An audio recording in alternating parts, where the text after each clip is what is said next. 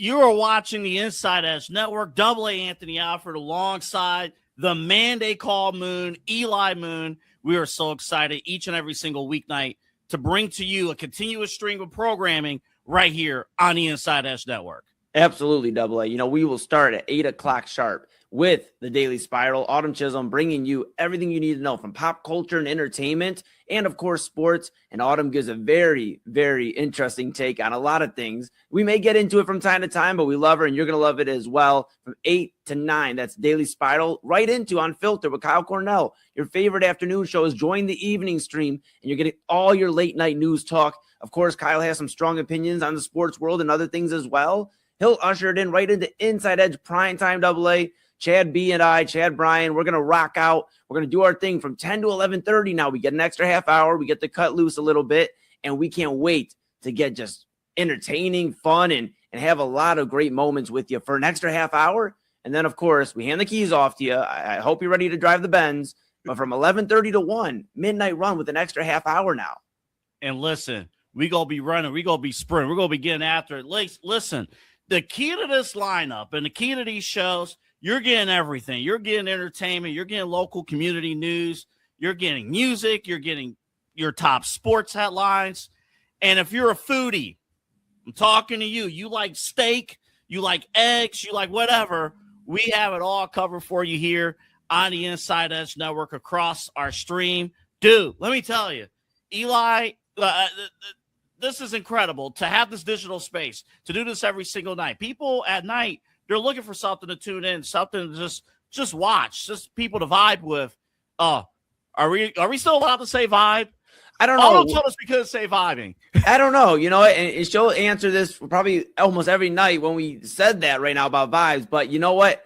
Like you said, music, sports, entertainment, mental health, community. That's what we're about. And we are going to bring that to each and every one of you every single night that's been with us since the start or is jumping on right now for the ride. We're excited. Double A, myself, Kyle, Autumn, Chad. We are so excited to rock with you for not just 3 hours this time around. We're rocking with you for 5 hours, 8 p.m. to 1 a.m. Where else could you be in the evening but with the Inside Edge Network? Yeah, we hope you guys tune in again. This broadcast, thanks to all of our partners, thanks to you, and thanks again to the Brothers Lounge, of course, sponsoring us here at the Inside Edge Network. West 117th in Detroit, right on the Cleveland-Lakewood border.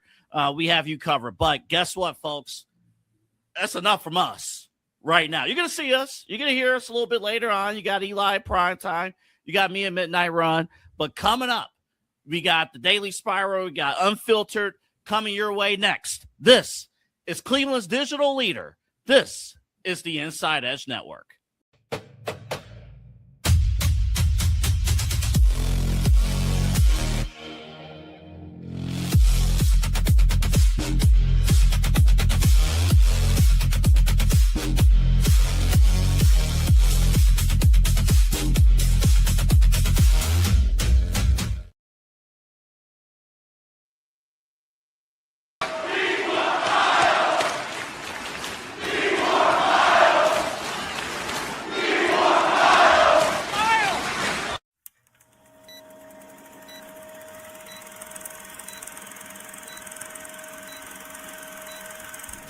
Let's go.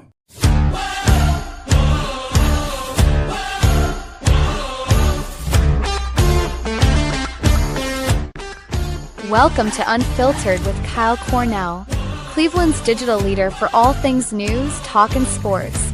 Don't forget, follow the show on Facebook Unfiltered with Kyle Cornell and on X at Unfiltered216.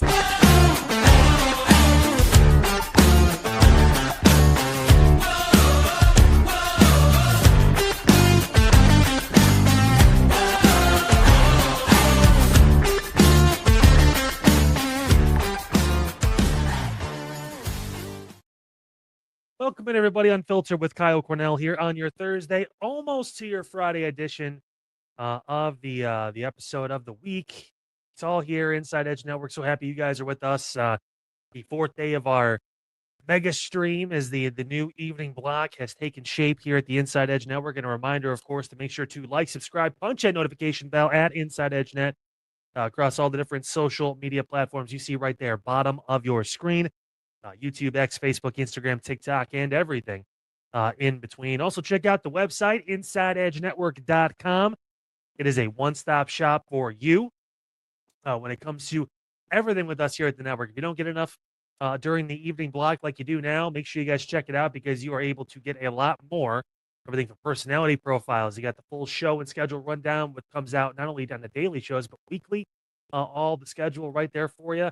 A great chance to check out our partners page. You get those discount codes, you get those links to all of our different partners, everyone from Fanatics to Alley Rose Fragrances with their candles and body mist needs to now, of course, the Brothers Lounge partnering with us here on the Inside Edge Network. And you can check out our merchandise store as well at InsideEdgeNetwork.com. And don't forget, we're also on Roku.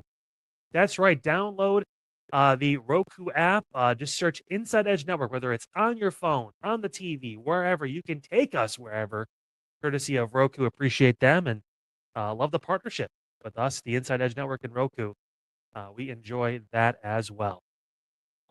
How you guys doing? Everyone having a good Thursday? It's almost to your weekend, as I mentioned before, and got a lot, as always, to get into. We're going to talk to Sean Shador. I know I didn't do this yesterday. We had kind of a more condensed show, so to speak. But starter's name for the first preseason game and the second preseason game. Deshaun gets the first start. Shador gets the second. Does it matter who goes first? We'll talk about that a little bit later in the program. Crazy story out of Parma involving the police and a woman with a 13-year-old son. You're going to have to just see the body cam footage to be able to really dissect this and give your own thoughts. I'm going to give my opinion on what happened.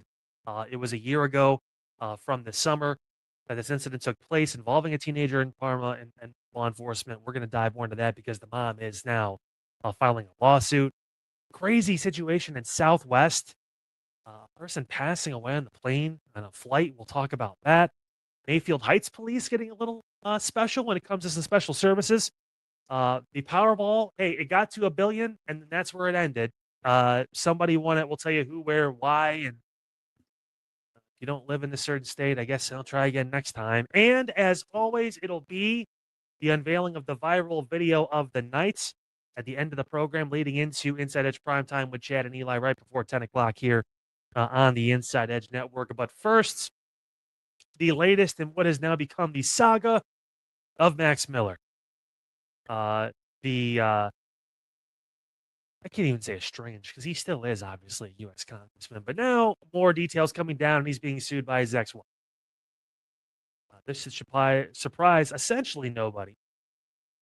Max Miller's ex-wife, Emily Moreno, yesterday officially filing for paperwork against the Ohio Republican, alleging he published a nude photo of their young daughter online. A copy of the federal lawsuit obtained by The Hill alleges that Miller recklessly published and disclosed to the world a nude image of the child. And this is of their 2-year-old daughter.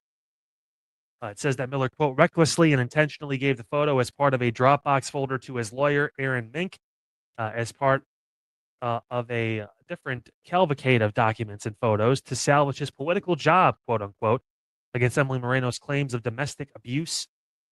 Miller then posted a link to the Dropbox folder on X after a live stream defending himself, quote, but despite repeated requests from Miss Moreno's counsel, defendants have refused to provide information about how many times defendants disclosed and transferred the intimate image to viewers who accessed, viewed, or downloaded the intimate image, nor will defendants answer questions about who might have accessed, viewed, or downloaded the image. I feel like that's kind of obvious. Everyone did. Moreno claimed in a lawsuit that more than 400,000 people accessed the Dropbox folder and says she said she never gave Miller or Mink consent to publish the images into Dropbox. Quote, Miller's recklessness is underscored by the fact that any parent knows in this era and world filled with pedophiles, creeps, and AI-generated image alteration and video generation, not to put nude pictures of their child or any child on the public internet. Mink has taken responsibility for the images being made available to the public, telling Politico that he was the only person responsible for assembling, creating, reviewing, adding, deleting, redacting, or making any changes to the information and files that were in the Dropbox folder. Miller and Moreno, of course, divorced last year and have been embroiled in a bitter custody battle over their daughter. Moreno alleging that Miller threw scalding water on her, at her rather, held a gun to her head and may have broken their daughter's collarbone. The Ohio Republican has vehemently and repeatedly denied the allegations and vowed to remain in his reelection race despite calls to drop out or resign, including from Emily Moreno's father, Senator Bernie Moreno, and Senator John Husted has also come out. President Trump, we played the clips on Unfiltered back when we were in the 5 o'clock hour, and he had basically come out and said, this feels like a family matter. It's going to have to go through that. And he didn't have too much more to say other than just the accusations are wild. This situation is, like I kind of stated before, brutal at the end of the day. It really is. It's really sad. I like that view better. You get to see more of the background. And because I produce my own show, we kind of do things by the seat of our pants sometimes. So anyway, you guys saw it yesterday, so you know what I'm talking.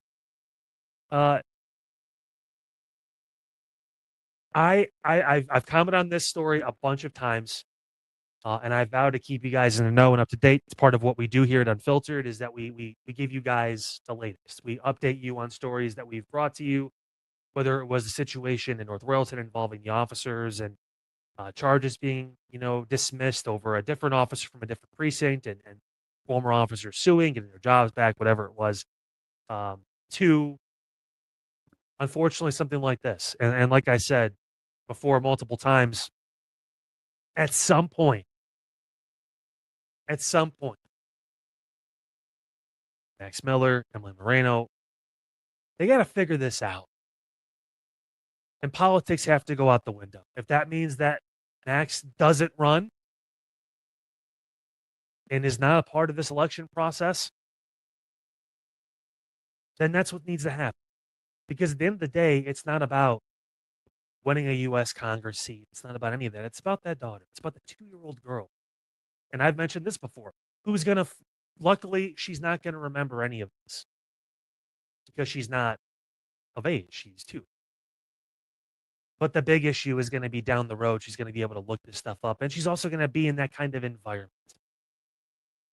And that's not me saying he's all to blame and she's not, or she's all to blame and he's clean, or whatever it is. Like most things in life, there's this giant area in the middle called the gray area, where there's a lot of half-truths and he said, she said, easy for me to say.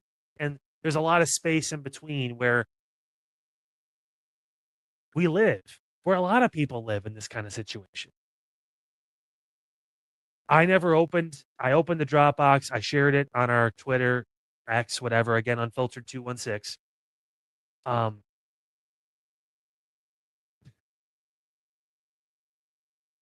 And watched some of the interviews that Max did across different media platforms. And in certain parts, he looked good. And in a lot of parts, he looked bad. And it kind of just begs the question, why? I know there's an old adage out there that you need to speak up or people are going to just assume. But sometimes if you talk and people see it, they come to conclusions that maybe you are just losing it. And you feel like you have to because your back's against the wall. If he's truly innocent, if all this stuff is overblown, if things went the way they did because she, that being Emily Moreno, didn't go down the proper channels, she did make this mistake, she did frame him, she did say things that weren't true, over exacerbated the details, whatever it is, wouldn't you want to keep that private and just work it out? Let the judicial system work its way through.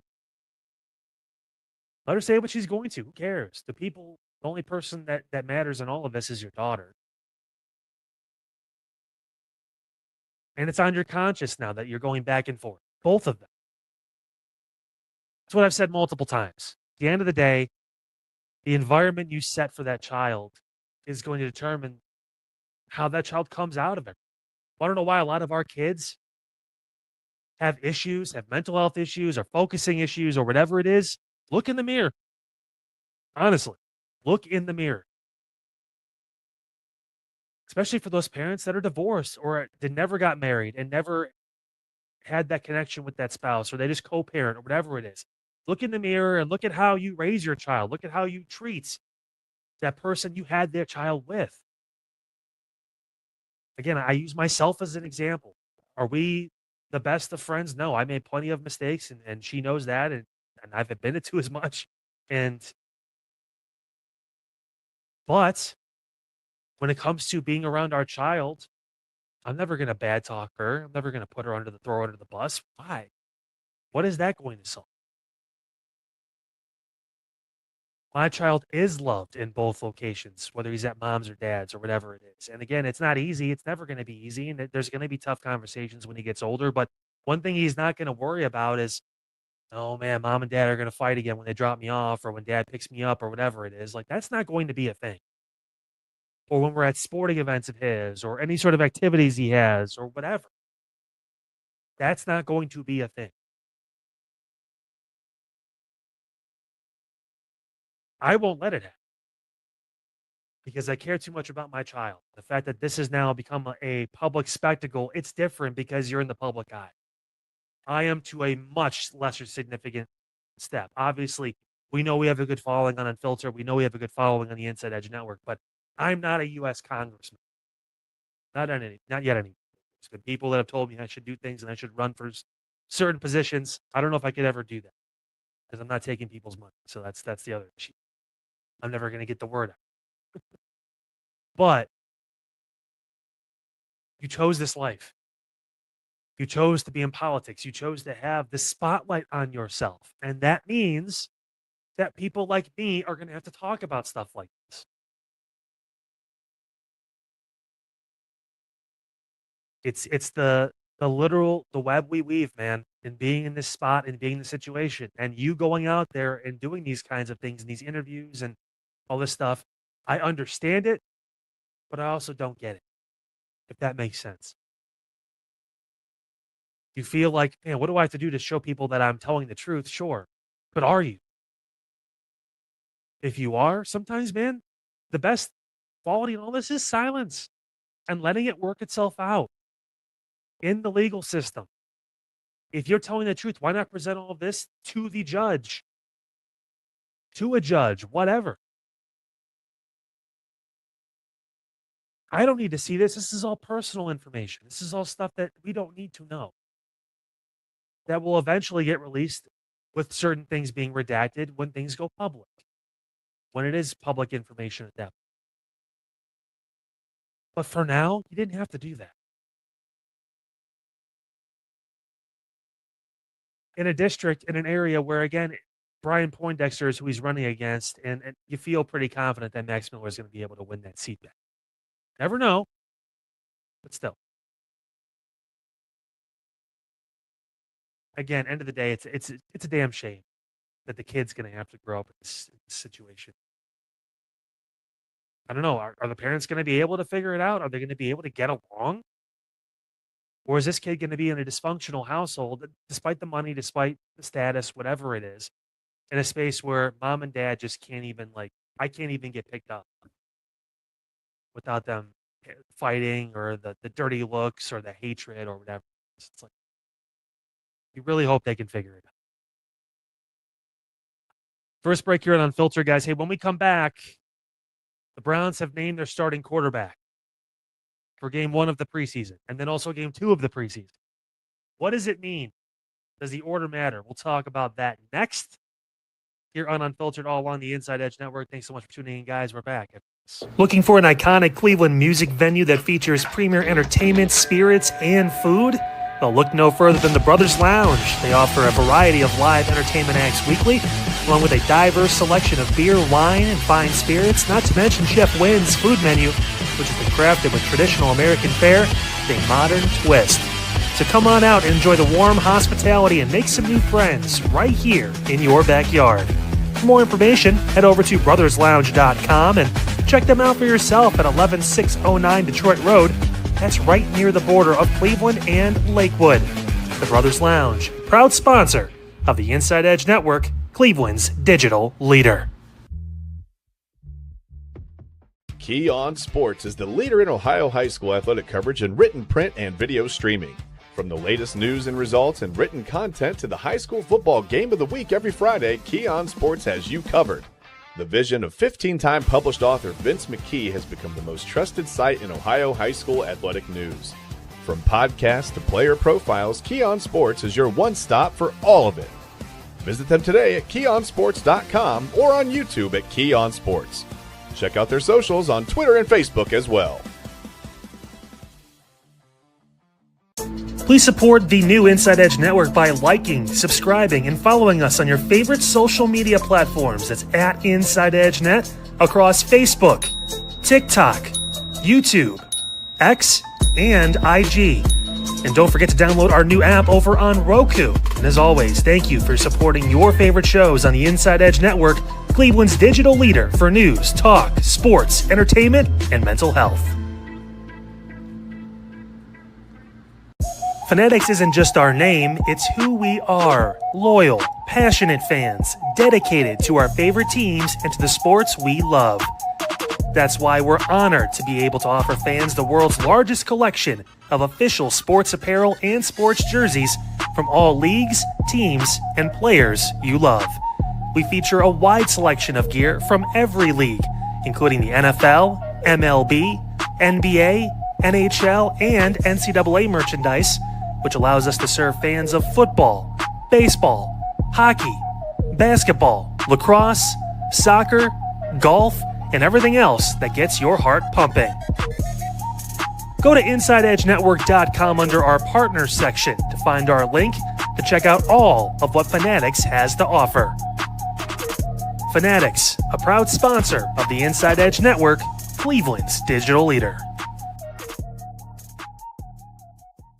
Clean energy, bold flavors, no jitters. See why people won't shut up about Dubby. Whether you're starting your workday or getting ready to exercise, Dubby Energy helps you lock in and focus. Over 15 different flavors to choose from. Order Dubby Energy right now and find out more information by checking out our partners page on InsideEdgeNetwork.com. Also, use that promo code InsideEdge10 to receive 10% off your order. Dubby Energy, your energy-focused sponsor of the Inside Edge Network, Cleveland's digital leader.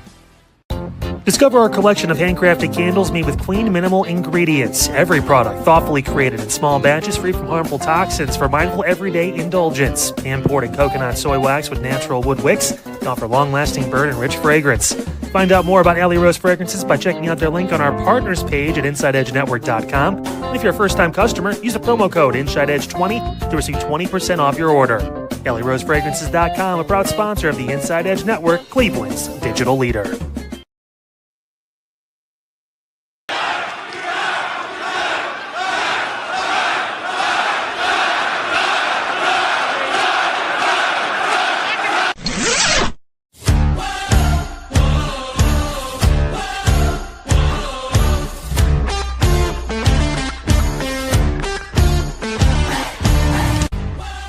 Welcome back to Unfiltered with Kyle Cornell, exclusively on the Inside Edge Network. Make sure to like, subscribe, and punch that notification bell at Inside Edge Net across all our social media platforms.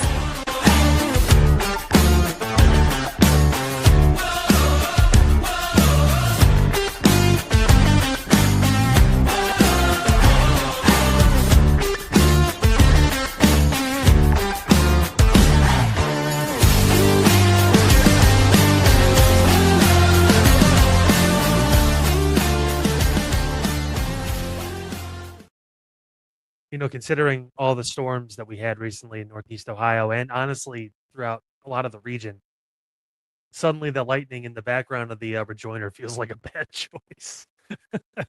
Nevertheless, welcome back in, guys. Unfiltered with Kyle Cornell here on your Thursday, almost Friday, August 13th, 2026. So happy you are with us. And we have to talk about it. We didn't get a chance to yesterday, so we're going to bring it up today because it's coming up. We got an answer, kind of, as far as what the hell is going on with the Browns. So we know now, and head coach of the Browns has basically come out and said, like, all right, we're going to give Deshaun Watson the first crack against the Bears this weekend, and then they're going to give Shador start number 2.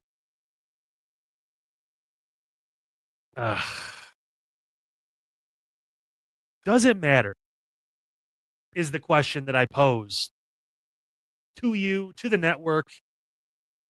I know people probably talked about it last night too, but should we read anything into the fact that Deshaun's getting the first start? And I actually saw a take about the Browns training camp that was interesting over on Facebook because apparently I'm old. That's really the only social media I kind of use. Um, but someone basically came out and said, "Hey, the Browns possibly have the best 1-2 punch and wide receiver draft since I think they said something along the lines of Pittsburgh." And the Browns quarterback situation looks like poop, essentially. And you know what? Kinda.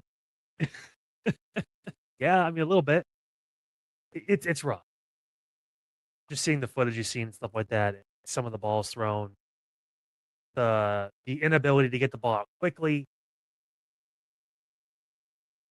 I just still don't know if the answer is currently on the team. And the issue with all of that is that, again, people are labeling Shador the guy. They're saying Deshaun, this is a make or break year, and they're right. I mean, he can't go out there and play 4 games and go 1-3 and play terrible. Like he's got to play well to just make sure he has a future in the NFL. But are you really surprised that Deshaun's starting the first game and then Shador starting the second? I'm actually more kind of surprised that he didn't announce that in the third is there 3 preseason games? I have no idea, but if there is one, so behind on NFL current rules. But that Dylan Gabriel wasn't starting the last game. Because according to reports, Dylan Gabriel has been possibly the best quarterback and the most consistent.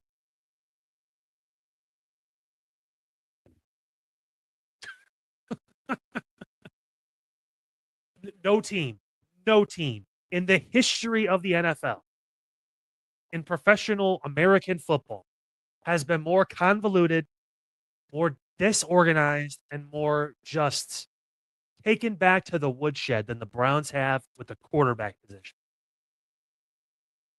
Unless you're Otto Graham, it's been just rough. It's been just bad. And honestly, guys, I don't know if it's going to get any better. I hate to be the bearer of bad news here. We'll see what Deshaun does. And I think that's the biggest thing. He's got to play well in a game and he's got to stay healthy. He's got to be able to finish the game. Shador, I feel like you kind of know what you're getting right now. He's going to be a little better than last season. He got first team reps now. He's had a full off season with the team, even though it's a new thing with Todd Monken in the system or whatever it is. Like you feel pretty confident that he's gotten some improvement there.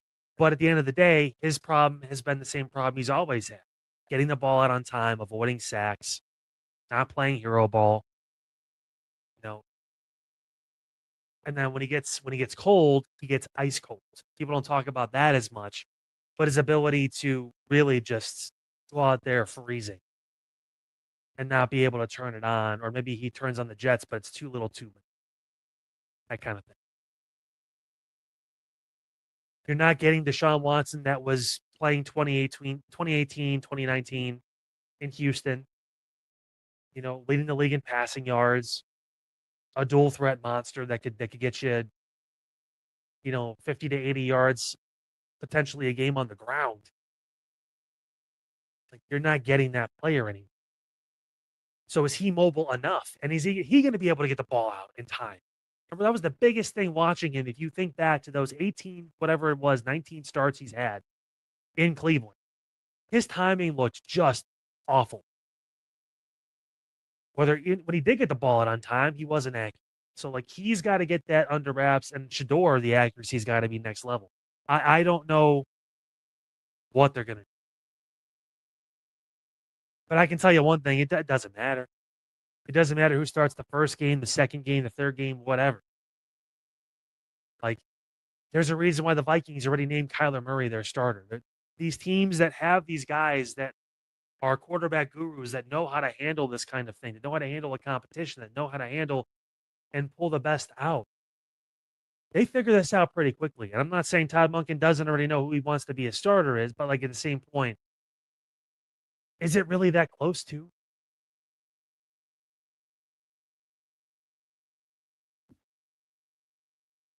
It's gotta be like infuriating being a Browns fan. Like I'm very grateful that when I was growing up, my dad never forced this on me. Like some people, it's a generational thing. I know Baker's come out and said the generational Browns fans. And listen, I went to the game last year, opening game against a home opener against Cincy. You know, the energy lost that game by 1 point. Offense couldn't score. Joe Flacco always finds the way to throw for 250 to 350 yards, but also throw 2 picks. Like I watched it.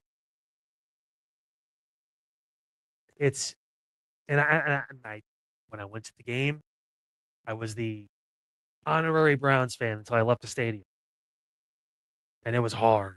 It was hard to be a Browns fan.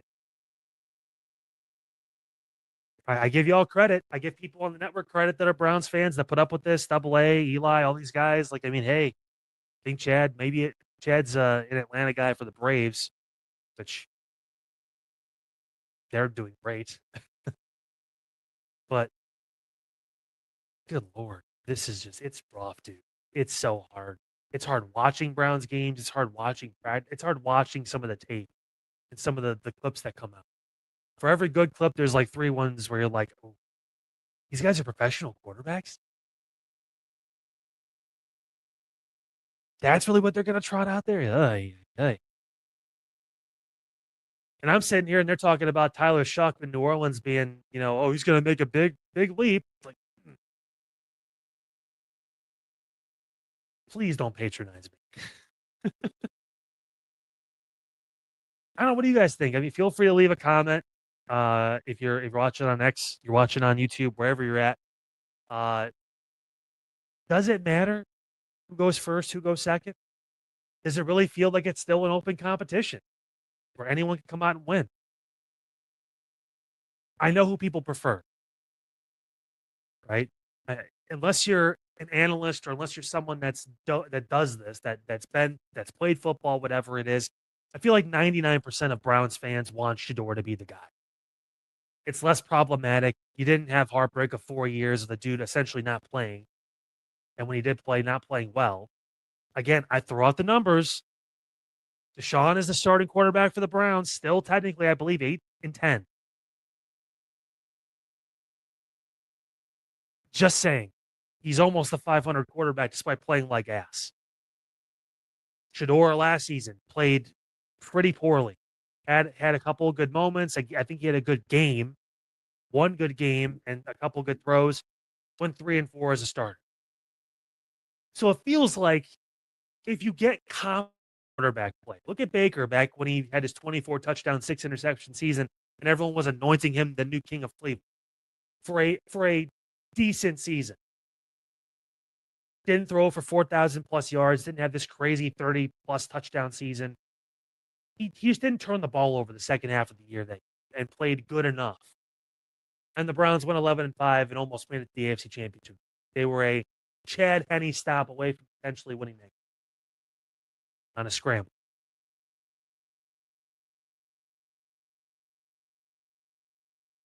Can one of these two, can anyone in that quarterback room just not be incompetent and start and not get hurt? I've said it before. I think Shador should get the opportunity. Deshaun wouldn't be on the team anymore if it was up. When the owner comes out and says it was a mistake, that we should have never done this, we misfired, that doesn't mean, yes, let's play him more. But again, I also get the other side of it. You put the money into it. You had to see it through. But you have someone in Shador that was graded as a first to second round quarterback, taken in the 5th round. He has his issues, whatever it is. But again, 3-4 as a starting quarterback, despite playing bad, despite not getting a proper offseason where he got first team reps, despite it really being built into almost kind of like looking at last season and saying, hey, it's going to probably be a red shirt before. And he still ended up having to play 7 games. Start 7 games. I think he played like I'd want to give him the full season to see what he does. And if he plays bad and the team is awful and they win 3 or 4 games and you get a top 5 pick next year, along with the first round pick from the Rams, which will be in the late 20s to 30s, depending on how good their season goes, so be it. If Shador shocks everyone and they win 8, 9, 10 games and they're in the playoff hunt, or God forbid they make the playoffs and you're picking in the late teens or early 20s, well then hell, that worked. That's great. Then you have a quarterback. There is no downside to starting Shador Sanders for the entire season for the Browns either way. There really is. I guess the only middling part would be if you only won 6 games. If you went like 6-10, or even honestly 7-9 is not. It's closer to 500, but like 7-9, you'd want 8. Ideally, if you're the Browns, if you're starting Shador Sanders now in his second season, you want to win 8 games with a second-year quarterback who didn't have a lot of experience. Ideal. With Deshaun, if he started the whole season, you want him to win double-digit games. They were throwing out, the main event was last weekend, 6 games is the threshold. No. If you were starting Taylor Green, 6 games is the threshold. With the defense they have, with the talent they have. This is different. You've got talent. You've got players. You need to win football games. And Todd Monken is not one of these young gun 30-something-year-old coaches. He's in his 60s or close to it. He's got to win because he may not get another opportunity as being a head coach. So I don't blame him for being careful. But also, I'm starting Shador. Based on what I saw last season, based on it's a win-win for you this year. If he plays bad and they go 3-14 or 2-15 or 4-13 or 5-12 or whatever it is, okay, listen, we gave it the old college try. We did our best. We did what we could. We gave the kid the reins. He just couldn't handle it. Time to move forward. We're gonna reevaluate the position. We're gonna draft a quarterback. We're looking at the options in college. Because there will be plenty. Starting Deshaun at all stunts the growth. Unless he comes out guns blazing in this preseason game against Chicago and goes like 15 for 15 for 200 yards and a couple touchdowns, and you're like, oh, shit. Oh, this guy's gets a few first downs with his legs, whatever. Like, okay, hey, because they're going to play half. They're going to play a full half. At least the starters will. I'd imagine that Shador will come in with the 2s after Deshaun and then vice versa, possibly in game 2.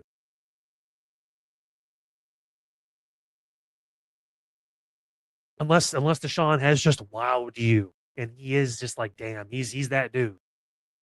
Why are you not starting Shador? It wouldn't even been a competition for me. I'm giving him all the ones. I'm giving him all the reps. I'm giving him the best possible chance to go into the season and play well. And if he does it, hey, we're going to have a top 5 pick. Awesome. In a quarterback heavy draft, potentially, where we're talking about maybe 4, 5, possibly 6 QBs taken in the first round. Yeah, we like our chances there. Having another first round pick later in the round 2 to be able to possibly even trade up and get the number 1 quarterback, whoever that is. Dante Moore, Arch Manning, CJ Carr, whoever.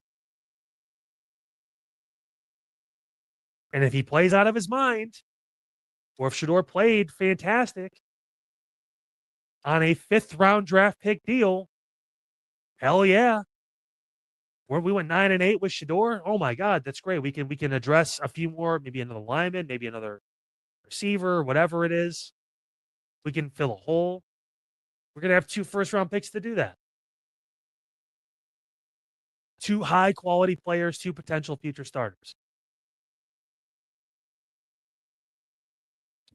There is no way to lose that. But again, Double A brought it out, and he said it best. The reason why Todd Monken was brought in is because he had a plan for Deshaun Watson.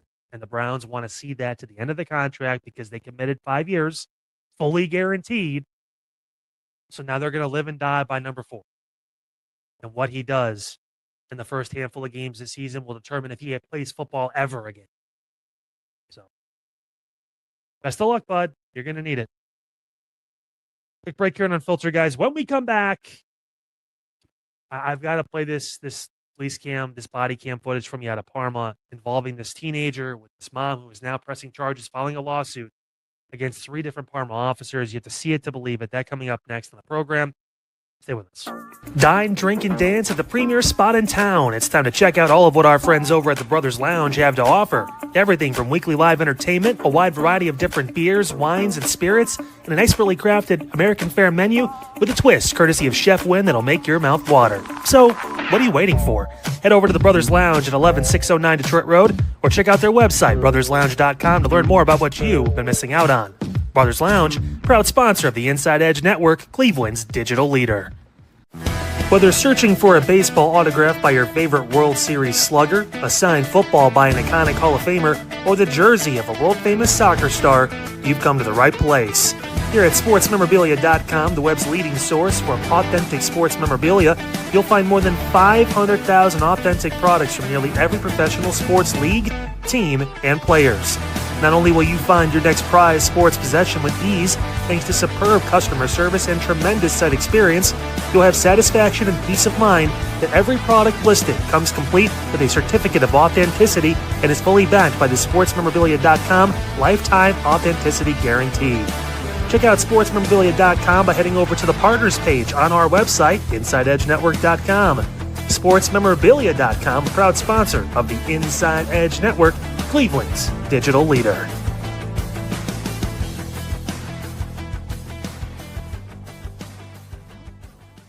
Discover our collection of handcrafted body mists made with clean, minimal ingredients. They offer a natural alternative to synthetic fragrances, perfect for sensitive skin and those seeking clean, mindful self-care, and the perfect gift for you and your special someone.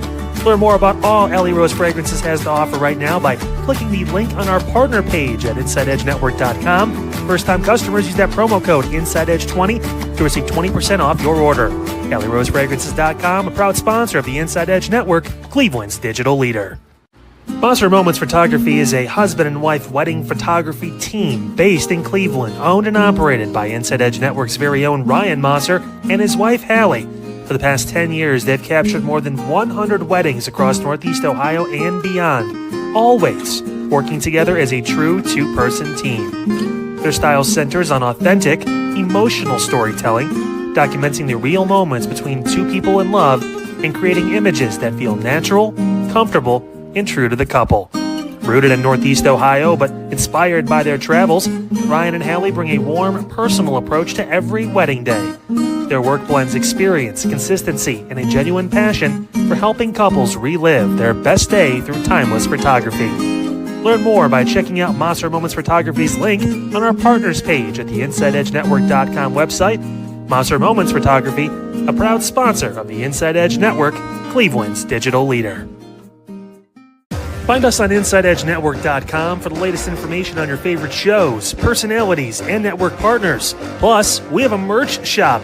That's right, we have network polos, t-shirts, champion jackets, hats, and bottles. Rep the network. Every purchase supports independent sports and entertainment media. Thank you for your support from all of us here at the Inside Edge Network, Cleveland's digital leader for news, talk, sports, entertainment, and mental health.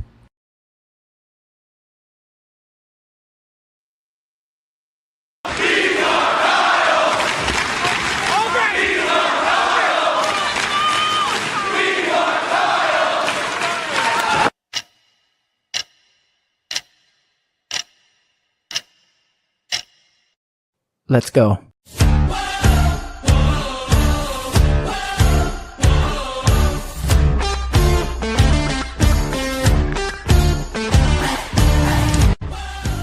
Welcome back to Unfiltered, your destination for all things news, talk, and sports. Don't forget to check out our website, InsideEdgeNetwork.com, to learn more about all of our shows, personalities, and buy some merch too while you're at it.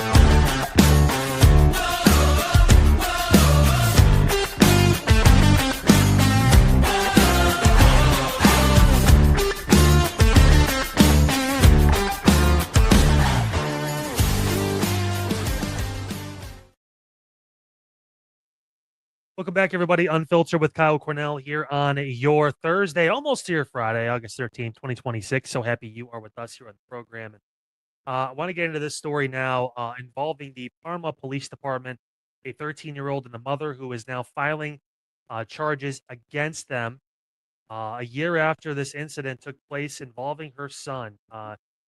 Lisa Gonzalez filing the charges in the Cuyahoga County Court of Common Pleas this week, asking a judge to find probable cause that former police officer Michael Frenzel, Olivia Bartolovic, and Ryan Sopko committed crimes, issue arrest warrants for the officers, and appoint a special prosecutor in the case against them. Now, according to the affidavit, the charges stem from an August 13th, 2025 incident last year, a year to the day, at Walters Grove Park, a park that I actually know pretty well. I used to swim that was captured on the officer's body-worn cameras. I'm going to play this for you guys now. Mind you, viewer discretion is advised. This is can be a little bit tough to watch. The first part is muted. The second part, you can hear what the officers and then the boy are saying and yelling. So here's the clip from the body cam footage from the officers from that day.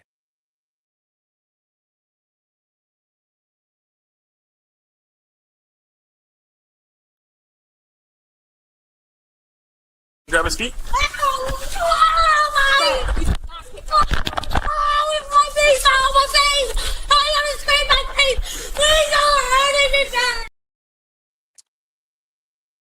Hard to watch. Mainly for me. You guys know, for me, anything involving kids, children, whatever it is, and I know a teenager in the situation, still hard to watch. The again, as you guys saw, the affidavit after this video, whatever, after police responded to a dispute, they said to be a fight involving a couple teenagers down at Walters Grove in Parma.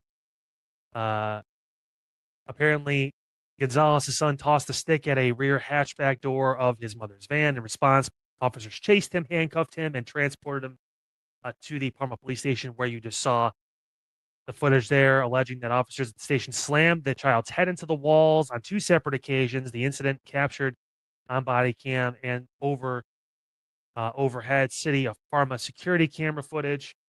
It's all available on YouTube. During an interview with News 5 Cleveland, Gonzalez saying her son was diagnosed with anxiety, depression, and PTSD from the situation by a psychiatrist and is not the same kid he once was. Filings allege Frenzel and Bartolovic smashed the handcuffed 13-year-old child face against the rough stone wall of the police station. The boy still has facial scars and apparently a deep fear of law enforcement now moving forward. I've said this before.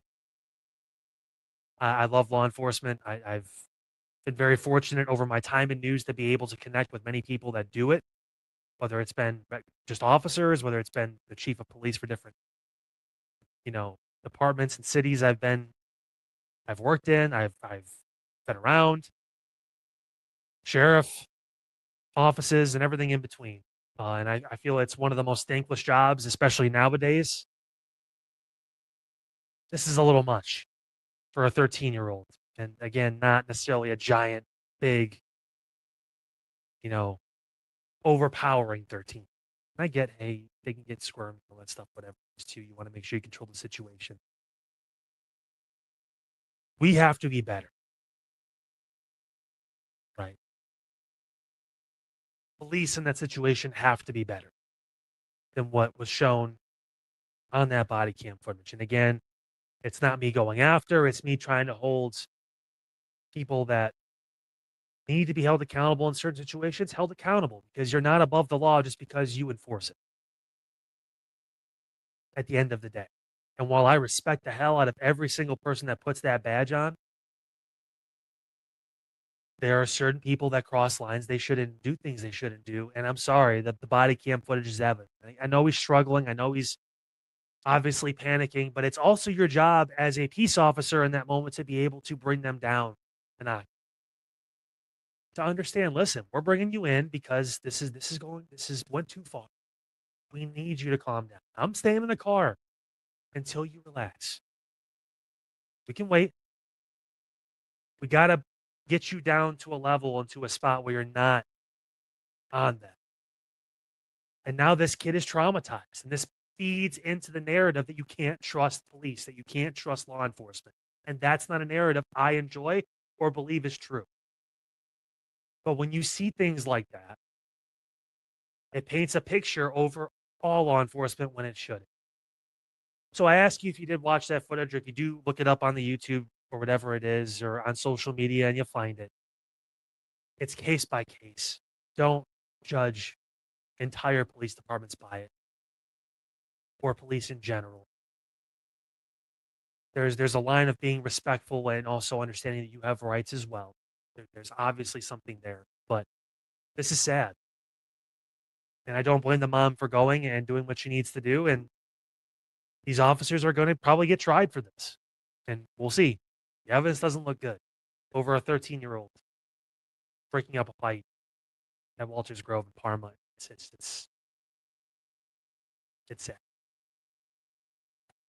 Last break here on Unfiltered, guys. When we come back, news and notes and the unveiling of the viral video of the week.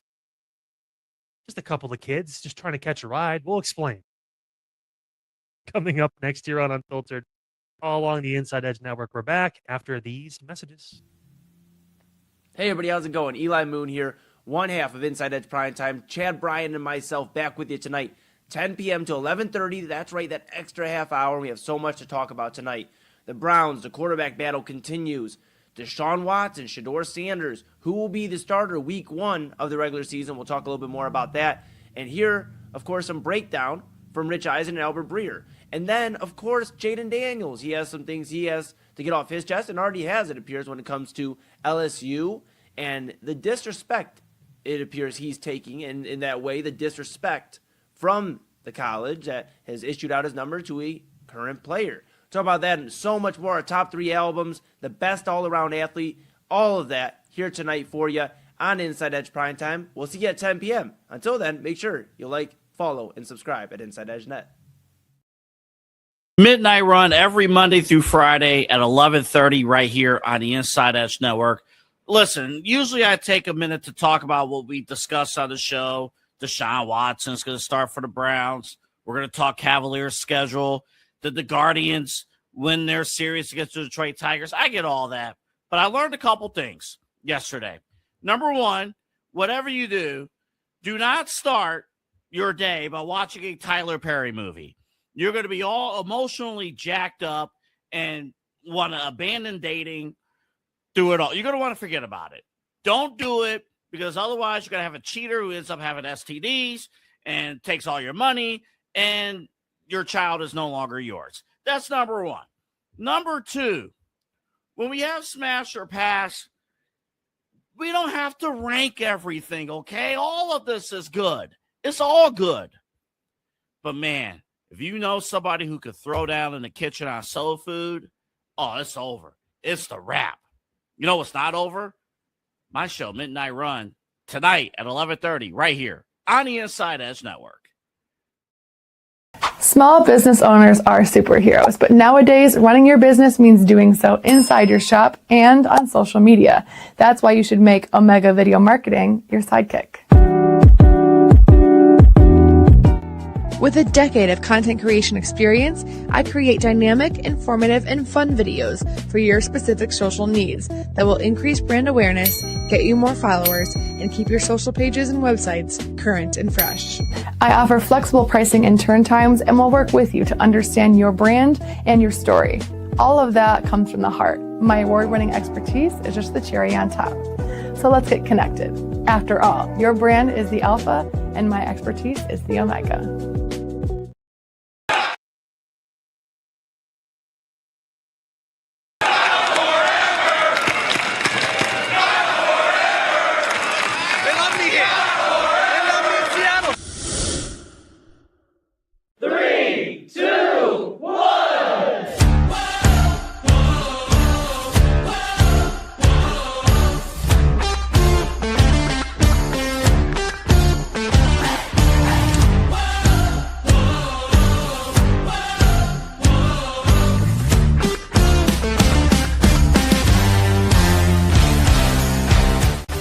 Welcome back to Unfiltered with Kyle Cornell, right here on Cleveland's digital leader for news, talk, sports, entertainment, and mental health, the Inside Edge Network.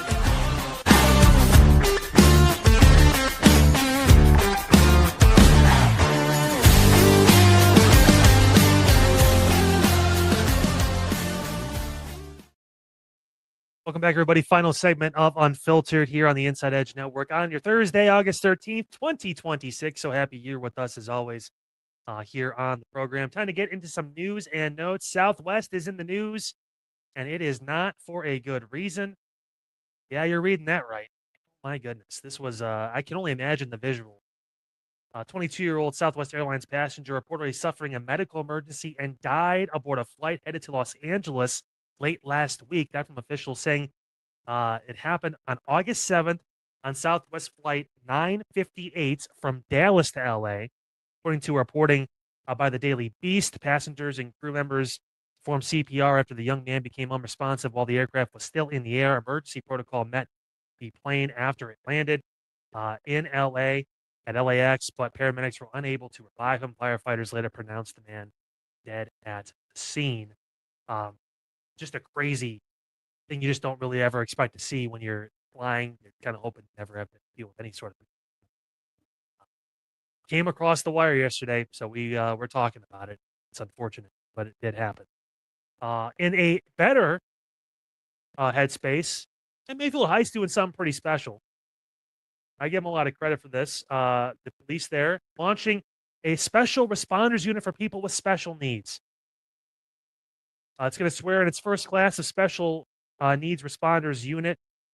The program, again, designed to help people with special needs and become familiar with first responders and the work they do. 7 participants have spent 4 sessions learning about safety and emergency response, riding in a SWAT vehicle, spraying a fire hose, and meeting the officers who patrol their neighborhoods. The swearing-in ceremony is set to take place on August 24th. This is the kind of story I want to talk about when we're talking about police in the community. Like, this is a heartwarming thing where you're really trying to pay attention and you're really actually, the growth and the ability to expand and to be in front of the community in all different assets, because again, there's a lot of people with special needs all across the area. Mayfield Heights, no exception. So kudos to them for going down that road and doing so. And it wasn't any of us. Yeah, that happened. Unfortunately, Chad's shaking his head. Eli's blowing smoke out of his face. Yeah, he said about that like a chimney. How am I going to pay that bill? Not with the Powerball. Congrats to the lucky winner in Illinois. You sorry son of a bitch. You win it. I always have a mantra. I have a mindset where I don't actually play the Powerball unless it's over $1 billion. I didn't play it. I was going to wait for the next one, hoping this was going to kind of roll over. Turns out, I should have, but I didn't. So there you go. That's unfortunate. I'll bring, and you guys may have to unmute yourselves, depending on how that works. Gentlemen, good evening. Good evening, sir. How are you? I'm good. Can Eli talk? Yeah, There yeah. we go. Okay, See, the thing is, the tricky thing about things sometimes, guys, is when you forget to turn on your board, but you're all squared away. The camera, you look sharp as can be. The lights are here. Shout out Papa Moon for supplying a lot of the studio equipment here. And then I was like, why can't I Shut hear up, myself? Papa Moon, for supplying the studio. What the fuck are you talking? That was a shout out, not a shut up. Yeah. Yeah, no, exactly. And the roof above it, and yeah. You ain't kidding. Well, hey, are you guys ready? Yeah. Sure. For what? What It's are we doing? time. Hey, It's time for the viral video of the night. Let's go. Yeah, so we're gonna be a going quiz. on a. It's not a quiz. It's a lighter note. I was Let's nervous. be- I didn't know. No, you're gonna be fine. I'm not gonna do that to you guys. I'd give you at least like 3 seconds heads up. Hey, check this out. Just a couple of kids trying to get a ride.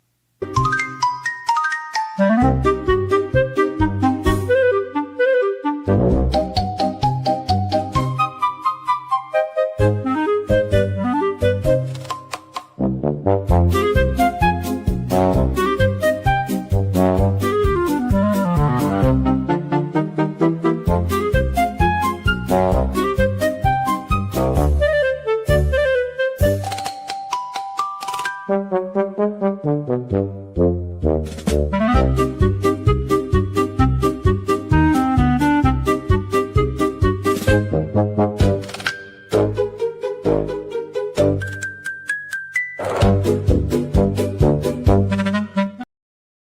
think it's more bullshit the fact that they didn't actually get to go where they were supposed to. You know, they bought tickets, they entered the bus, and like it's okay, like let the kids go. What are we talking Yeah, I mean, ridiculous. And my other thought is, was there 3 of them that started or 2? Am I tripping? There was 3 of them, right? There was 2. You are in fact tripping. It was probably the thing you were Okay. smoking 5 minutes ago. Yeah. No, that's just nicotine. Just nicotine. You know, we keep it obviously PG here. Look, you So know, I it's like been how a the one long- came to the door though and looked like this is where It's I like got a- off. Are This we is- sure? yeah. Like we didn't move. The door closed and it opened, and we're still here. Like what's going I on? It's mean, like, Magic. We didn't go anywhere. I maybe I saw too many of the legs. They were all moving at once, so there was an extra body. I was like, because that's what I was upset about. And here I am looking foolish, but it's okay because I thought there was 3 and only 2 got kicked off. I was gonna have a significant problem with that bus station because I'm gonna be like, how can you only put 2 of them off if you're gonna? But yeah, there was 2. So all right, everybody's good. Everybody's good. Back to you, Kyle. I was shocked that and by the way, that was in Portland, Oregon. If you're wondering where, Okay. Was just couple goats just trying to get that ride. Turns out people didn't apparently want to ride shotgun next to Billy Bob and his cousin, so they kicked both their asses off the bus really quick, and they got stranded. probably That's gonna the miss worst an part. interview now or something. Yeah. Well, you watch the goat watch the bus leave. Yeah. It's like, come on, man, what do we do? How are they gonna treat John Cena and Tom Brady like that? 2 goats. I mean, Oh man. Now you just gave them a screenplay idea that they're gonna pitch to somebody. I know. That's What what if, like, happens. Hear me out. What if like John Cena and Tom Brady try to get on a bus, right? And then the people kick them off the bus, and then they watch them leave.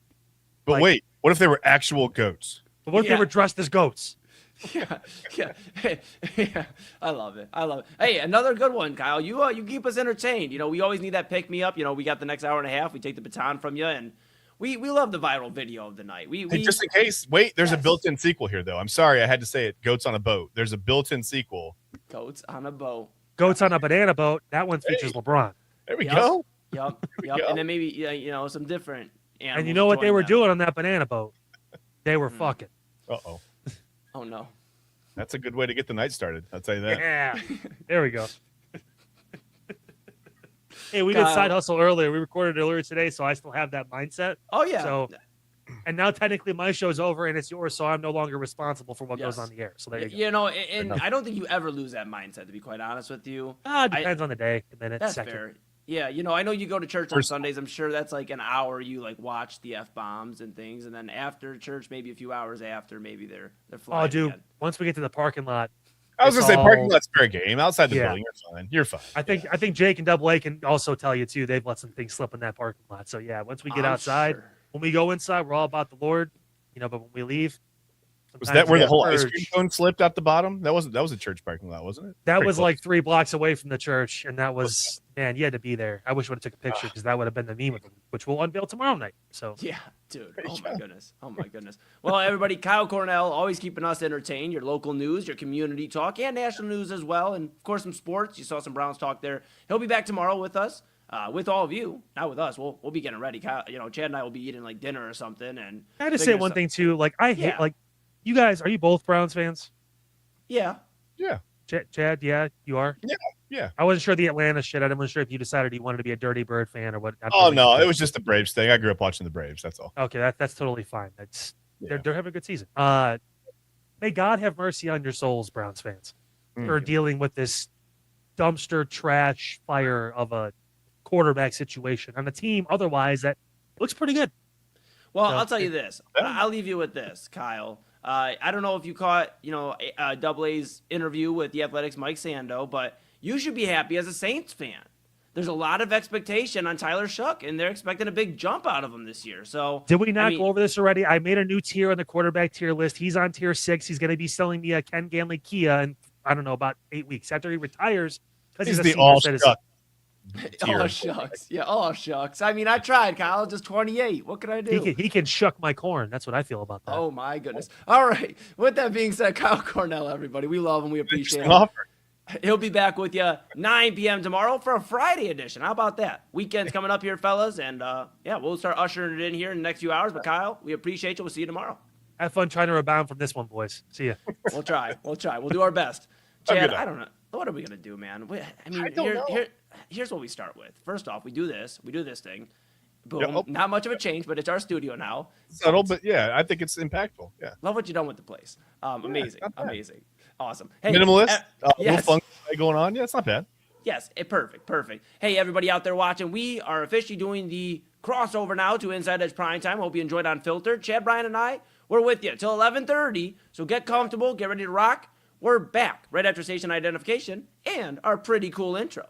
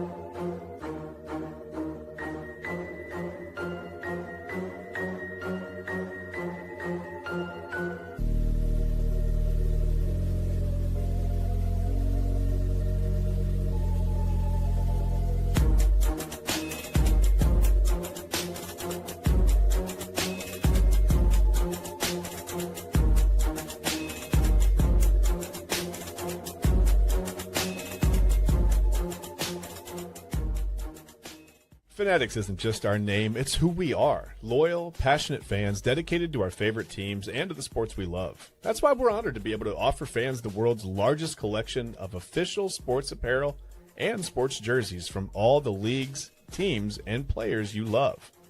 We feature a wide selection of gear from every league, including NFL, MLB, NBA, NHL, and NCAA merchandise, which allows us to serve fans of football, baseball, hockey, basketball, lacrosse, soccer, golf, and everything else that gets your heart pumping. Go to fanatics.com by using the QR code on your screen right now to celebrate your teams.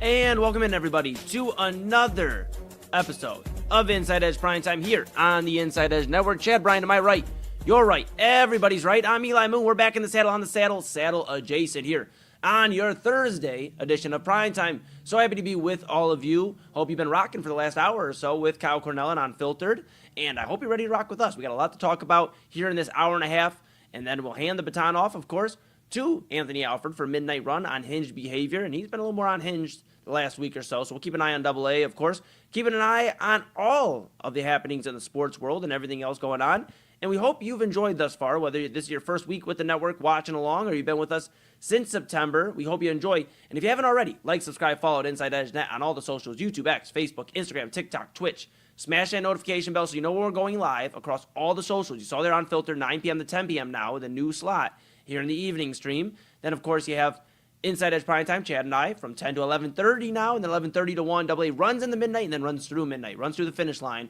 all the way 11:30 to 1. Autumn Chisholm returning back next week on Monday for all you Daily Spiral enthusiasts. The Daily Spiral returns at 8 p.m. to complete, like our Thanos ring, our Thanos hand of the Daily Show lineup, all 4 daily shows in one stream, 4 shows, 5 hours, one stream. That's right, Chad B.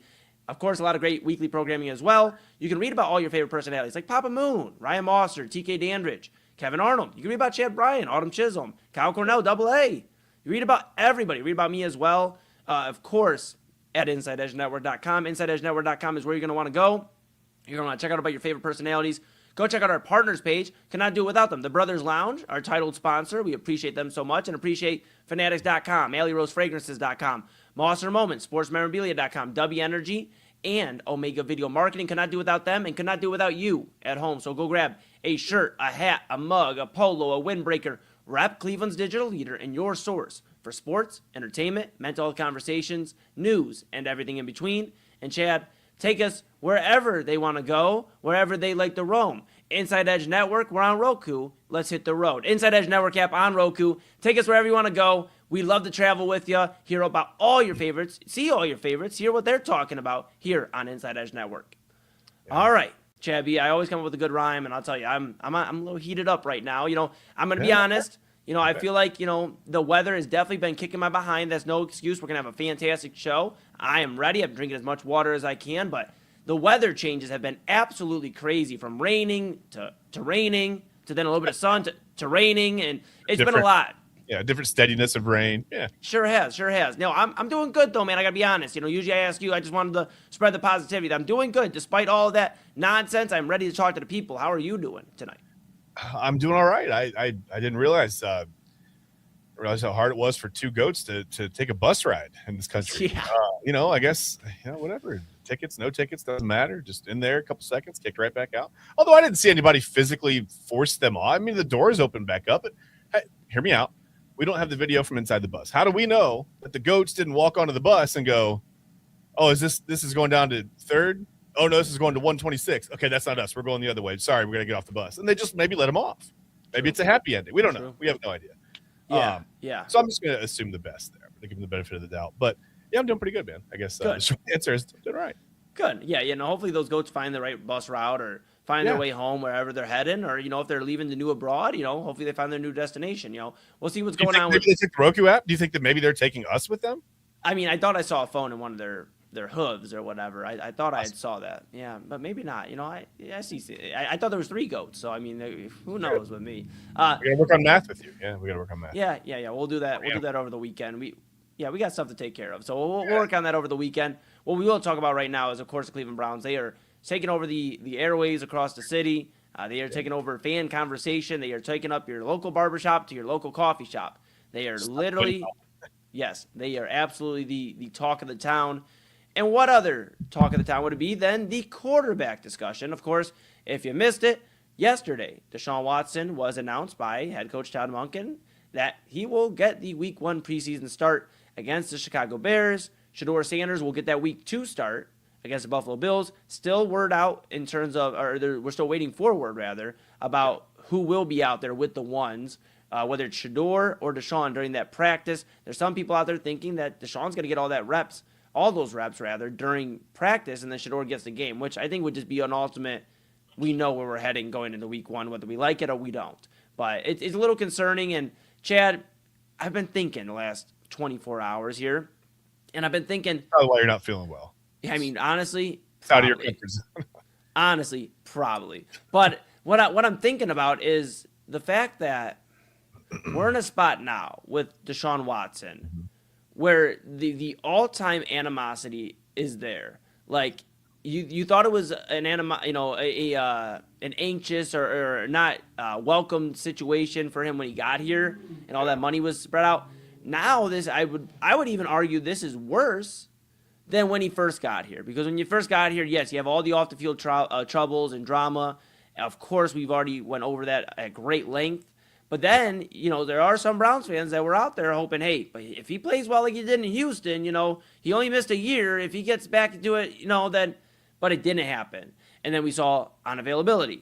And then we saw, of course, bad play at a ton of times when he was out on the field. And it's hard to say a ton of times when you're not out on the field that long. But that's where we're at. I would argue, Chad, I'm curious your thoughts, that this is worse than when we signed the contract, because this is the tail end.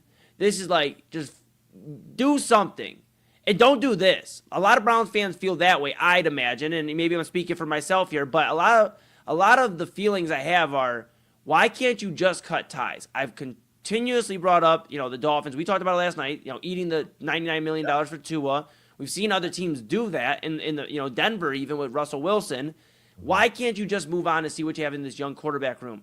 What is the best case scenario with Deshaun Watson? What? He's in his early 30s and you had to sign him to a 2-year figure it out deal. And if that doesn't work out, you just spent money instead of figuring out what the quarterback room is. And by the way, you miss out on a 2027 draft class that's being hyped up. I know a lot of them are, but this one does have a lot of prospects I like.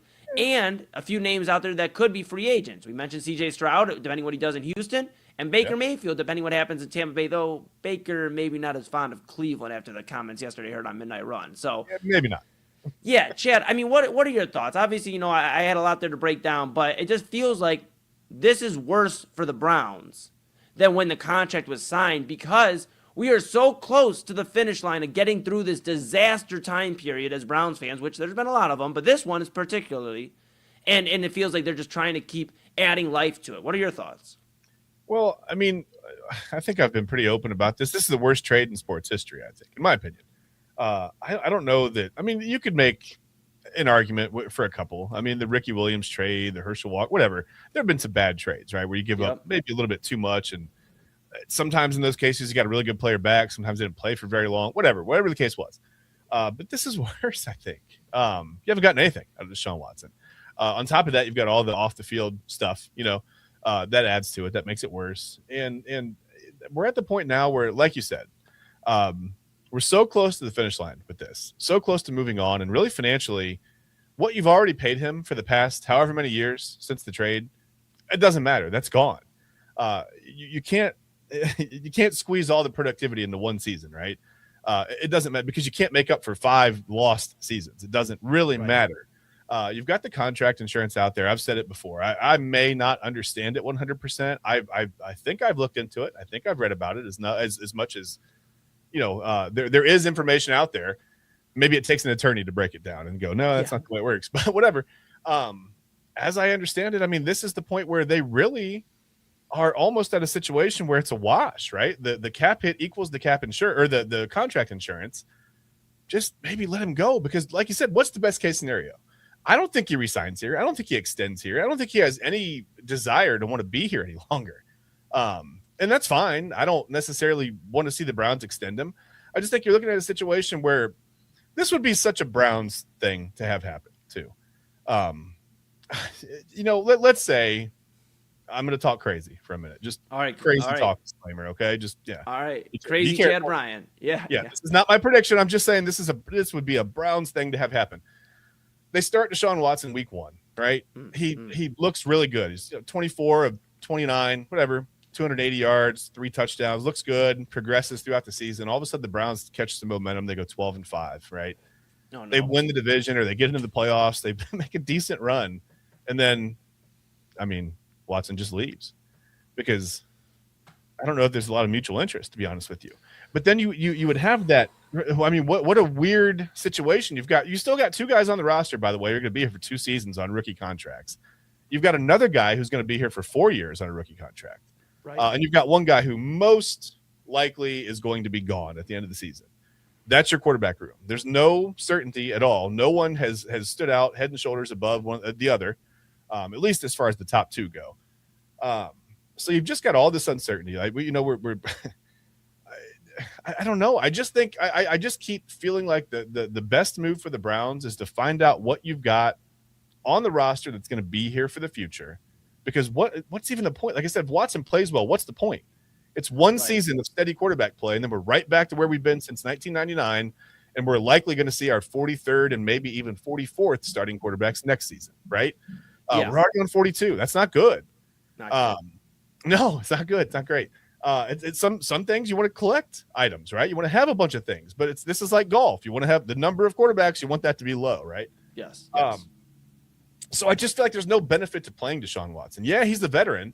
He hasn't looked like a suitable NFL quarterback since, I don't know, 20-something. Chad, to put it to you this way, bud, I was 20. So the Browns traded for him in 2021. Yeah. Just to put that in context, I mean, it wasn't much younger, but I was about 23 turning 24.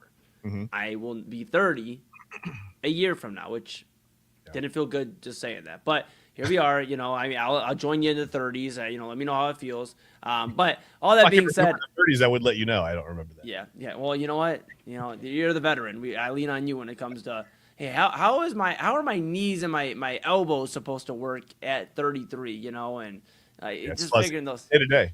Yeah. But I will say this: you brought up a very good point that I don't think a lot of people have talked about really anywhere. To be honest with you, It's a very solid point because we talk all the time about.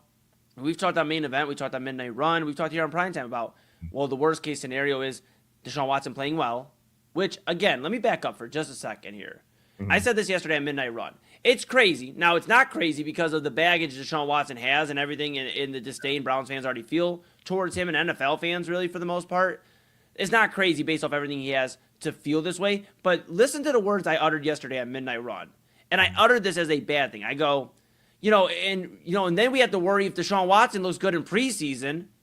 Now imagine that 10 years ago, shop out a different name. We joke all the time about Seneca Wallace. That's like we talk all the time about Seneca Wallace and the heydays of Jake Delhomme and things like that. But imagine saying about one of those guys, and then if Jake Delhomme looks good in preseason, but it's Deshaun Watson. He has made this bed, so it's a different scenario. But it's just kind of crazy, and it kind of makes a mind warp on Browns fans because, we're obviously very big on mental health here on the network. It's one of our pillars. The mental health of a Browns fan right now, all joking aside, has to be considered because it's like, yes, of course it's sports. I understand. You could always say, I'm not going to watch them. But let's also be real. Brown and orange runs through a lot of Clevelanders' veins. This is a Browns town. Despite them being bad, people still would trade 100 World Series, 100 Cavs, NBA Finals championships for one Super Bowl. That's just the reality of it. Whether you feel that way or not, that's okay. Right. But the majority of the city feels that way.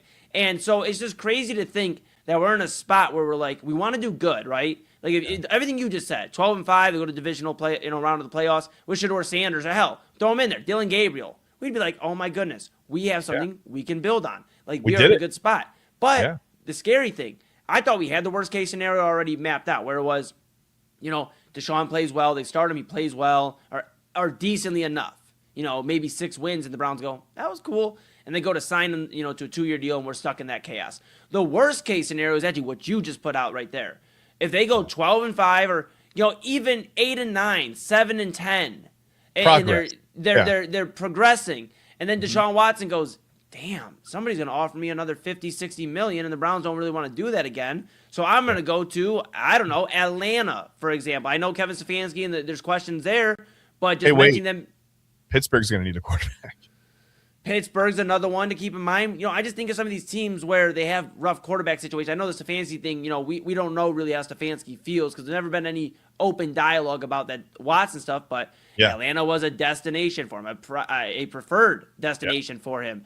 Pittsburgh, you just mentioned. There's going to be other teams. I think Geno Smith is going to have a good year, but there's others that don't. So maybe the Jets. There's going to be discussions out there for Deshaun Watson where he might get paid, and the Browns might have to look and go, we actually have to compete with other teams to bring him back here. He's not just damaged goods anymore. Now, the likelihood of all that, Chad B, is very low. I don't think this guy is going to do very well. He can go out there and look all right in preseason week 1. I'm curious what that looks like because Ben Johnson, the head coach of the Chicago Bears, announced that Caleb Williams will not start, won't play any snaps in week 1. He's not playing any games. Yeah, he's not playing any games this year. But, I'm curious how long that first string's out there, and really how long we get to see what Deshaun Watson looks like against that first string defense. Well, and didn't Todd Monken say it kind of depended on how long the Bears had their first? So what does that mean? I mean, what we first heard was going to the plan was whoever starts is going to play the first half, right? So now it's Deshaun Watson. We know that. So the plan at one time was to have Deshaun Watson, who was named that starter, play the first half of that Bears game, right? And then against the Bills, presumably you would think it would be Shedeur Sanders, then he would play the first half. But if the Bears only have their first teamers out there for 1 or 2 series, they don't even run Caleb Williams out there at all. They're not going to. Do you think is Todd Monken going to leave Deshaun Watson out there for 2 quarters of football? I mean, is that even a smart thing to do right now? Do you want to leave your 2 guys that are vying for the starting position? Again, and this isn't like, and I think about the situation like this, like. If this were, let's say that the fortunes were completely reversed and the Browns were in this situation with Lamar Jackson, not the off the field stuff, but just on field stuff. He had been hurt for a couple years. There was a contract dispute, whatever. He demanded a trade. They got him. None of the off field stuff happened. We would be rooting like hell for Lamar Jackson. Yes. Same thing with Deshaun Watson. If the off the field stuff wasn't there, we'd be like, come on, man, let's get it together. We got 1 more year. We're paying you $90 million. Yeah, but let's figure it out. You got 1 year to figure this thing out. I feel like the mood would be different, right? But a lot of people are just done with the off the field stuff. Whatever your opinion is on that, you may not care about it. I think that's crazy, to be honest with you. I mean, a person with a moral compass would, I think, have a problem with him. So anyway, I don't know. I mean, it's like it's like you said, it's just like this mind F, right? To be a Browns fan, because this is like being in a horror movie. There's no jump scare, there's no monster, there's no visible ghost, but it's just like this is like, have you ever seen the movie 1408? You ever seen that movie? That's in the apartment complex. Yes. Yep. Yes. Yep. He just keeps like, you've seen the movie? Yeah. I'm not going to give anything away if you haven't seen it. I won't give you any spoilers, but it's a psychological thriller more than a lot of things. And this is like that. This is like, I'll just use a different example. This is like you're asleep and you have a nightmare and you wake up, right? And then you realize like, I'm not awake. This is like some weird sleep paralysis. I'm still asleep. I'm still in this nightmare. You know what I mean? Like, this is what this feels like at every turn. It's like, oh God, now he's going to start. What if he plays well? Like, why should we feel that way? I can't even like concentrate on. I don't even remember what you asked me, to be honest with you, because this is what I keep running through in my head. I don't know what the situation is. They can't franchise tag him, can they? No, I don't believe so because of his veteran. Yeah. Like in terms of how long he's been in the league, I believe because Kirk Cousins is like one of the ones I think about because he was like 4 years in. I think they franchise tagged him on his 4th year or 5th year, and then they did it like 2 more times to like he was in his 6th or 7th year, and I think they were able to for his 8th year maybe. But I think I have to read more into that, Chad. That's a good question because I remember Kirk Cousins but the thing with the franchise tag is that thing is expensive, especially when you're a little bit later on in your career. Like Kirk Cousins was on the pace. If that were an option, it's better than committing to 2 or 3 years, right? To try to compete against someone who for someone that you don't really know what you're going to get. I just don't see the Browns doing it. I don't see them bringing him back. Yeah, the best case scenario is. So why play him? The offensive weapons look good. Yeah, I mean, I know. I mean, like the only best case scenario is the offensive weapons look good, and the defense looks sharp. I know, there was a visit talked about multiple reports coming at Zadarius Smith, maybe coming out of retirement and maybe joining the Browns. He's doing a visit with the Browns. See if we can have some edge rusher presence, which would be phenomenal. On a side note, in terms of him, Alex Wright, and you got Mason Graham, and those guys in the middle are gonna be a lot of fun. But not Myles Garrett, but great depth, right? Like good player. Yeah. Yeah, exactly. And here's the thing, real quick on that note. I know it's going to be hard. I'm not saying we're going to find the next Myles Garrett, but we got to find the next guy to really rally around in terms of the leader of this defense as fans. The Myles Garrett era. I mean, between Burst and Schlesinger, you might have him right there, and I think, the veteran, man, Denzel Ward. I mean, he's been here so long, you said next guy. Yeah. Yeah, you know what, Chad? You know what? No, I'm just kidding. But yes, you're right. The next guy is, of course, the new era of Burst and Schlesinger, but I just want to show Denzel Ward. If I'm going to be one of the only ones, I know you are as well, but if we're in select company that we're going to show love to Denzel Ward, who I think doesn't get enough flowers here in Cleveland for everything he's done. I think those are the 3 guys. All this football in Ohio, it's amazing. Yeah.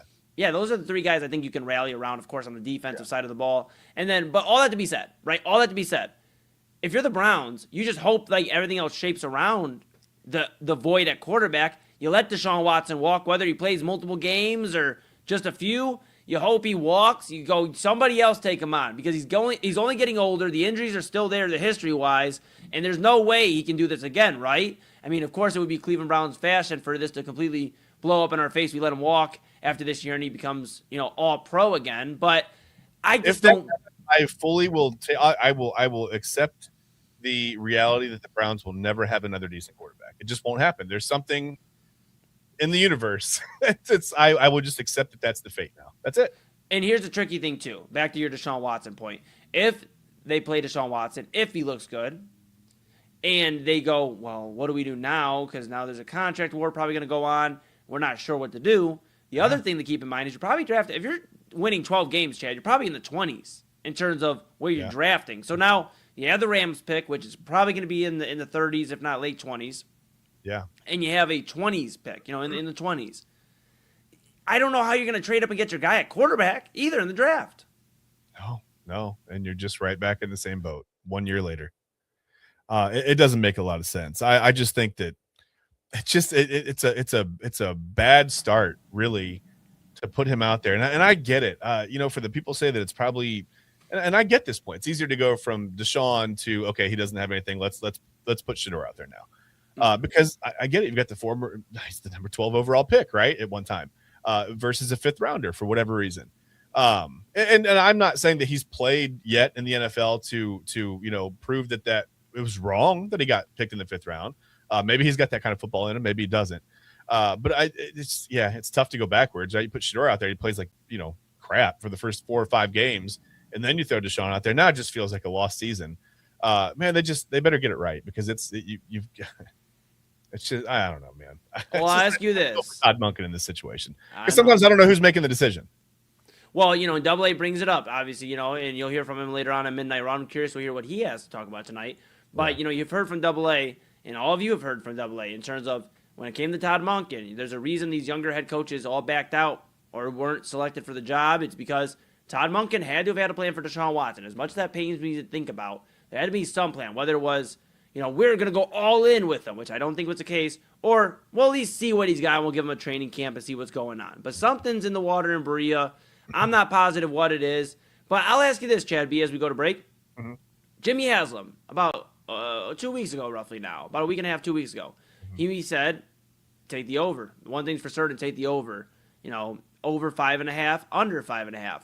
I'll ask you, my bro, right now as it stands, preseason week 1 Saturday, the preseason going to get into full effect.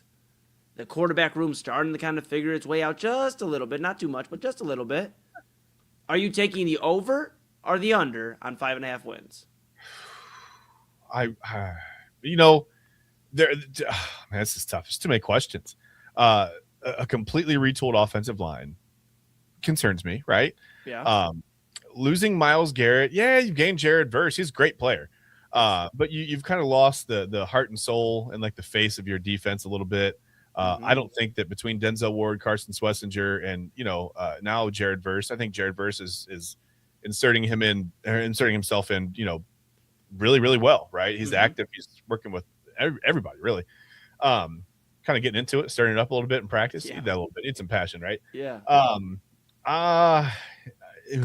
Man.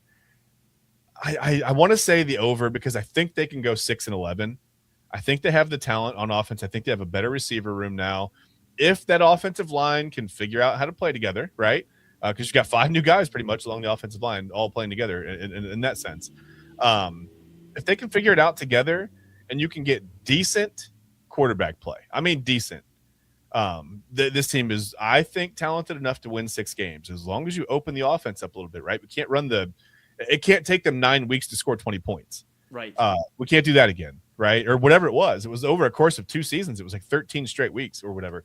Man, I'm going to, for the first time in my life, I'm going to be a little bit of an optimist. I'll take the over because I believe they can go 6-11. But right now, 7-10 feels like the ceiling. I don't know until we see some more. Now, is that regardless of the quarterback?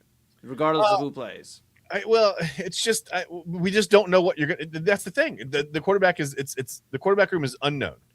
There are 4 unknown commodities there. Taylor Green's tall. Dylan Gabriel's not. I don't know. Shador Sanders is he was up and down, and we haven't seen Deshaun Watson play good football in 8 years. So your guess is as good as mine. But I think that they're at least talented enough on defense. I think they can stop some drives. I think they're going to be good against the run. They'll be decent enough against the pass as long as everybody's healthy. They can stay healthy, and the offensive line can figure it out. They're good enough to win 6 games if the quarterback play excels. I don't know who that is, but if someone in that room excels and takes over that position and plays like an NFL quarterback, this team probably could win 8 or 9 games. But I don't know. It's unlikely. We'll see. Keep an eye on it, of course, and all of you will stay locked in. We hope you will. You stay locked in with us as we discuss the Cleveland Browns quarterback room and so much more as we get ready. Believe it or not, folks, we're just about a month away from regular season action. We're excited, of course. College football going to get back into swing. We'll talk some college football tomorrow. We will talk a little bit today, but just not on the field. That's a little teaser for later if you've been following the LSU stuff. We'll talk LSU and Jaden Daniels later, but we'll talk some college football on the field tomorrow. We'll regroup on that tomorrow. Got a few more fun things on the docket for tomorrow's show, but we're here tonight, so let's celebrate tonight. When we come back, we are going to dive into the best all-around athlete. We've been teasing it for about a week now. We are going to dive into it because Brock Lesnar announced his retirement last week on the Pat McAfee show. I want to talk to Chad because Chad, has seen a little bit more of athletes than I have, and he's an historian. I'm a historian. But, he is a little older than me, so, at times he can know a little more history at me, a little more access. But forget more, or I could forget more. Forget more. We'll keep an eye. We'll see what he does, if he forgets or if he remembers. If there's a better all-around athlete than Brock Lesnar, and we'll get into Brock Lesnar's resume and some of the things he's accomplished in his career across sports, and then we'll talk about some other guys that may be just a bit better than Brock Lesnar. Crazy to think about, but there are some guys in history, and we'll see if there's one that defeats Brock Lesnar for the title of best all-around athlete. Of course, that's our Inside Edge Primetime crowning, so that's our award. Inside Edge Primetime's best all-around athlete of all time. All right, we're gonna get into it, of course, after the break. Before we go to break, rather, and as we head to break, you'll hear from the Rich Eisen Show. Albert Breer was on the Rich Eisen Show. He had a lot to say about this Browns quarterback room here in Cleveland. Deshaun Watson, Shedeur Sanders, a lot to break down. So we're going to play that. It's a little bit of a longer clip, so stick with us for that. You'll hear from some of our partners, and then our smiling faces will be back with you, talking about athletes all around sports. Who is the best? That was a little Yoda impression. We'll be back right after this.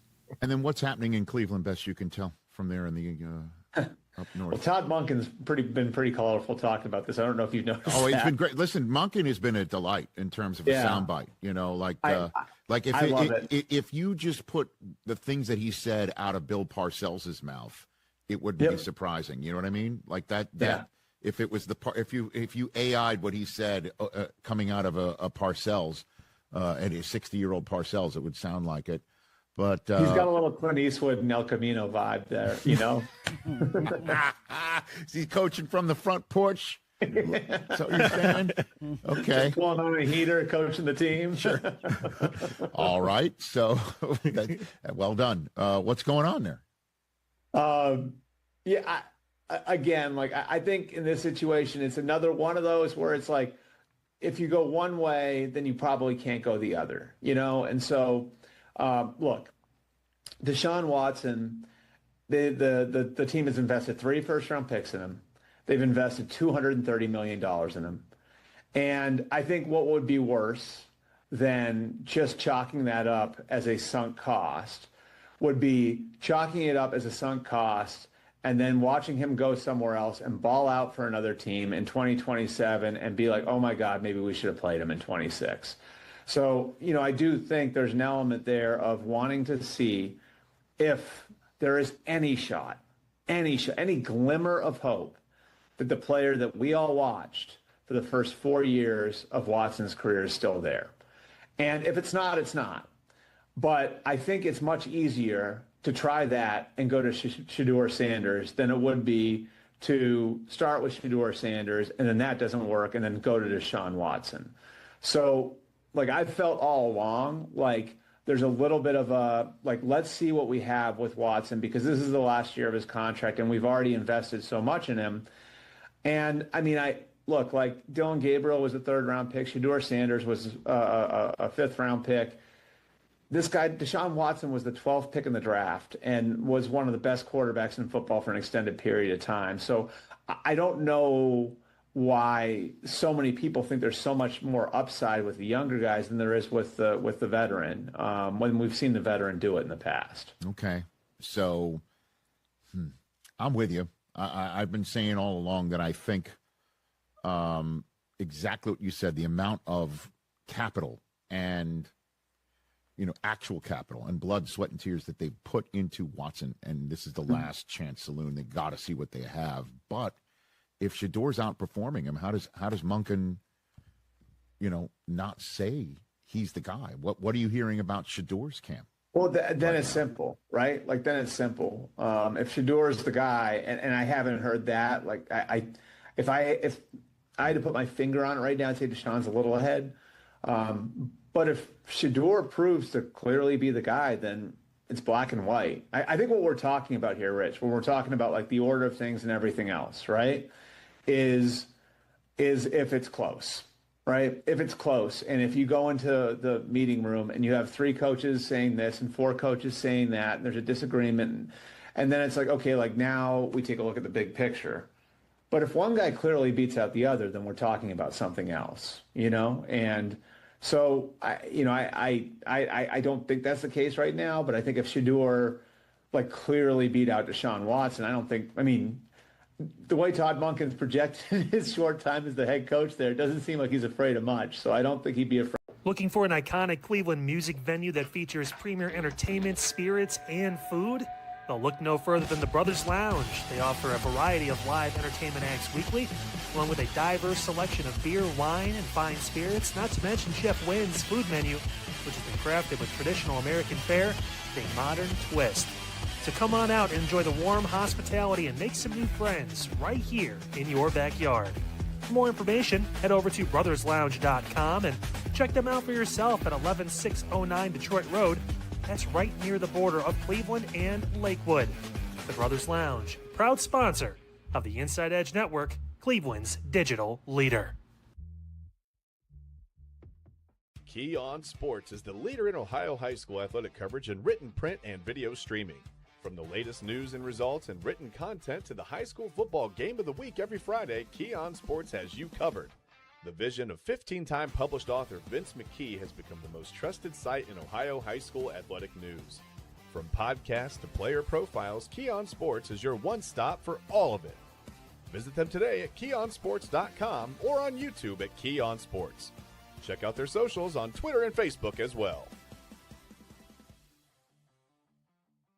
Please support the new Inside Edge Network by liking, subscribing, and following us on your favorite social media platforms. That's at Inside Edge Net across Facebook, TikTok, YouTube, X, and IG.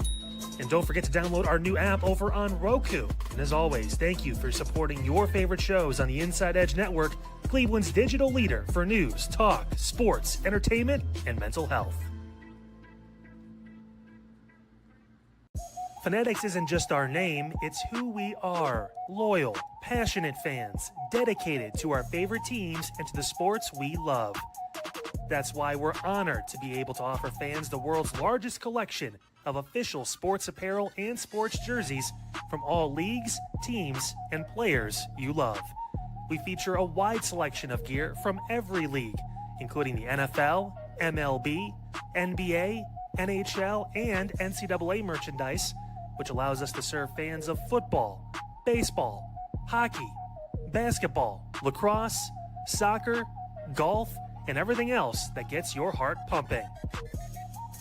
Go to InsideEdgeNetwork.com under our Partners section to find our link to check out all of what Fanatics has to offer. Fanatics, a proud sponsor of the Inside Edge Network, Cleveland's digital leader. Clean energy, bold flavors, no jitters. See why people won't shut up about Dubby. Whether you're starting your workday or getting ready to exercise, Dubby Energy helps you lock in and focus. Over 15 different flavors to choose from. Order Dubby Energy right now and find out more information by checking out our partners page on InsideEdgeNetwork.com. Also, use that promo code InsideEdge10 to receive 10% off your order. Dubby Energy, your energy-focused sponsor of the Inside Edge Network, Cleveland's digital leader.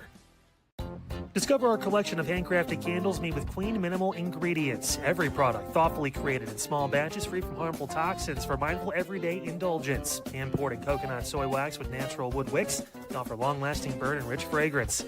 Find out more about Alley Rose Fragrances by checking out their link on our partners page at InsideEdgeNetwork.com. And if you're a first-time customer, use the promo code InsideEdge20 to receive 20% off your order. AlleyRoseFragrances.com, a proud sponsor of the Inside Edge Network, Cleveland's digital leader.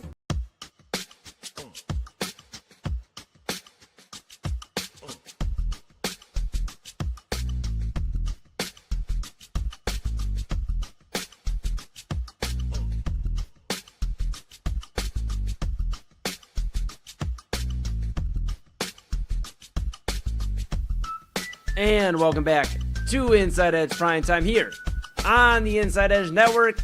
Chad Bryan to my right, you're right, everybody's right. I'm Eli Moon. Yes, we talked those Cleveland Browns. They got a lot going on. You obviously heard from us. You heard the clip courtesy of the Rich Eisen Show and Albert Breer getting into it. Is it Deshaun? Is it Shador? We aren't too sure at this point in time, but what we are sure about is we got the vibes bringing it back, a little new return from break for you and some nice vibes. And we hope you enjoy the vibes so far. If you are, make sure you like, subscribe, follow at Inside Edge Net on all the socials, YouTube, X, Facebook, Instagram, TikTok, Twitch. Smash that notification bell for daily shows and a ton of great weekly programming at Inside Edge Net.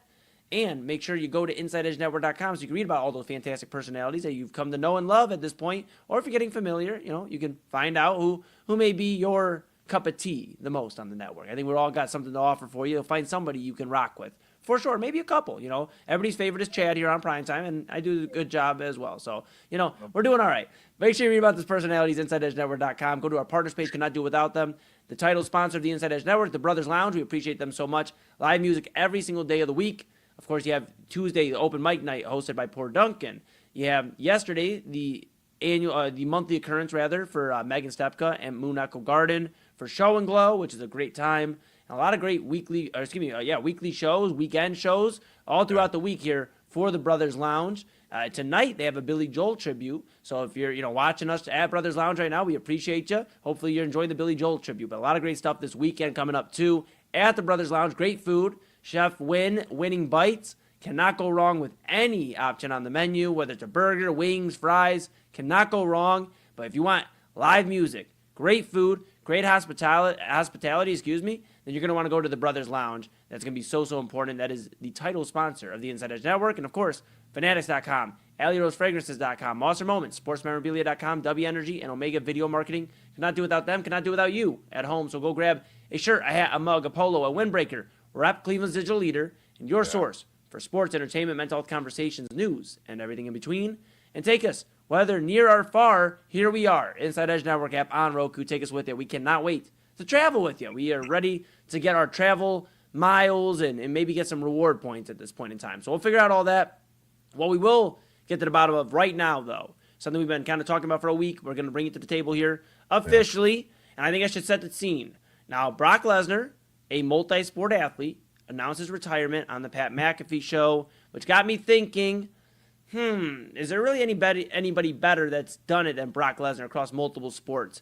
And if you missed the announcement, we have it here for you real quick from the Pat McAfee show on ESPN. This is Brock Lesnar last week announcing his retirement from all sports, not just WWE, not just the UFC, but all sports. Take a look here. I'm here today to do this interview to let the world and everybody know that I am retired, and I wanted to say a big thank you to everybody. Saturday was a very emotional day for me. It kind of weird because my heart, when Obafemi slammed me at WrestleMania, I was like, I can't do this again. So I was like, I think I'm done. And there it is, courtesy of the Pat McAfee show on ESPN. Brock Lesnar announcing his retirement from sports as a multi-sport athlete. He is done. He has officially said, you know what, I appreciate it. I've had a great time, but I think I am moving on to becoming, more of a family man, doing things, looking at, his daughter, Maya Lesnar, who's, obviously a track and field athlete, and we'll see what her future holds, if wrestling may be in her future. There's a lot to take a look at when it comes to Brock Lesnar. And he had a long run. Let's be very clear about this, too. Brock Lesnar, a guy who's been doing it since his early 20s in terms of prowess across all sports. And Lesnar, not necessarily a spring chicken, right, Chad? I mean, I don't mean to bring age into this for a moment, but he is 49. Okay, so he's a little bit older in terms of athletic. For him to keep going like this. Now, WWE, let me be clear. I know you're not the biggest wrestling guy in terms of nowadays. We're working on it. I know you've learned some things. We're trying. But once in a while, you guys make an inside joke, and I feel really left out. I'm like, well, nobody told me to take notes on this. But that's fine. Have you watched the El Grande Americano match yet? Not yet. But it's funny because when we were texting about it in the group chat one week, and you guys probably know, it changed my algorithm. Like somehow just getting those texts, I started seeing all kinds of wrestling stuff, and I was sending it to you guys. I was like, hey, look, I saw a wrestling thing. I was like it reminded me, I'm like the old guy who you get into bird watching, and it's like, oh, look, I saw a really rare bird. It's like, Grandpa, that's a robin. You sent some of the funnier ones too, like Adam Pearce doing the long Irish whip where he just went to the other ring and there's two rings connected. I mean, there was some good stuff. I give it to you. I'll give it to you.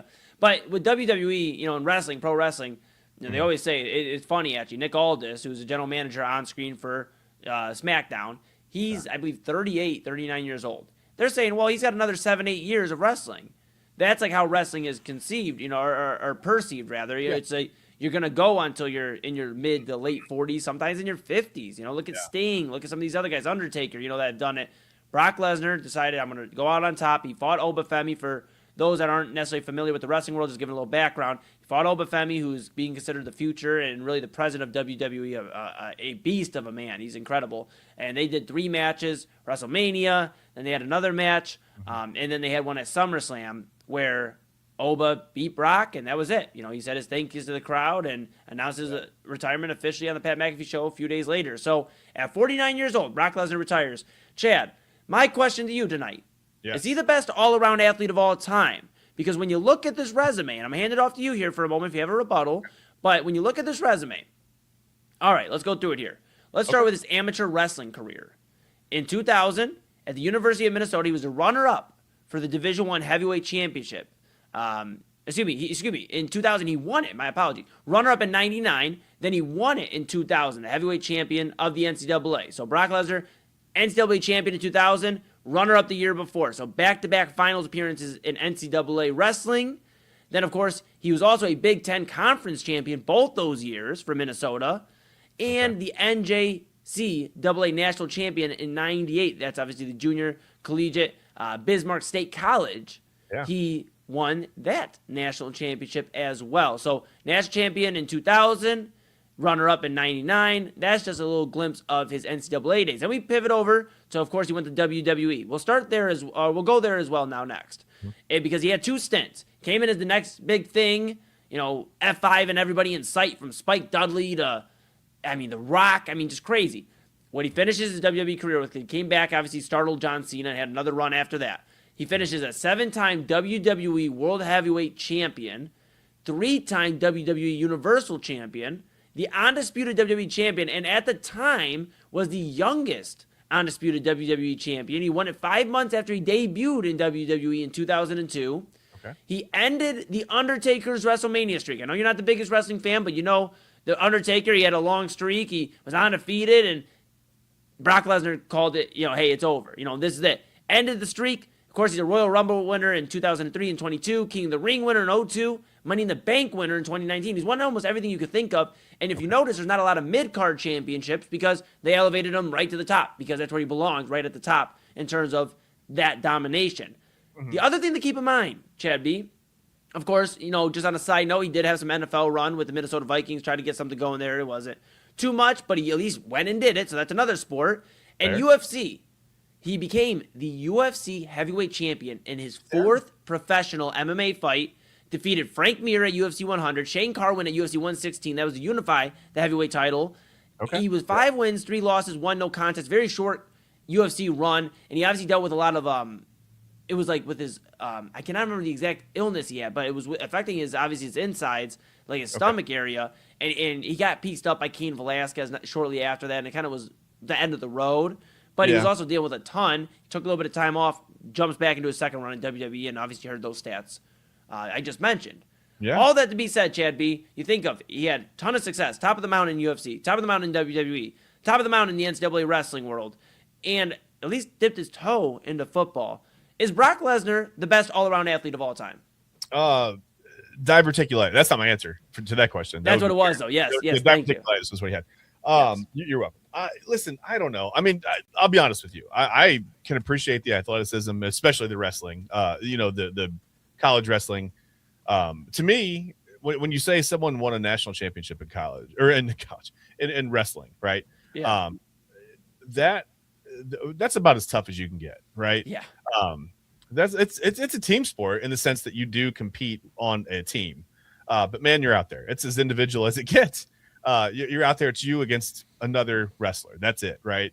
You gotta have a lot of toughness, man, to get to the point where you're even competing for championships. So some of the scripted stuff, I'll be honest, it loses me a little bit, because how do you determine who wins what heavyweight championship in wrestling? I don't know. You know what I mean? Like, all right. So is he the most entertaining best athlete of all time? Possibly. The Rock played some pretty good football. You'd have to look there for entertainers and things like that. But for me, it's, man, I don't know. I think about like watching Bo Jackson before the hip injury. It felt like he threw a baseball 140 miles an hour, right? You've seen some of the throws that he's made from the outfield. The catch where he, made the catch on the run in the outfield and just, pretty much walked on the wall to I guess slow his momentum down or whatever. Like you do. Everybody just walks, perpendicular on whatever. Everybody does that. Or parallel to the ground on the wall, I guess. Deion Sanders did it really well in 2 sports. I'm trying to think of guys that did like multiple things. I mean, think about some of the Olympics that we've seen recently. It's Michael Phelps, all of the medals, right? I mean, an unbelievable. He's the best swimmer, right? Yeah. Man, for me, I go back to, and I wasn't alive. People are gonna think I was alive back then, but I always go back to Jim Thorpe when we have these discussions with anybody. It doesn't matter if it's any. And by the way, before I get into Jim Thorpe, something's been bugging me. I'm sorry. I don't mean to change. I have ADHD. I apologize. I got to get this off. I have a brain bug right now. Did Albert Breer say Clint Eastwood in El Camino? Yeah. Does he mean Gran Torino? Is there a movie that I'm not familiar with, Eli? Well, wait. Okay, maybe it looks like maybe Todd Monken is maybe that's a thing. I'm not gonna lie. El Camino, right? I love Gran Torino. That movie's phenomenal, and I also love El Camino. So you can go no wrong with me. But yeah, he definitely said the wrong thing. It's better than the Schefter clip we heard the other day, where all credit to Adam Schefter.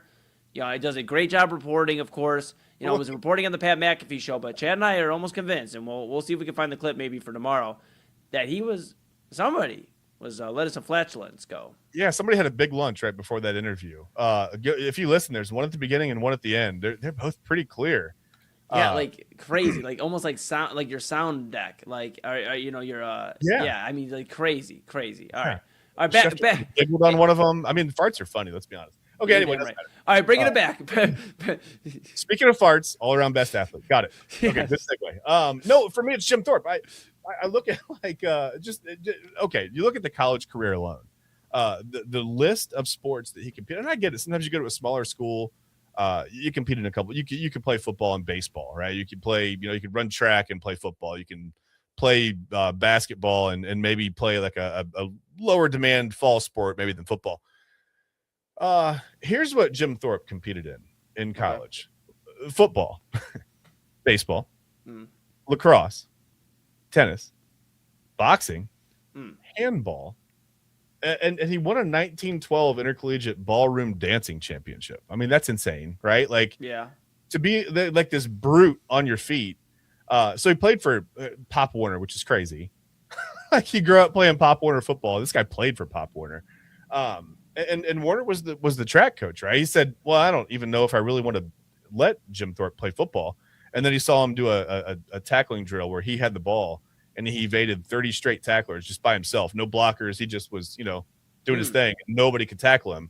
And he said, well, okay, maybe 5-10 carries a game. We'll give him the ball. Yeah. There's a story where in one of his first couple of games with Carlisle, he ran for a 92-yard touchdown and got called back for holding. Next play, he just ran for a 97-yard touchdown. No problem. Didn't matter. Yeah. He couldn't be stopped, right? He could not be stopped in college. And some of this, who knows?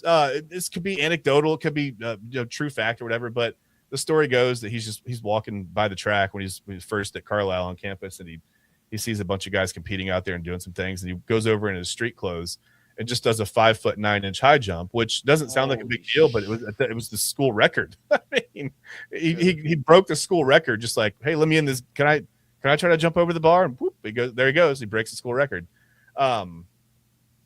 Supreme athlete, right? Played professional baseball, played professional football. He played professional basketball in the sense that he played for like some barnstorming teams. Jim Thorpe and whatever. You can look it up. The guy was literally into everything. I mean, everything. And maybe he wasn't such a good baseball player, whatever.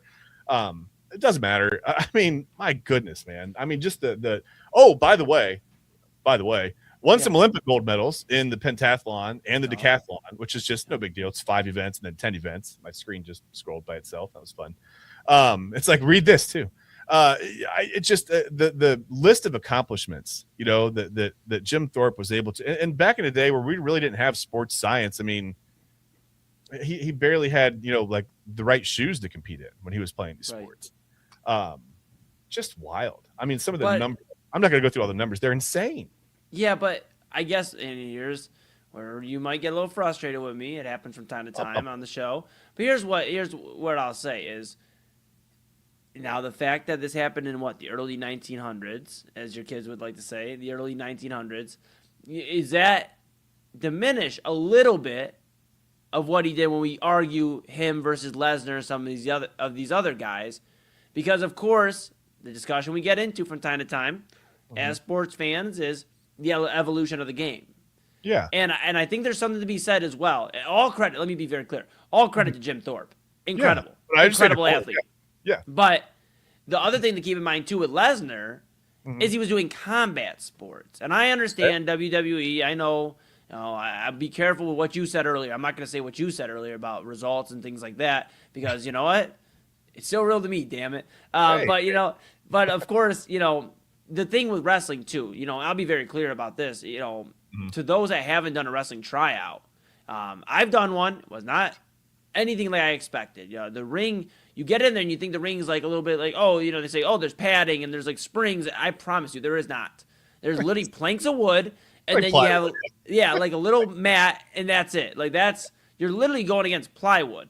And so just to soften the blow. Yeah, it's fine. Yeah, just a little bit, but Brock Lesnar was doing that for the better course of 15, 20 years, where he was taking all those bumps, all those are real on his body, real. right? Yes. So that mixed in with he took time from doing that. So timeline wise, he won the NCAA championship after being the runner up the year before. 2 years later, he ends up in WWE. It takes all those bumps, all that, in the spotlight too, as a young 20-year-old. Yeah. And then he goes to the UFC because the youngest UFC champion after taking all those bumps. And still, even though the divert, I'll leave it to you. That's a tough one. But diverticulitis, yeah, that's right. He obviously had that going on too, and still went out there and fought. I know he didn't look good. Still went out there and fought. That's like a true warrior to come back to WWE, do that. So that would be my argument. Is Jim Thorpe? I guess it gets a little tricky, right? Is Jim Thorpe the best all-around athlete, or greatest all-around athlete of all time? Possibly. I mean, you go modern day, maybe, it's over 100 years ago. I mean, you could say, for that era or whatever, I guess that's. Do you specify, not to interrupt you, my apologies, but do you specify combat sports as a different thing? Like, is combat sports in its own world? I don't ever like putting, sports in their own thing, but I think it's just tough to compare, the more we're diving into this. I'm starting to come to the realization it's tough to compare a guy like Brock Lesnar to Jim Thorpe because combat sports careers are usually shorter than retiring at 49, but of course he had the luxury of being in the WWE. They look out for him in terms of what matches to put him in and things like that. Look out for his body, but he still had those other runs where he was obviously very physical. Taking a lot of toll on his body, and you don't see a lot of those. He had the runs because of diverticulitis.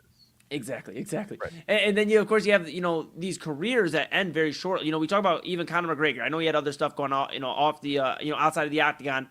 But you see how short these careers are. Conor McGregor was the talk of the town in 2016. We're in 2026. We're talking about if he'll even fight again. That's 10 years. Not that very long. To put that in comparison, LeBron James in year 23, 24 this upcoming season. So, you see that. I don't know.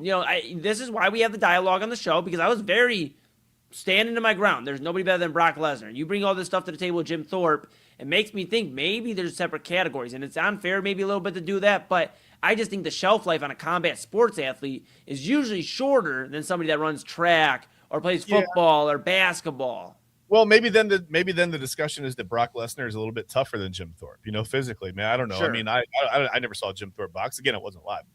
But I'm just like, the events that are listed in the decathlon. I mean, you got the 100-meter. Oh, this is day one. You run the 100 meters, right? Yeah. You got the long jump, the shot put, the high jump, which we know he was good at. Well, he's good at everything. The 400-meter, right? Then day two, the 110-meter hurdles. Holy smokes. Because it's not it's not enough to make guys jump over. So you got to add 10 meters to it too. Then the discus throw, right? The pole vault, the javelin throw, and then then the 1500-meter, right? That's not really a dash, that's a run, but same thing. But again, it's just when I think most well-rounded athlete, I think who is really that good that he can win a gold medal in that, right? A really good boxer, ballroom dancing champion, football player, can't tackle him on the football field, can't catch him, can't tackle him. He was good enough to play some professional baseball, and hit 250, 260, whatever for his career. Again, not great, but good enough to play. And we've talked about how many guys have played professional baseball. You can take all of them, alive and dead, the history of Major League Baseball. You can put them in Progressive Field and they wouldn't fill the stadium. So it's not like, hundreds of thousands of people have played Major League Baseball. And just all the other stuff. And what did I say? Handball, lacrosse, like the ridiculous. We talked about Jim Brown, like being, a really good lacrosse player. And like, wow, it's just how well maybe he deserves to be mentioned in this conversation as well. But yeah, I don't know. I mean, you're right. Maybe different categories are needed because this is obviously not as much wear and tear. I mean, this is still tough on your body, but this isn't, getting thrown around by 350-pound men and slammed into plywood every night, or not every night, but whatever. Yeah, maybe they do deserve different categories. I don't know. It's an interesting discussion, though. I'm glad we finally did this. Yeah, look at that. We followed through. We did it. We got it done. Look at that. Hopefully you all enjoyed it out there. I'm going to challenge Chad B here. I'm not going to put him up to the test right now. I'm going to have to give him a few months. We're here in August. I'm going to give you till January. Okay. I want you to come back with 3 of your favorite wrestlers by January. Okay. By 3 of them. I want 1 current wrestler, though. You can have 2 past. That's fine. But I want 1 current. Somebody that's actively wrestling, and they can't. And I'm kind of limiting you here a little bit. They can't be Randy Orton or Rey Mysterio. Because those are the legends left. So I need you to do some research on a current wrestler, and then you can have 2 past. Or if you're like, dude, Eli, I studied so much, I'm ready for 2 current wrestlers. That's fine. January. Our first show in January, I'm quizzing you on it. I want to know who you did some research on, because I know you're a historian. I want to. Resolution. Yeah, that's perfect. We want to include you more in the wrestling stuff, Chad. We want to have you over, maybe kick it. We all get together at Kyle's house. We could talk about wrestling, and we just don't want you to be. You can't have me over there going, "Who's that?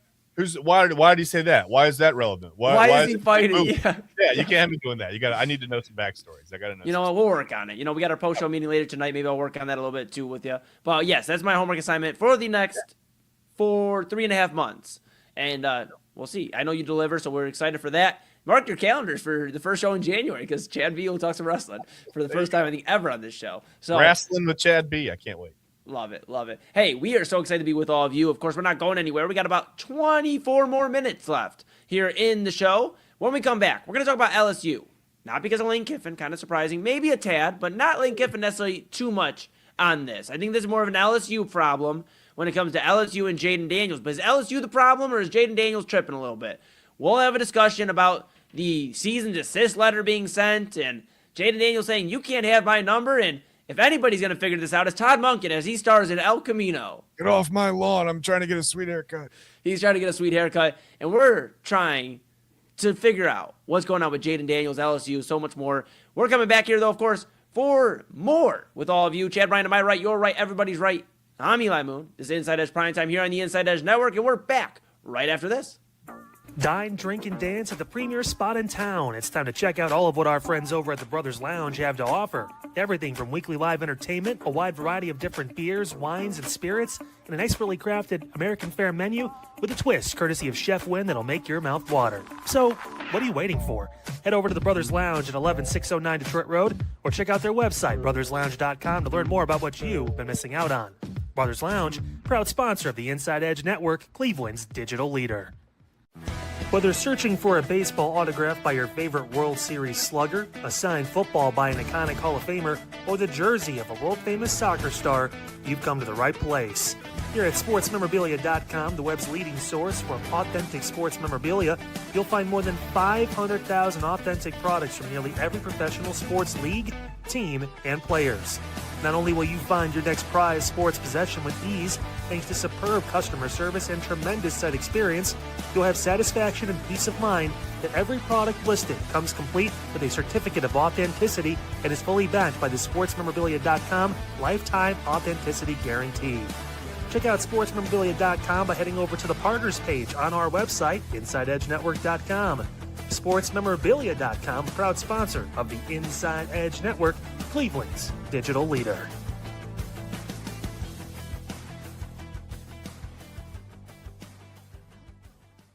Discover our collection of handcrafted body mists made with clean, minimal ingredients. They offer a natural alternative to synthetic fragrances, perfect for sensitive skin and those seeking clean, mindful self-care, and the perfect gift for you and your special someone.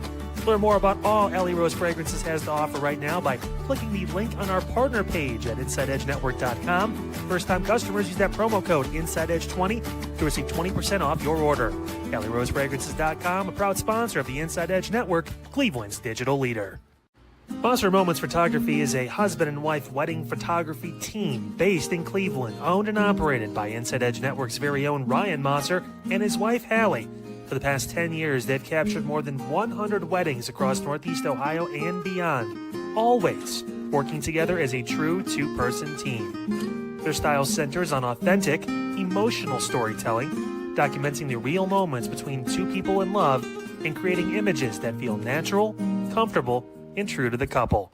Rooted in Northeast Ohio, but inspired by their travels, Ryan and Hallie bring a warm, personal approach to every wedding day. Their work blends experience, consistency, and a genuine passion for helping couples relive their best day through timeless photography.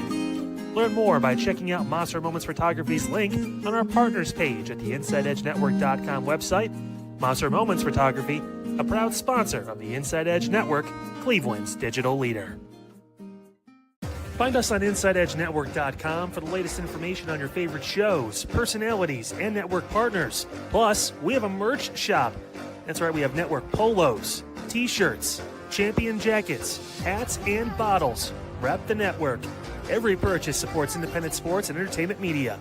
Thank you for your support from all of us here at the Inside Edge Network, Cleveland's digital leader for news, talk, sports, entertainment, and mental health. What's up, guys? A good abbreviated edition of Unfiltered. Obviously, some technical stuff, but we'll be back full, ready to go 9 p.m. tomorrow on your Thursday, your almost Friday edition of the program. We did talk about a lot in a short amount of time. Obviously, everything from Russell Westbrook retiring to apparently screen time, your kid's IQ, they kind of correlate. Maybe bring it down a little bit. Take them outside once in a while. It's a good thing. Hey, tomorrow on the program, we are going to get into a lot, including an update on the Max Miller situation. Emily Moreno now filing a lawsuit against Miller and his attorney. Plus, crazy scene on a Southwest flight. Someone passing away during a flight. We're going to have all that and more. Your local news, sports, talk, anything you need right here, Unfiltered, 9 p.m. tomorrow, Thursday, right here on the Inside Edge Network.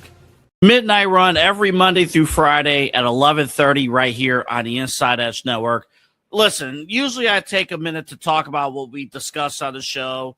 Deshaun Watson's going to start for the Browns. We're going to talk Cavaliers' schedule. Did the Guardians win their series against the Detroit Tigers? I get all that. But I learned a couple things yesterday. Number one, whatever you do, do not start your day by watching a Tyler Perry movie. You're going to be all emotionally jacked up and want to abandon dating through it all. You're going to want to forget about it. Don't do it, because otherwise you're going to have a cheater who ends up having STDs and takes all your money, and your child is no longer yours. That's number one. Number two, when we have smash or pass, we don't have to rank everything, okay? All of this is good. It's all good. But, man, if you know somebody who could throw down in the kitchen on soul food, oh, it's over. It's the wrap. You know what's not over? My show, Midnight Run, tonight at 11:30, right here on the Inside Edge Network.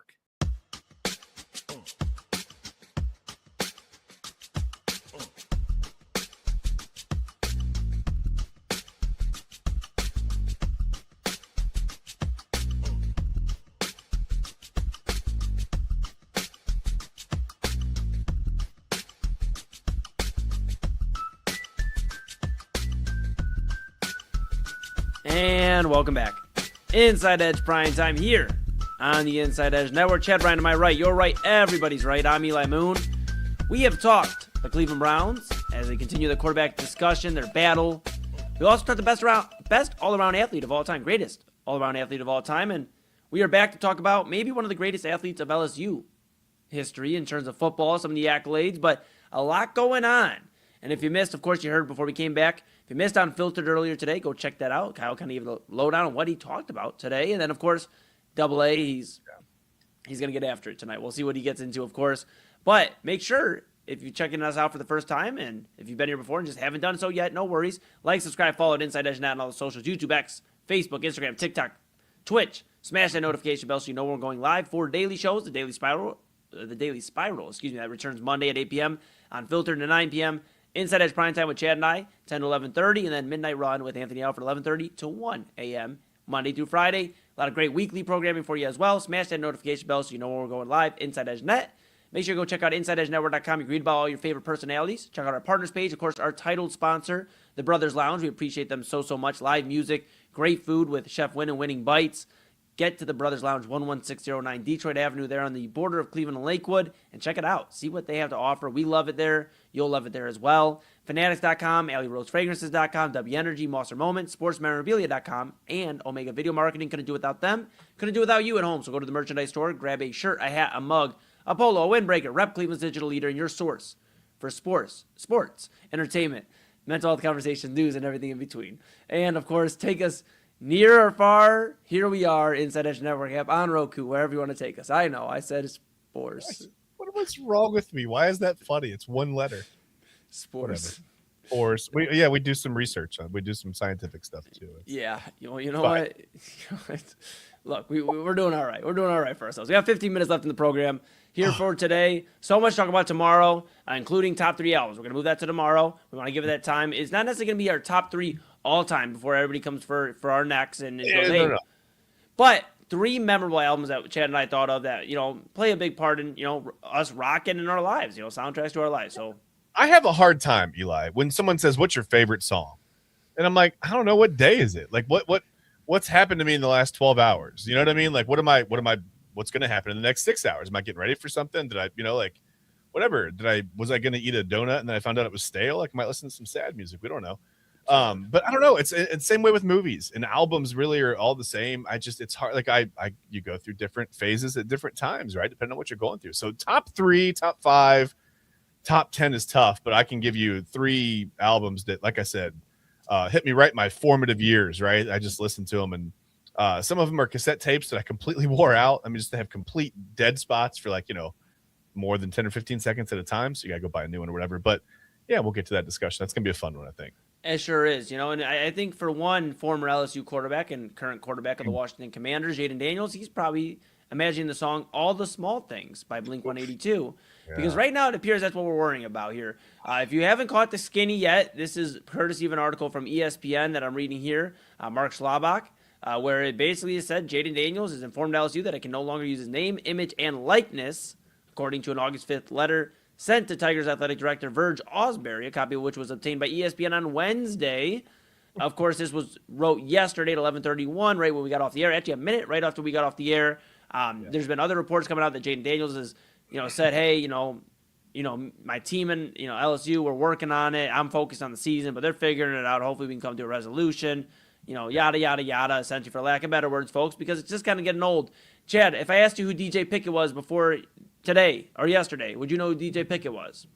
LSU sophomore cornerback DJ Pickett, who was promised number 5 at LSU? Yeah, I wouldn't. All right. So, DJ Pickett's become obviously the talk of the town at LSU and across the college football world, and even a little bit of the NFL world, since it kind of crosses over between the two. DJ Pickett, as Chad mentioned, sophomore cornerback, a guy that Lane Kiffin and the Tigers are excited to have this year, and a guy that was promised on his recruitment number 5. It's a number he had spoke earlier today about, in a presser, about how this was his number he's worn his whole life. He was promised this, and that's how it goes.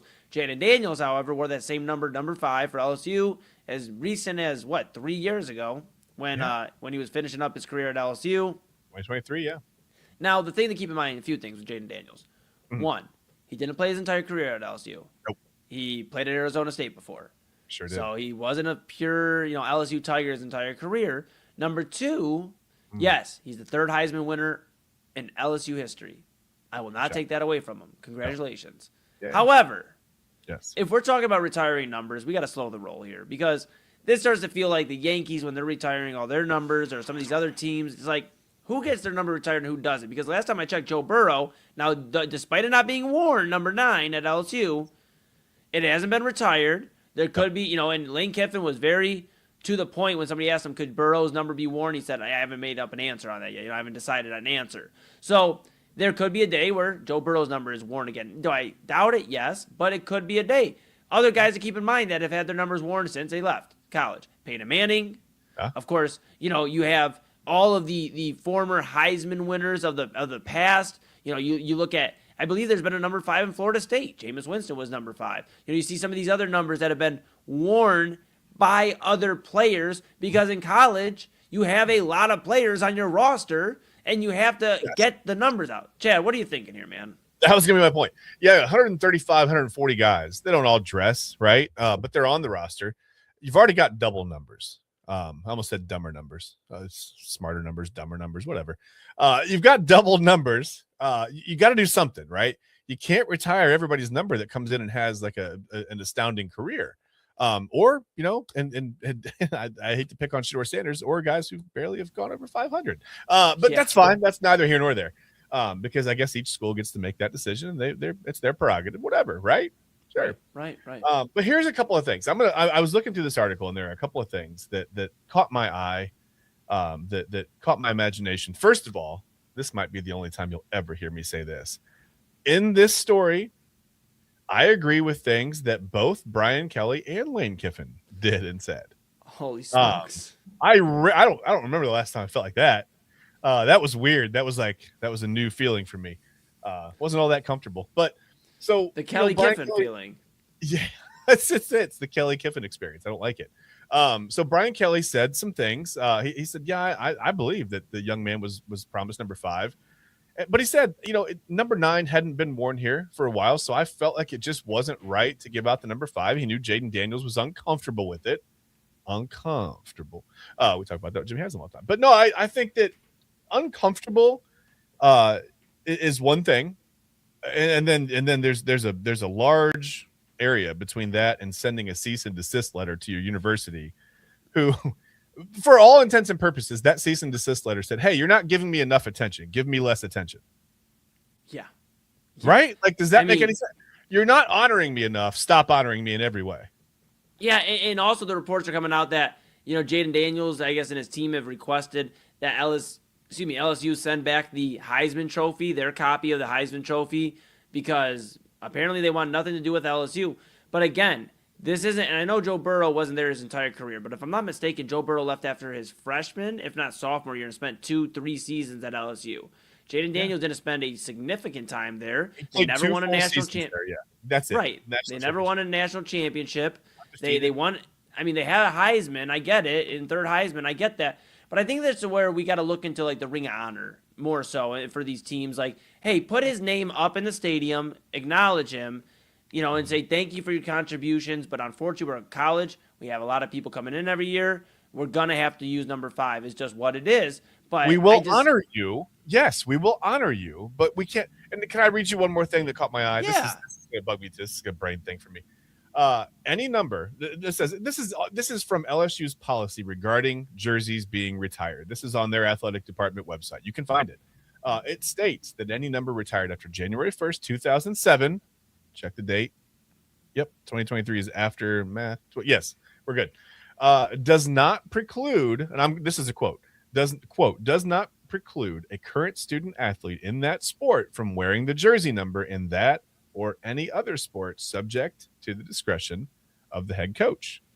Right. End quote. Who is Lane Kiffin, who said, hey, listen, if the kid was promised number 5 in recruitment to come here, and that's why he signed, and that's one of the reasons that he was interested in coming here, it's kind of wrong to not give it to him. It doesn't mean that they're not honoring Jaden Daniels. I don't think that this is outlandish, I think, from Jaden Daniels. This is petty. This is unnecessary, and it's a distraction. Like, I know that he's not doing it. He's not filing the paperwork and typing out like, okay, what cease and desist. Okay, cool. He's not doing it. I get it. He's doing football things. But this comes at a time. It's a terrible time. Terrible. LSU starting their season. You know, the Commanders are starting theirs. Jaden Daniels coming back from injury. Whatever. He's trying to have a nice season, and now he's got this legal battle that he's wrapped up in. And what about the NIL? His name, image, and likeness could only be used for 180 days beyond his final game in college. So then he just gets wiped from the records. Is that what you want? Like, you're again, I'm stuck on the fact that he's upset that LSU has not retired his jersey in a sense, which would be honoring him, right? So the solution is, hey, erase me from your record, but I never went there. Yeah, it makes no sense. I know you, bro. Yeah, that's it. It makes no sense. And, you know, to compare him and Joe Burrow is just not happening. Like, Joe Burrow literally had one of the greatest seasons of all time at LSU. And there's just levels to this, you know? And even if Burrow's number 9 is retired, someone will wear it again. This is the nature of college football, where you have 135, 140 guys listed on a roster. 80 some of those, or however many, are scholarship guys. There are only so many numbers. You've already got double numbers on the roster. You can't pluck numbers out. And by the way, for the retired numbers for LSU, only who is it? Billy Cannon. Only Billy Cannon's number 20. It cannot be worn again by anyone in the LSU football program. Right. We've seen our Archie Griffin's number worn, right? Andy Katzenmoyer wore number 45 when he came to Ohio State.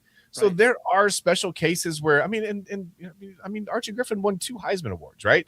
Right. It's supposed to just no one. I think it's just unreasonable. It's petty. It's unreasonable. It's unnecessary.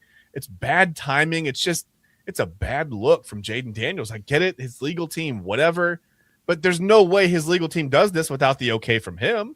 Correct. And you wonder how much, Mama Daniels is getting involved as well. Yeah. She's obviously been working kind of sort of as his agent, helping him make moves. She's been very involved in the process, for the draft, all the way to his career. Been seeing him obviously with her and her with him, throughout different things in his career. And that's great until, unfortunately, family meddles too much into your business. And you got to ultimately be a grown man. Yep. You got to be a grown man, and you got to make a decision.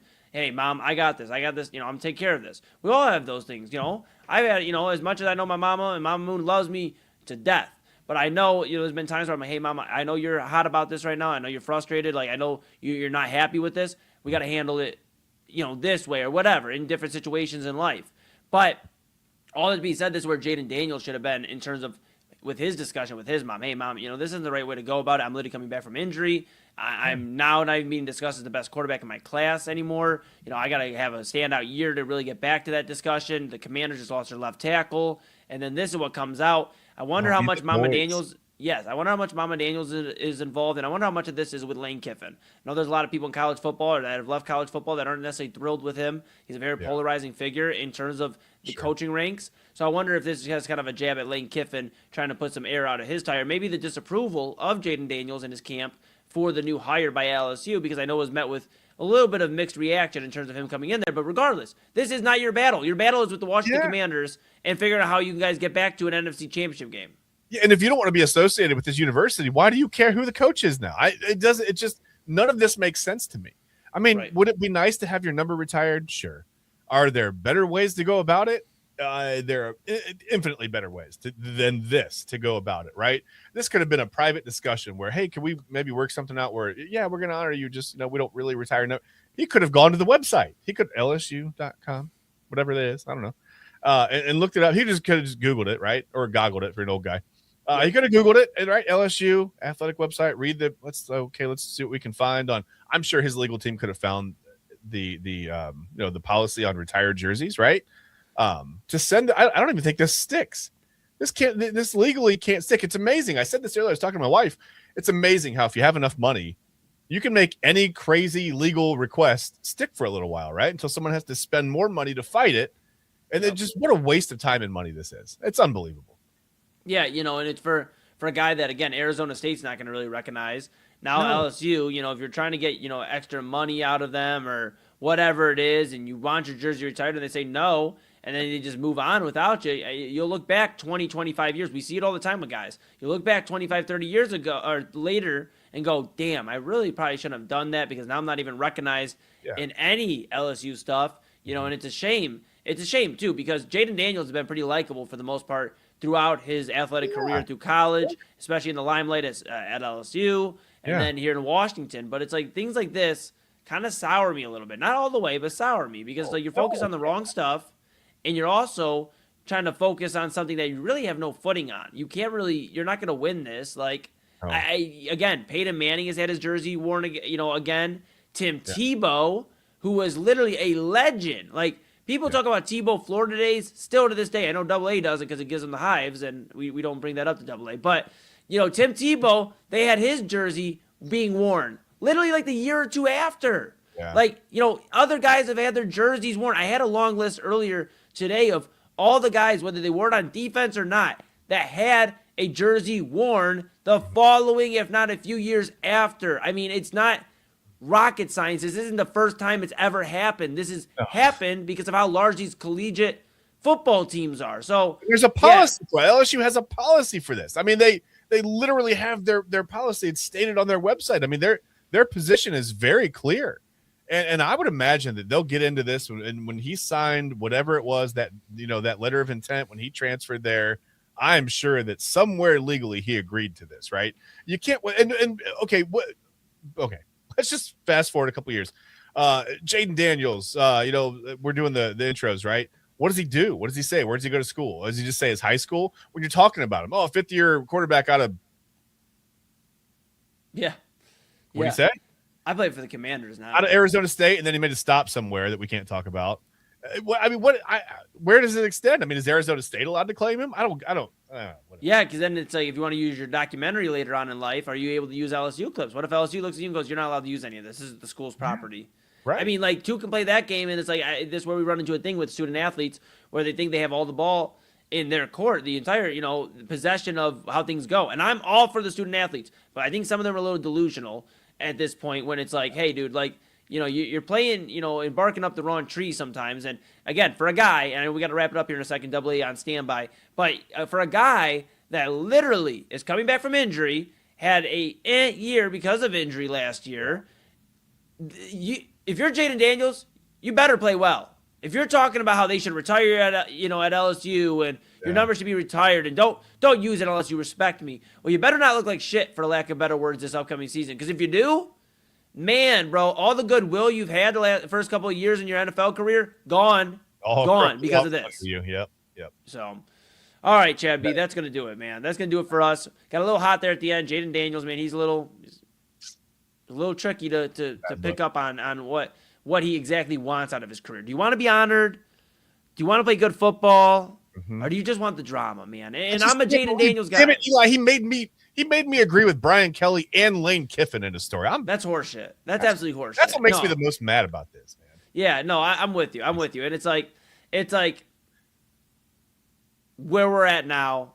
Again, I'm a Jaden Daniels guy. I've rocked with them, but it's things like this. As small as it may seem on the surface to him, they're a big deal to a lot of fans, media, and things like that. It just gets frustrating. So that's Jaden Daniels. Again, we wish him the best this upcoming season, but maybe he should start focusing on terms of the Washington Commanders and things like that moving forward. So we'll keep an eye on all that. But that's going to do it for Inside Edge Prime Time. We're going to do a little switcherooski of the studio.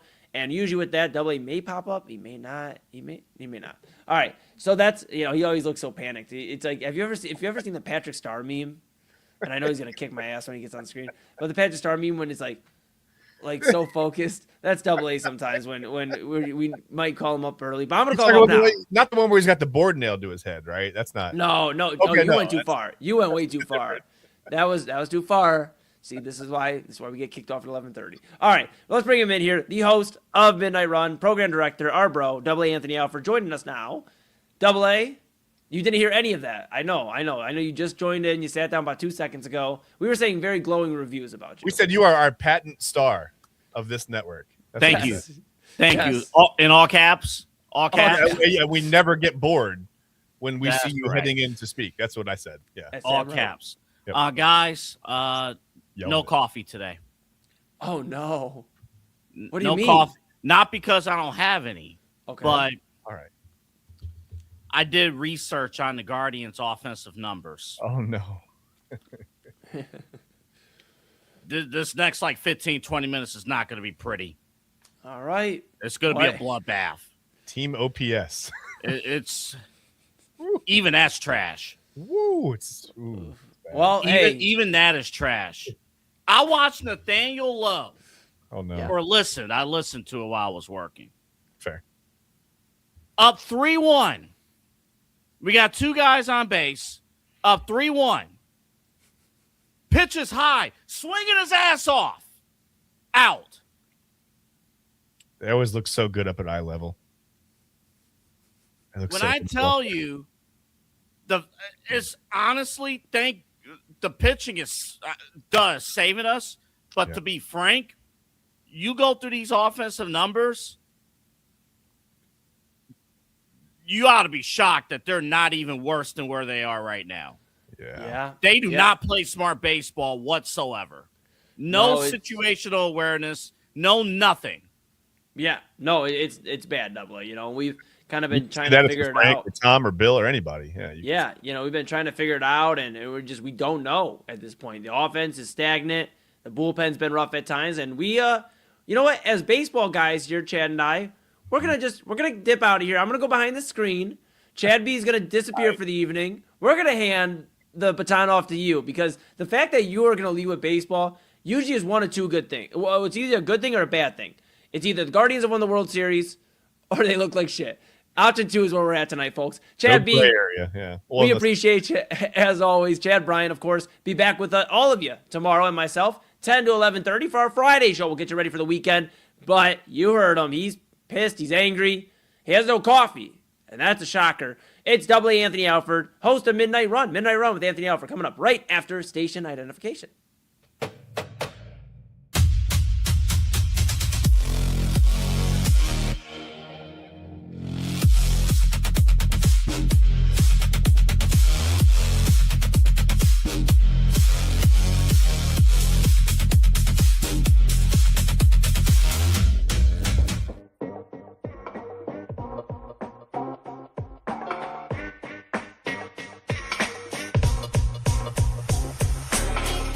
This is Midnight Run on the Inside Edge Network. Here's your host, Anthony Alford.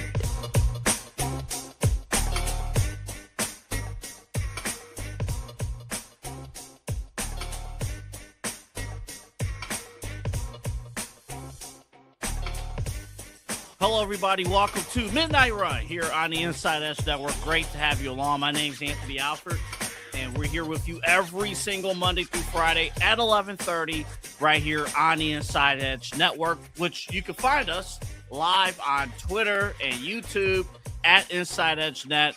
We got show clips across all of our social media platforms. There you see it right there. Of course, our website, InsideEdgeNetwork.com, our programming schedule, show, personality profiles, and a whole lot of other things. Our merch store, get information about our partners. That's there as well. And, of course, if you're a Roku owner, like I am, use this little remote, get the Inside Edge Network app. Just search for it. You'll be in good shape. We got a lot of things to get to on this show. Coming up at 12:30, our own Rob Rosicki, he's going to join us here on Midnight Run to talk about a variety of things. We got a lot of things to talk about with Rob. Of course, you see Rob here on the network Sunday nights on the Main Event. Also, host and personality at News Radio WTAM 1100 here in Cleveland. My producer is Eli Moon. You'll see him from time to time as well throughout the show. Folks, I have, again, I am not, I'll put it to you this way. I've been keeping track of the Guardians from afar. Not because I don't want to keep track of them. I've been keeping track. You know, you watch the games, you listen to the games, and you just observe. You observe. And listen, business is business. And what I mean by that, sometimes we do play the hits, right? People are interested in the Cleveland Browns with what's going on with the quarterback situation, what's going on with the Cavaliers, things like that. You play the hits, you train the stuff, but from afar, you're keeping track of the Guardians because they're on every single day. And sometimes with baseball, you do take for granted the playing every single day element of it. And you like to think, oh, it's just one game, it's just one game. They'll figure it out. Ladies and gentlemen, the Guardians are 8-17 since the All-Star break. 8-17. So we have enough of a sample size to know who they are as a team. And I'm going to point out the sequence that really did it in, because I had it on in my office, the radio call.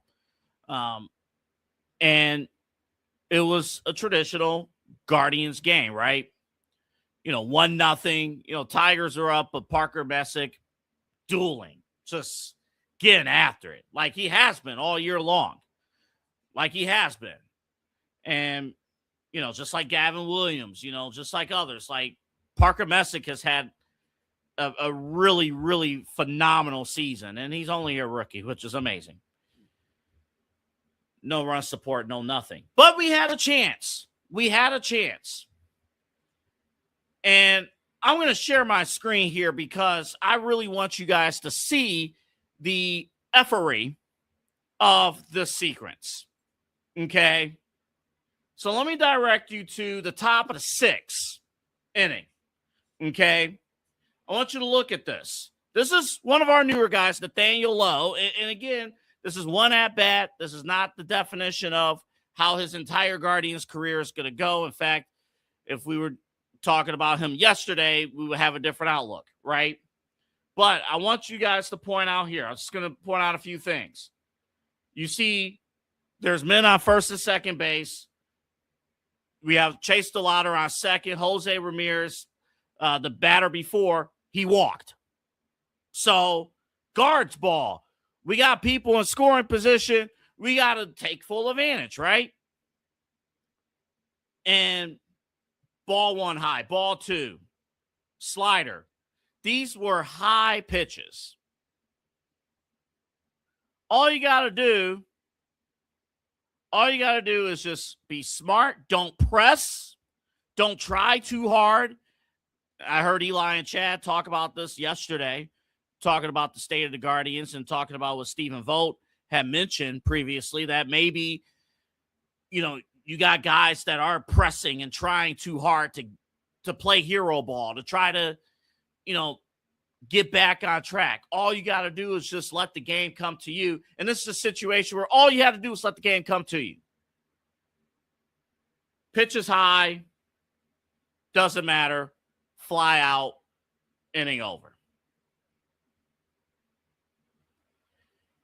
By the way, Messick, who at that point in the bottom of the 6th had retired 10 straight batters. By that point, he was upping in the pitch count. He gave up a homer in the bottom of the 6th. So you take all of that into account. This is not a situation where other teams are doing it against the Guardians. This Guardians offense is a liability. They're a problem. And they're doing it to themselves. And what the hell do you want Stephen Vogt to do about it? What do you want him to do about it? So then, because I'm a decent sports talk host and a curious Cleveland sports fan who wanted to spend a couple seconds away from the Cleveland Browns, let me do some homework and dive into the Guardians' offensive stats. Give me a second. I promise this is watering here. Every morning, by the way, is W Energy, which I thoroughly enjoy. W Energy, get 10% off when you use the promo code InsideEdge10, W.GG, one of our proud sponsors here at the Inside Edge Network. Look at these offensive numbers. As a team, Chad's favorite, the OPS. Don't even get me started on OPS. My theory on why we highlight OPS, because the batting average numbers across baseball is just terrible these days. But hey, we want to crack down on steroids. 28th out of 30. I want to point out, too, just in case, 30 teams in Major League Baseball. That stat will become relevant here in a little bit. We're 28th in OPS, team OPS. We're 27th in batting average. 233. By the way, the Dodgers are first, 261 as a team. 28th in home runs. 28th in RBI. Runs batted in. We're at 463. The Washington Nationals are at 626. 27th in hits. 936 hits. The Pittsburgh Pirates, who are first on this list, 1,074 hits. Now, you'll notice the Pirates are high in the offensive stats. The Pirates actually have the opposite problem that we have. They're great offensively. Their pitching is a letdown. But, hey, we have one good offensive stat. We're 6th in stolen bases. That's great. But when you're 27th in batting, 28th in home runs, 28 in RBI, 27 in hits, 28 in OPS, stealing bases really doesn't matter if you still can't score with runners in scoring position. None of that matters. And then if you want to know how we're doing, if you break it down player by player, in terms of batting average, Chase DeLauter, he's our team leader. Overall in baseball, he's 24th. I'm just going to point out, I'm not even going to mention the names. I'm just going to point out their ranking. This is our top 5 in batting average. Player number 1, ranked 24th. Player number 2, ranked 47th. Player number 3, ranked 84th. Player number 4, 112th. Player number 5, 116. Home runs are even worse. Player number 1, Joe Adell, 58th in all of baseball in home runs. Player number 2, 3, and 4, and 5, 106. And then in RBI, player number 1, again, Joe Adell, 39th in all of baseball in RBI. And then player number 2 ranked 63. Player number 3 ranked 100th. Player number 4 and 5 ranked 139 in RBI. This is a bad, horrific, pitiful, piss-poor offensive team. Pitiful offensive team. And I pointed out just one sequence, but I get pissed when I see our pitchers work their behinds off, and then offensively, we can't put a complete game together because we just want to press. We want to play hero ball. We just want to swing for the fences. No strategy at the plate. None. I'm not a baseball guy, and I see this garbage. So that's why I sat on this for a minute, because I wanted to, like, is this just a bad week? Is this just, oh, we're trying to figure this out? This is who you are. August 13th, this is who you are. Terrible offensive team. And you wonder why recently, lately, seemingly we have dropped 2 out of 3 in seemingly every series we have played lately. I believe the last series we've won was against Cincinnati. Every one of these games, and it's very consistent, especially in closeout games, every one of these games, you're going in to the 6th, 7th, 8th inning, or 5th or 6th, 7th inning, and it's 2-0. 1-1. You put yourself behind the 8 ball. So now we got to stretch guys like Parker Messick, who, by the way, again, should not be pitching as much as he is. He's doing a great job, but eventually he's going to give up the run, and all of a sudden a 2-0 ball game seems like it's 7-0. Game, set, match. Right then and there. Baseball, a lot of times I defer, and I'm going to bring Eli in about 2 minutes, or actually in the next segment. But I defer a lot of the ins and outs to my baseball counterparts, because they can explain. I have questions, and they can explain my questions and answer my questions in thorough detail. For example, I'm going to ask Eli coming up next segment, and we got Rob Ruzicki coming up at 12:30, because I really want to dive into why offensively we're just pitiful. But when I'm watching or listening and I see, oh, there's an opportunity. There's an opportunity for us to finally break through. There's an opportunity for the Guardians to finally apply pressure and deliver with runners in scoring position. And you got the guys to do it. You have, DeLauter, at second. Jose Ramirez walked. Jose Ramirez, he is showing a little signs that he is starting to return to form. I did that. One good takeaway from today. He is starting to show some signs.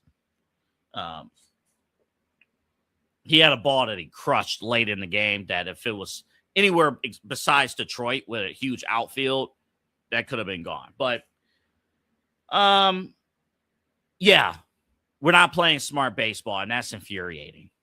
So I want to talk more about that a little bit when we come back from break. Also, Cavaliers' schedule is out, but have you thoroughly looked at it and looked at the first part of it? Yeah. Man, we got some stuff. Also, Albert Breer has some interesting insight on investment in terms of the Cleveland Browns quarterback situation. So my question tonight, is it more important to finally realize the full investment of Deshaun Watson's contract or Shedeur Sanders' potential in 2026? What's the most important goal of the Browns season in 2026 besides winning? What's the goal there? Folks, we're off and running. You got me PO about baseball. What are we? Man. We'll take a break, come back. Got more Midnight Run after this. Looking for an iconic Cleveland music venue that features premier entertainment, spirits, and food?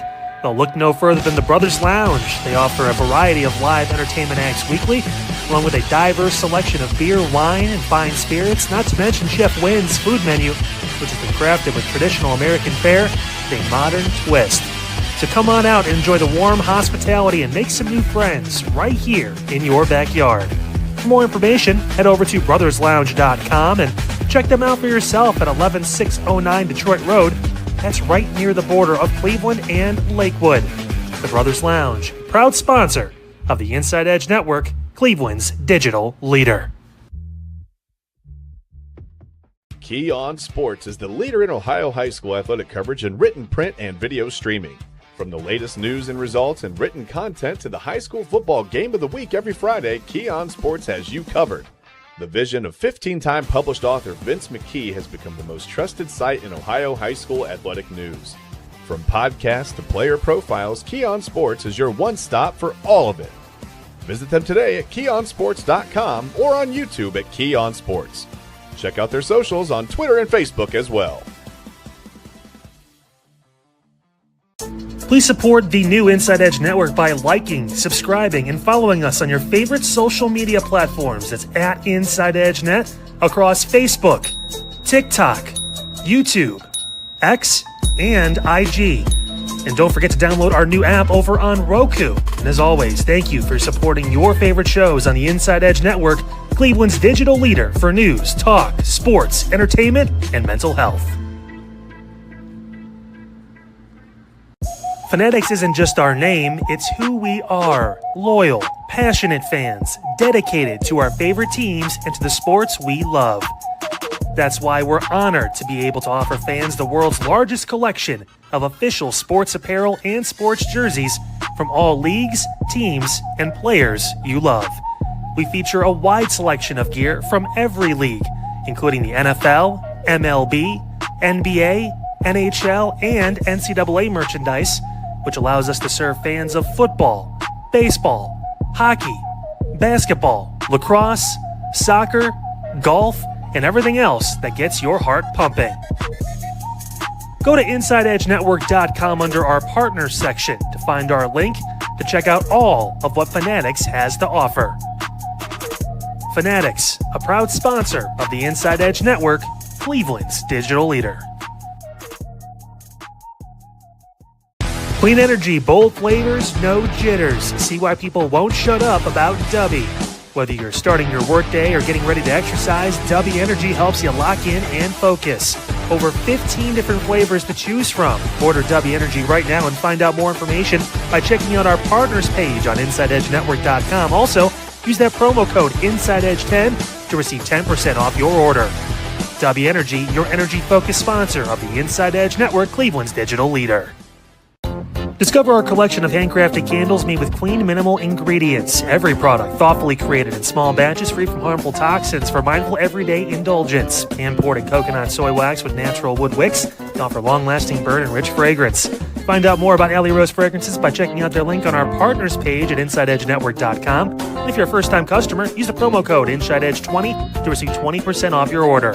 AlleyRoseFragrances.com, a proud sponsor of the Inside Edge Network, Cleveland's digital leader.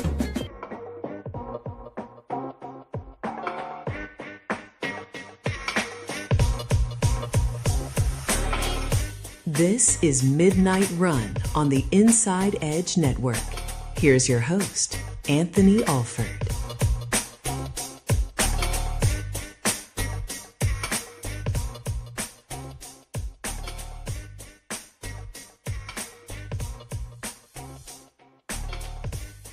All right, welcome back to the show, everybody. This is Midnight Run here on the Inside Edge Network, here with you Monday through Friday, right here at Inside Edge Net.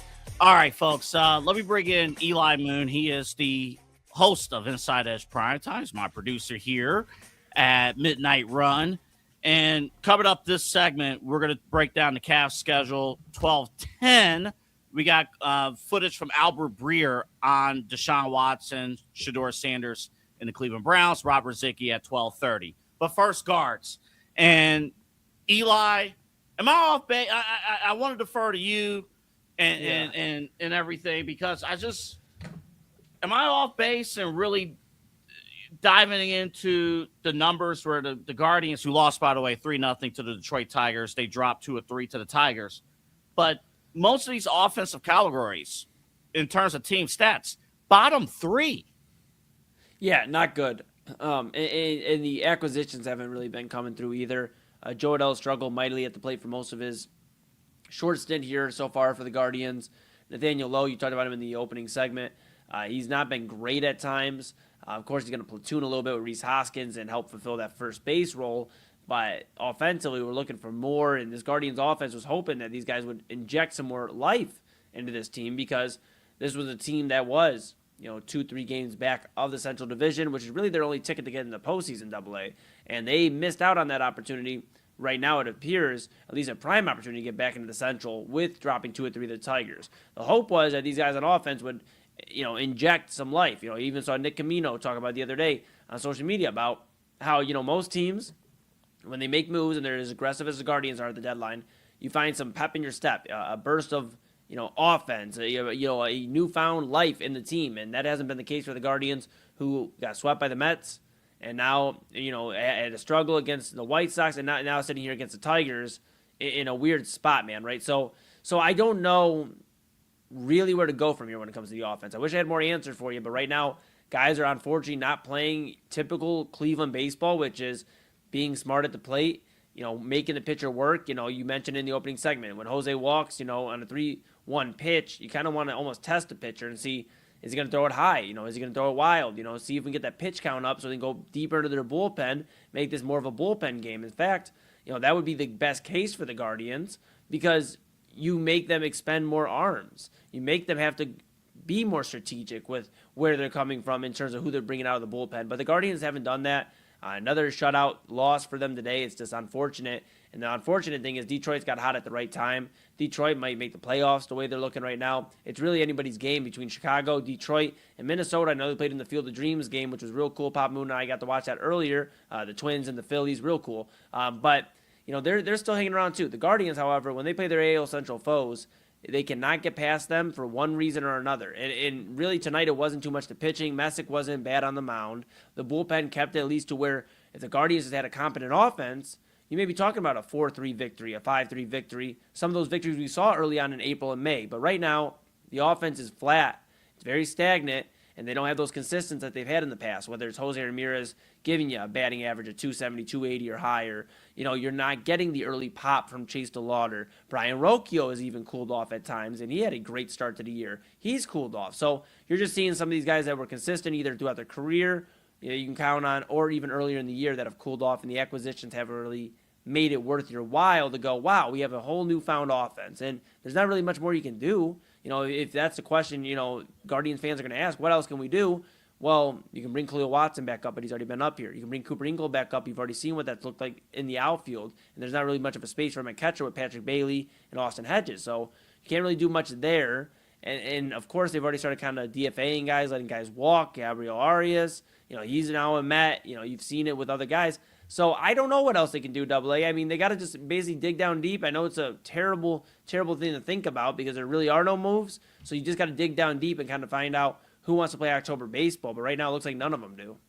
I think there's also, and I know if we answer a question in sports talk, what do you have to do if your answer is just dig down deep and figure it out? I know a lot of times that's not a passable answer. In this case, it might be the only answer. Right. In this case, because again, like you said, the moves have already been made. You've already, in your mind, you already upgraded, but you're just not. It's not showing on the field. I think the big thing, with this team, a couple of things. Number one, because their offense across the board is not good. Mm-hmm. They're not good.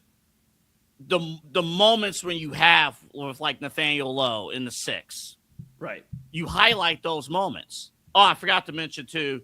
According to Pro Baseball Reference, the Guardians are 29th in runners in scoring position. Yeah, it's bad, right? And the only other move they could make possibly is Ralphie Velasquez. Of course, he plays first base, however, so you run into a log jam there. What are you going to do with Rhys Hoskins? You try to platoon him back out in left field. He's done a little bit of that, but not too much this year. You put him in left field, and then what do you do with Nathaniel Lowe at that point, one of your acquisitions? So you could look at Ralphie Velasquez, who's one of the top prospects in the Guardians organization right now in their farm system, but really what you'd be hoping for is kind of the same thing that DeLauder did last year, right? Like the spark at the end of the year, and then he's on the playoff roster, and maybe he gets some crucial hits, and helps gets the Guardians to the playoffs. But I wouldn't do that if I was the Guardians. I'm going to be so honest. I would not. I think you keep Velasquez in the minor league system right now. You let him continue to grow. You figure out what your first base situation looks like, whether it's next season playing baseball or a lockout, and then you move on the year after. I don't think Nathaniel Lowe will be here long term. He's on an expiring contract. I don't believe Rhys Hoskins will be here long term. He's also on a shorter contract. So I think that will be opening up first base for Ralphie Velasquez, whether it's next year if there is baseball or after the lockout. I'm never usually a fan of, hey, we haven't brought you up all year. It's going to be September. Let's bring up Ralphie Velasquez and see what he can do, because then you risk stunning your growth. And the Guardians, I know they didn't give up a ton of top prospects to get some of these guys, Joe Adell, Nathaniel Lowe, Foster Griffin, and Craig Yoho, I know, was moved for Bo Naylor. To be acquired here, obviously other pieces as well. But you don't want to move so many prospects and have a bunch of shifting around just to make a playoff berth, which ultimately right now, if I hate to be the Debbie Downer of the group, but it appears right now the Guardians, even if they get in, are looking at a quick wild card exit, a stomping against whoever it is, whether it's, Boston or New York. It just looks like it's a stomping coming our way. So I wonder what their thoughts are, but I wouldn't bring up Velasquez. I would not do that. I would just stick with what you have right now and question the guys on the team. And it comes down to Stephen Vogt too, Double A. I'll hand it back to you, but it comes down to Stephen Vogt. This is a guy who had to come back from 15 and a half games back. They were a little bit above 500 last year, but they were struggling mightily. And it's struggles that we haven't seen under Terry Francona. I know he's in Cincinnati now. I get it. But these are 2 back-to-back years where Vogt's having to fight to win a division. And then what can you do after once the tank's empty? So I have some questions for Stephen Vogt. Not that he needs to get out of town or anything like that, but how do you manage this roster knowing how the front office, how the ownership puts this roster together? You're not walking into L.A. or New York where you have the second or first highest payroll in baseball. You're working with a bottom 3 payroll in baseball. How can you make that work like Terry Francona did for so many years? And that's a tough question because I'll be honest, maybe I know we love Terry Francona, but that's a whole nother conversation. That's a whole nother conversation in a good way. That's another conversation. But I know typically you're the Debbie Downer. That role might go to me today. Yeah. This team's not making the playoffs. No. Not the way they're heading. No. I mean they're not making the playoffs. And if they have in the back of their mind, hey, we made that historic run last year, we're going to do it again this year. No. It's offensively they're severely limited, as is severely limited. And at least in the Terry Francona days, when the offense was severely limited, they were at least able to get timely runs. Right. And they at least had smart at-bats. They're not even doing that. This team. Yeah. Not only do you have a bottom-of-the-barrel offense, you don't even have a smart team that's having providing quality at bats. Yeah, and you wonder, some of the guys they've let go, that gets obviously maximized, and the microscope gets a little bit more fine when they look at guys that could have helped this offense that they moved off of a little too early.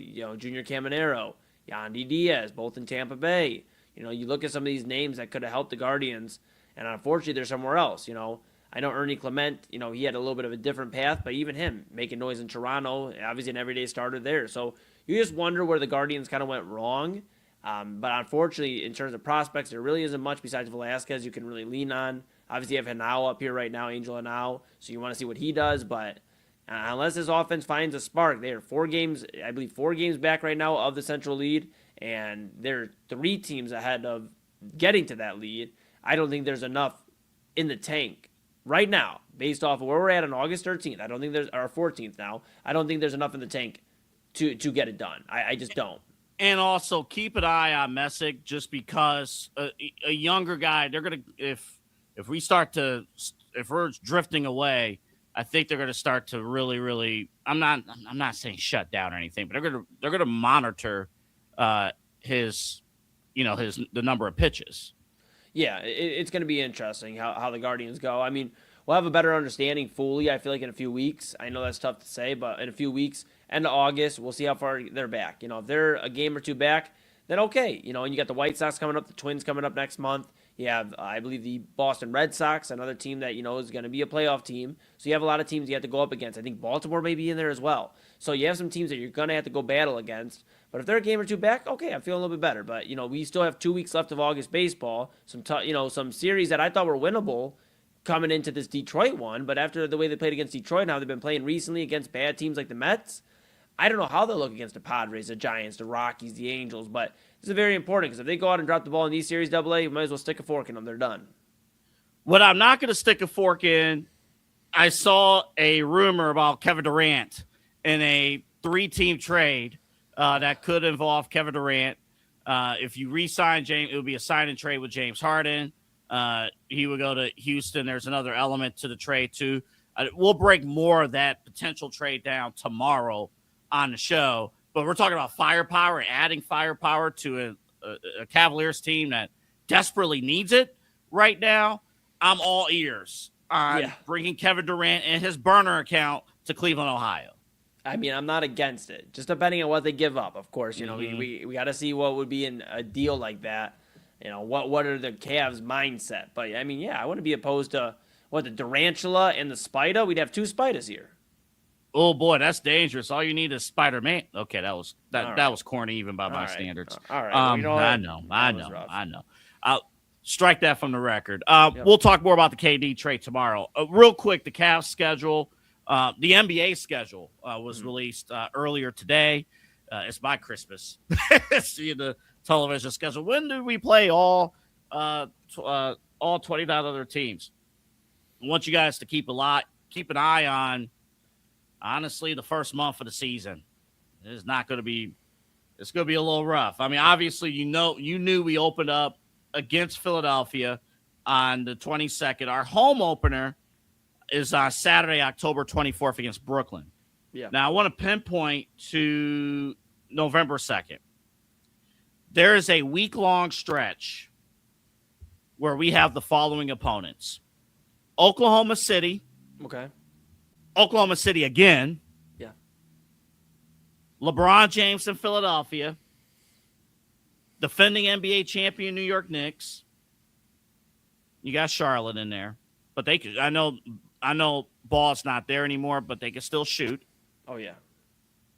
And then New York again. Yep. And then Miami. Oh, well, that's nice. That's a hell of a stretch. I mean, like, they have the home and road back to back. I mean, there's a day in between, so not necessarily back to back, but consecutive games against OKC, and then you have the matchups against, you mentioned, Philadelphia, Miami, New York. I mean, that is a true test, early on, right? I mean, if you see what this Cavs team looks like, we don't even know what this Cavs team is going to look like in terms of, is James Harden going to be here? Is Peyton Watson, Jonathan Kuminga joining? What's it going to look like? Is Kevin Durant going to be here? I mean, my goodness. But it's going to be a true testament of how the team not only looks against the best of the West with OKC, and I know they didn't go to the finals, but they still are one of the standard bearers. And then, of course, you have Philadelphia, New York, Miami. Those teams are definitely going to be teams you're going to be trying to defeat in the postseason to get to an NBA championship, to get to an NBA Finals for starters. That's going to be interesting, Double A. In Charlotte, I will say, I think Charlotte's not going to miss a step. I think they'll be better than they were last season. They have, of course, Kobe White. I'm trying to think here. It's late here, folks. Kobe White, though, he's the starter for the Hornets. They actually inked an extension with him right after LaMelo Ball was traded to the Minnesota Timberwolves. So Kobe White in there, I don't think they'll miss a step. They still have Brandon Miller, Con Canoople. They have a lot of studs there that I think Charlotte even is one of those sneaky teams. We talk about the Wizards, Hornets also in that mix. Mm-hmm. And think about this, too. We have the Knicks 3 times before Thanksgiving. Yeah. Are you kidding me? And remember, too, ladies, and I think we have the graphic here somewhere about the NBA Cup. All those teams that's in the NBA Cup, we got to face all of them. And I think in the Cup, we face each of them twice during the NBA Cup series. So not only are we facing New York 3 times before Thanksgiving, we faced LeBron and the Sixers twice. We got Miami in there, and of course Indiana. But then Oklahoma City twice. November 2nd and November 4th, Oklahoma City. Yeah, I mean, that's rough. And then are 2 of the games against New York probably in Madison Square Garden, I'd imagine. They're definitely not giving us 2 of those early ones. Let me see. November 7th, that game, these are all Knicks opponents. That's here, New York at Cleveland. November 11th is in New York. Yep. November 25th in New York. Yeah, I kind of figured. And that's Cavs fans, if you want I'm looking at some attractive home dates. If you're a Cavs fan, let's see. Washington, you do want to check them out. Yes. Yes. October 28th. OKC, that game might be sold out already. November 2nd. LeBron's return, November 6th. The Knicks, November 7th. Will Kyrie be back and ready to go? Or is he still?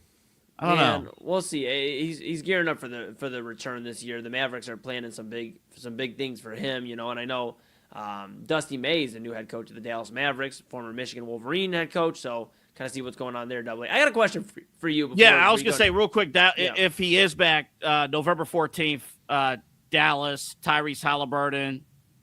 November 20th. These are all home dates. My Lord. Are we still? I know we got to go to break here in a moment. We got Rock coming up at the top of the half hour here. But my question to you is, are we still calling it LeBron's return, knowing that he's not coming back? Like, I felt like the return thing was more of a thing when there's a possibility, if he hears the right murmur, that he's coming home. I mean, he's not coming home anymore. Yes, he's returning to Cleveland. But do we have to? I mean, maybe I'm in the small group here. Do we have to keep calling it a return? Yes, LeBron's coming back to play in Cleveland. He's played here before. He's played against us. He's from here. He didn't choose us. I'm more so worried about the Cavaliers playing the Philadelphia 76ers, who have 4 guys that can literally impact the direction of how the game goes. And LeBron, Jaylen Brown, Tyrese Maxey, and Joel Embiid. That's not even mentioning VJ Edgecombe. But you're LeBron's right. Return. You're right. But I thrive off of drama. Sure, let them keep calling it the return. Now, to your point, no more tribute videos. I don't care if he's coming home and home. I miss home. I don't want to see all that. Yeah. You missed home so much. You went to the Liberty Bell and rang it a few times. Said welcome to Philly. Like, I mean, come on, man. Get the. What are we doing? Yeah. What are we doing? Yeah. All right. We're a little late. This was good stuff, though. This was phenomenal stuff. Coming up next, Albert Breer of SI.com. He had these thoughts about the investment and with the quarterback situation. And here's my question that I want to present to you guys going into break. Besides winning, we want to win. Okay. Besides that, what's the number one objective for the Cleveland Browns in 2026 from the quarterback position? Do you want to see whether or not truly the Deshaun Watson investment was worth it or not, like fully let it play out, or do you want to realize the potential of Shedeur Sanders? What is the goal of 2026? Again, besides winning. We'll take a quick break, come back. We'll have that for you coming up in just a moment. Dine, drink, and dance at the premier spot in town. It's time to check out all of what our friends over at the Brothers Lounge have to offer. Everything from weekly live entertainment, a wide variety of different beers, wines, and spirits, and a expertly crafted American fare menu with a twist courtesy of Chef Wynn that'll make your mouth water. So, what are you waiting for? Head over to the Brothers Lounge at 11609 Detroit Road or check out their website, brotherslounge.com, to learn more about what you've been missing out on. Brothers Lounge, proud sponsor of the Inside Edge Network, Cleveland's digital leader. Whether searching for a baseball autograph by your favorite World Series slugger, a signed football by an iconic Hall of Famer, or the jersey of a world-famous soccer star, you've come to the right place. Here at sportsmemorabilia.com, the web's leading source for authentic sports memorabilia, you'll find more than 500,000 authentic products from nearly every professional sports league, team, and players. Not only will you find your next prized sports possession with ease, thanks to superb customer service and tremendous site experience, you'll have satisfaction and peace of mind that every product listed comes complete with a certificate of authenticity and is fully backed by the sportsmemorabilia.com lifetime authenticity guarantee. Check out sportsmemorabilia.com by heading over to the partners page on our website, InsideEdgeNetwork.com. Sportsmemorabilia.com, proud sponsor of the Inside Edge Network, Cleveland's digital leader.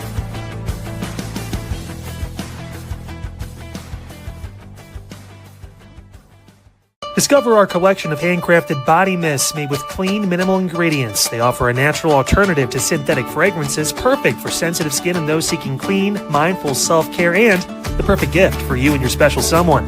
Learn more about all Ellie Rose Fragrances has to offer right now by clicking the link on our partner page at InsideEdgeNetwork.com. First-time customers use that promo code InsideEdge20 to receive 20% off your order. EllieRoseFragrances.com, a proud sponsor of the Inside Edge Network, Cleveland's digital leader.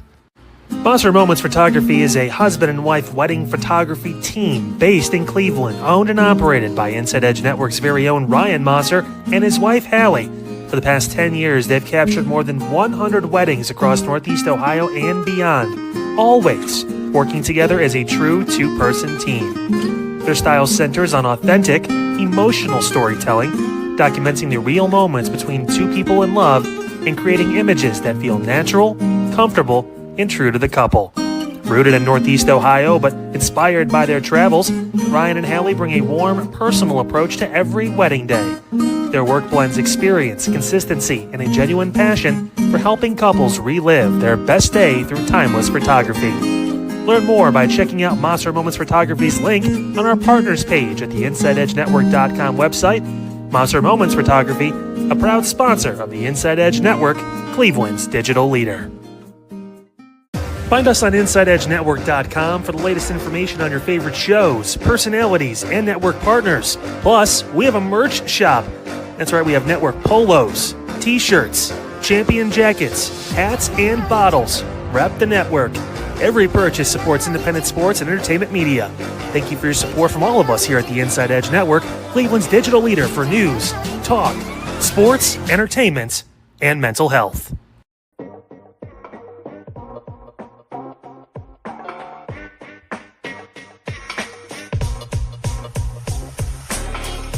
This is Midnight Run on the Inside Edge Network. Here's your host, Anthony Alford.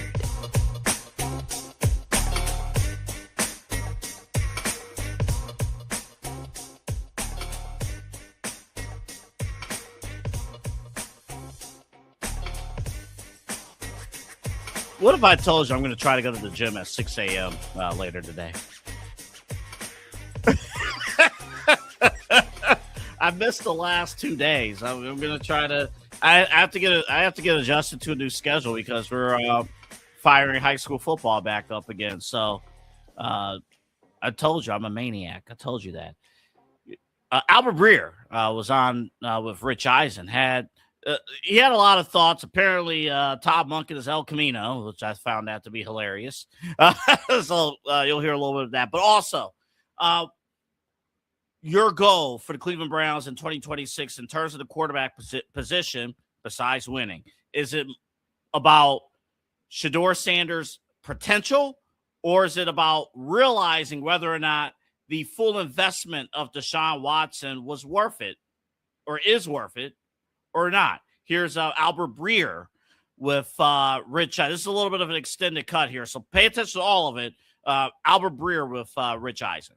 And then what's happening in Cleveland, best you can tell from there in the up north? Well, Todd Monken's been pretty colorful talking about this. I don't know if you've noticed. Oh, he's that. been great. Listen, Monken has been a delight in terms of a soundbite. You know, if you just put the things that he said out of Bill Parcells' mouth, it wouldn't be surprising. You know what I mean? Like that. If it was if you AI'd what he said coming out of a Parcells, and a 60-year-old Parcells, it would sound like it. But he's got a little Clint Eastwood and El Camino vibe there, you know. Is he coaching from the front porch? So you're saying? Okay. Just pulling on a heater, coaching the team. Sure. All right. So, well done. What's going on there? I think in this situation, it's another one of those where it's like, if you go one way, then you probably can't go the other, you know? And so, look, Deshaun Watson, the team has invested 3 first-round picks in him. They've invested $230 million in him. And I think what would be worse than just chalking that up as a sunk cost would be chalking it up as a sunk cost and then watching him go somewhere else and ball out for another team in 2027 and be like, oh, my God, maybe we should have played him in 26. So, you know, I do think there's an element there of wanting to see if there is any shot, any glimmer of hope that the player that we all watched for the first 4 years of Watson's career is still there. And if it's not, it's not. But I think it's much easier to try that and go to Shedeur Sanders than it would be to start with Shedeur Sanders and then that doesn't work and then go to Deshaun Watson. So, like, I've felt all along like there's a little bit of a, like, let's see what we have with Watson because this is the last year of his contract and we've already invested so much in him. And, I mean, look, like Dylan Gabriel was a 3rd-round pick. Shedeur Sanders was a 5th-round pick. This guy, Deshaun Watson, was the 12th pick in the draft and was one of the best quarterbacks in football for an extended period of time. So I don't know why so many people think there's so much more upside with the younger guys than there is with the veteran when we've seen the veteran do it in the past. Okay. So. And that was Albert Breer with the Rich Eisen show, with Rich Eisen, of course, there. And a lot of things to really take away from what was said. I want to piggyback on the very last point that he made. It was like, I don't know why, you know, people are zeroing in on the younger guy when we've seen what Deshaun has been able to do at his highest. Well, the problem is you haven't seen that. What he could do at his highest in 6 years, 6-7 years. We haven't seen it. You know, it's take away everything. The off the fields, take away everything. That honestly is kind of like saying, man, I don't know why people are moving away from Tom Brady because Tom Brady was at the highest. Sometimes, all the time. When you get older, the game passes you by. That's just the fact of life. The game passes you by. I don't care how good of a player you are or not. The game passes you by. Now, with that being said, all of this is with the understanding of what happens if this competition is close. I'll give Albert Breer credit. He did mention that if Shedeur Sanders was clearly winning this QB battle, it's a different conversation. You go with Shedeur, you don't look back, right? But this is consistent with what I've been saying here with the Browns. Like, if the quarterback competition is close, the nod's going to go to Deshaun. It is going to go to Deshaun because they want to see the investment play out. I do agree with Albert from the sense of it's easier to go from Deshaun to Shedeur versus Shedeur to Deshaun, because if you're doing that, then you're basically saying Shedeur Sanders ain't good enough to play, and then then you turn it to Deshaun, and it's like, okay, what do you want to see from that? So I think if the competition is close, I think Deshaun's getting the nod. Now, something to keep in mind. First off, if you missed the news, Ben Johnson, the head coach of the Chicago Bears, he announced earlier today, Caleb Williams is not going to play in the first preseason game. He doesn't need to. He's not going to play. A good chunk of the starters across the board for Chicago, they're not playing. How that changes Cleveland's approach, we shall see. The reports that we have been hearing, first off from Todd Monken directly, we've been hearing really more so up front. The plan is for the offensive line, the starting offensive line, to start a series, but that's also dependent on how long the Chicago's defensive line goes. But things are going to be a little different. Again, it's preseason. Both coaching staffs, they're going to give each other courtesy, so plan accordingly. But here's what you need to watch, because I always say this now with Tom Monken, card subject to change. To me, Deshaun starting the first preseason game, fine. Shedeur starting the second preseason game, fine. Except who's getting first-team reps at the joint practices against Buffalo. To me, that is more important than the preseason games, honestly, because you're actually working on true install against a different team.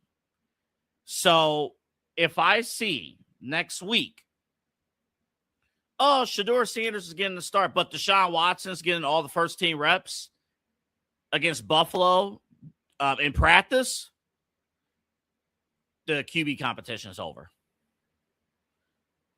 Watson is your starter. Now, will that happen? We still got to see it all play out on the field. And I'm not saying it's not, fire is not going to shoot out and anything like that, and Watson could fall flat on his face. It very well could happen. But the script is there. The script is there for Deshaun to be the starter. The script is there. Performance-wise, though, we might get a different story. All right, folks, when we come back, the main event, Rob Ruzicki, also of News Radio WTAM 1100. He will join me coming up next, because I rattled off at the beginning of the show. Guardians are bottom 3 in several offensive team stats. I want to get his thoughts on what's going on with the Guardians. They dropped 2 of 3 to Detroit. It seems like normally now they drop 2 of 3 in series. So I want to get Rob's thoughts on that. Plus, a ton of other things going on across sports.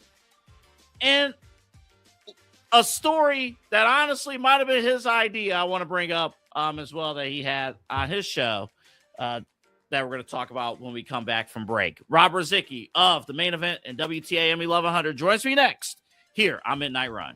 Looking for an iconic Cleveland music venue that features premier entertainment, spirits, and food? Well, look no further than the Brothers Lounge. They offer a variety of live entertainment acts weekly, along with a diverse selection of beer, wine, and fine spirits, not to mention Chef Wynn's food menu, which has been crafted with traditional American fare with a modern twist. So come on out and enjoy the warm hospitality and make some new friends right here in your backyard. For more information, head over to brotherslounge.com and check them out for yourself at 11609 Detroit Road. That's right near the border of Cleveland and Lakewood. The Brothers Lounge, proud sponsor of the Inside Edge Network, Cleveland's digital leader. Key On Sports is the leader in Ohio high school athletic coverage in written, print, and video streaming. From the latest news and results and written content to the high school football game of the week every Friday, Key On Sports has you covered. The vision of 15-time published author Vince McKee has become the most trusted site in Ohio high school athletic news. From podcasts to player profiles, Key On Sports is your one-stop for all of it. Visit them today at keyonsports.com or on YouTube at Key On Sports. Check out their socials on Twitter and Facebook as well. Please support the new Inside Edge Network by liking, subscribing, and following us on your favorite social media platforms. That's at Inside Edge Net across Facebook, TikTok, YouTube, X, and IG. And don't forget to download our new app over on Roku. And as always, thank you for supporting your favorite shows on the Inside Edge Network, Cleveland's digital leader for news, talk, sports, entertainment, and mental health. Fanatics isn't just our name, it's who we are. Loyal, passionate fans, dedicated to our favorite teams and to the sports we love. That's why we're honored to be able to offer fans the world's largest collection of official sports apparel and sports jerseys from all leagues, teams, and players you love. We feature a wide selection of gear from every league, including the NFL, MLB, NBA, NHL, and NCAA merchandise, which allows us to serve fans of football, baseball, hockey, basketball, lacrosse, soccer, golf, and everything else that gets your heart pumping. Go to InsideEdgeNetwork.com under our Partners section to find our link to check out all of what Fanatics has to offer. Fanatics, a proud sponsor of the Inside Edge Network, Cleveland's digital leader. Clean energy, bold flavors, no jitters. See why people won't shut up about Dubby. Whether you're starting your workday or getting ready to exercise, Dubby Energy helps you lock in and focus. Over 15 different flavors to choose from. Order Dubby Energy right now and find out more information by checking out our partners page on InsideEdgeNetwork.com. Also, use that promo code InsideEdge10 to receive 10% off your order. Dubby Energy, your energy-focused sponsor of the Inside Edge Network, Cleveland's digital leader. Discover our collection of handcrafted candles made with clean, minimal ingredients. Every product thoughtfully created in small batches free from harmful toxins for mindful everyday indulgence. Imported coconut soy wax with natural wood wicks to offer long-lasting burn and rich fragrance. Find out more about Alley Rose Fragrances by checking out their link on our partners page at InsideEdgeNetwork.com. And if you're a first-time customer, use the promo code InsideEdge20 to receive 20% off your order. AlleyRoseFragrances.com, a proud sponsor of the Inside Edge Network, Cleveland's digital leader.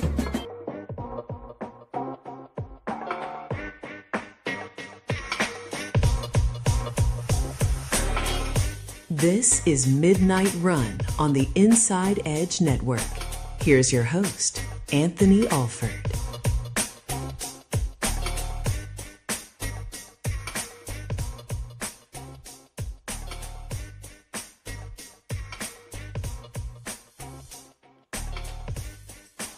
All right, welcome back to Midnight Run. We've had a great week of shows across the network, great week of shows here on the network, and fiery shows, and a great week of guests too. Earlier in the week we had Mike Sando of The Athletic joining us. Tomorrow the radio voice of the Cleveland Cavaliers, Tim Alcorn, will join the program to break down the Cavaliers schedule, and also we'll give some thoughts on a quiet offseason for the Cavaliers. Things have been happening, of course, with Cleveland. We're going to get Tim Alcorn's perspective on that coming up on the program tomorrow here on Midnight Run. And right in the middle of our great week of guests is my favorite, is my guy, also from WTAM 1100, and also our host of Main Event. Let's bring him out right now. Rob Rosicki is on the show. What's going on, Rob? You're making me sound all official, man. You got me bookend with Mike Sando, with Tim Alcorn, The Athletic, the Cavs radio net voice, and I'm just a humble evening producer at WTAM who occasionally will talk about the Guardians and yell about other stuff too. I was just thinking about this during the break. Like, my ultimate goal, I would need a different place to live, but I want a band. This is a late night show. I want a band. Give me what like Carson? I don't care. I don't care if Carson. I don't care if who's Jay Leno's guy, Kevin Eubanks. The Roots. You got Doc Severinsen for Carson. You got Eubanks for Leno. Yeah, you got the Roots for Fallon. Max Weinberg for Conan. Yeah, they've had a nice little G.E. Smith and the Saturday Night Live band, all that kind of stuff. Yeah, you would definitely need a new place to live or a studio, one or the other. Yeah. Matter of fact, we got a new relationship now with the Brothers Lounge. Maybe we'll try out a band or something at Brothers Lounge. And I just want, and whether it's a band, whether it's, just the collective, I don't care who it is. I just want them on the side, bringing them back in. Like, welcome back. We just had a heated conversation about the Guardians, and you just moved out the tunes and stuff, man. That's all I want. Well, yeah, like I think I heard Conan O'Brien talking about that. Like when he started his podcast up, he was kind of happy with it, not being a late night show and not doing the whole rigmarole. And then, like about a year in, they're like, maybe we should do this in front of a live crowd one time. He goes, okay, we'll try that. And then it's like, all right, maybe we'll bring, like a couple of guests on before the big guest. And, we'll just, have you chat with your assistant and the other producers for, okay, no problem. All right, maybe let's get a band too. And we'll just do that. And okay, cool. Then all right, how about before all of that, you go out and do like a monologue and warm up the audience and get them all. It's like, what the fuck? All right, fine. What did he used to do? Oh yeah, I do know. Yeah, all that's he's still like I love him to death too because he's still relevant. 35 years after he was the young cool thing. And a piece of trivia, if you ever want to know this one ever comes up, he has a podcast, Conan O'Brien Needs a Fan, and he'll just talk to a random fan every time. Do you know who his first guest was? The first time he ever did that podcast, Conan O'Brien Needs a Friend or a Fan. No. Donovan Danhausen, who was telling him that he was an amateur professional wrestler who had a gimmick based on the fact of Conan O'Brien being an interdimensional demon. I'm telling you right now, Rob, WWE will be in Cleveland on August 28th. They're doing both Raw and SmackDown. I'm telling you right now, if Danhausen is in front of that Cleveland crowd, he one time, you don't even have to do this on TV. He has to heal it up because he might die. The reason why the Cavaliers were knocked out of the playoffs. No, it wasn't because Kenny Atkinson folded up like a cheap suit. It wasn't because James Harden couldn't hit a bucket if his life depended upon it, or Donovan Mitchell, was missing, to the point where we almost filed a report with the police. No, it had nothing to do with that. No, it was all Danhausen. All right. Let's talk about the Guardians. I've been accused. Oh, even better. I've been accused of only bringing up the Guardians when they're about to win the World Series or they're crashing out. And they're right. So I was going to say, this is choice B. Offensive, again, since the All-Star break, they have obviously not looked good at all. They can't put together strings of games. The one occasion where the offense looks good, then the pitching's off. But in most cases, when the pitching is on, the offense is not good. And I mentioned earlier, if you guys missed it, the Guardians right now, 27th in batting average, 28th in home runs, 28th in RBI, 27th in hits, 28th in OPS, 29th in runners in scoring position. Offensively right now, we're in mid-August. We could say it. They stink. No, the whole thing's messed up. I mean, and it starts with the offense, but I mean, we'll look at the bullpen too in a few minutes. No, the stats from today are kind of impressive. They got shut out today again, 4 hit by the Tigers. Now, the miraculous part of that and the history-making part of that's the first time since in 12 years. Want to go all the way back to 2024 here, that a team in the major leagues got shut out without striking out. They did not strike out one time. It's only happened 9 times since the wild card was incepted. That's courtesy of Sarah Langs on Sports on Twitter. So yeah, the Guardians made a little history with that one, and they didn't even really have they had one walk too. So I guess you could kind of look at it and say they put it in play today, but it just didn't really work out all that well. But, if today was just one of those days, okay, that's one of the, that's a thing. But the offense has been the Achilles heel of this team now for Stephen Vogt's entire time, 2.5 years, 2+ years. This has not been working as an offense. And I keep on trying to remind everybody too, guards ball was not invented because we thought we were going to be cute. Guards ball was not invented because we wanted to reinvent the wheel to just reinvent the wheel. It was created out of necessity. It was because we couldn't hit the broadside of a barn. And, we always say, too, that this team goes with Jose Ramirez, good or bad. And you talk about these offensive numbers, and especially after the break, the Guardians, Jose Ramirez has not had an extra base hit since he's come back from injury, let alone a home run. His only value right now is walking at the plate, and he's still hitting third. He's still, the cornerstone of this team, even though his power numbers in that same amount of time aren't even better than Petey Halpin's. And what are we doing there, folks? The offense isn't moving, even though some guys are having pretty good runs or pretty good years. Stephen Kwan's having a great run. Chase DeLauder's a major leaguer.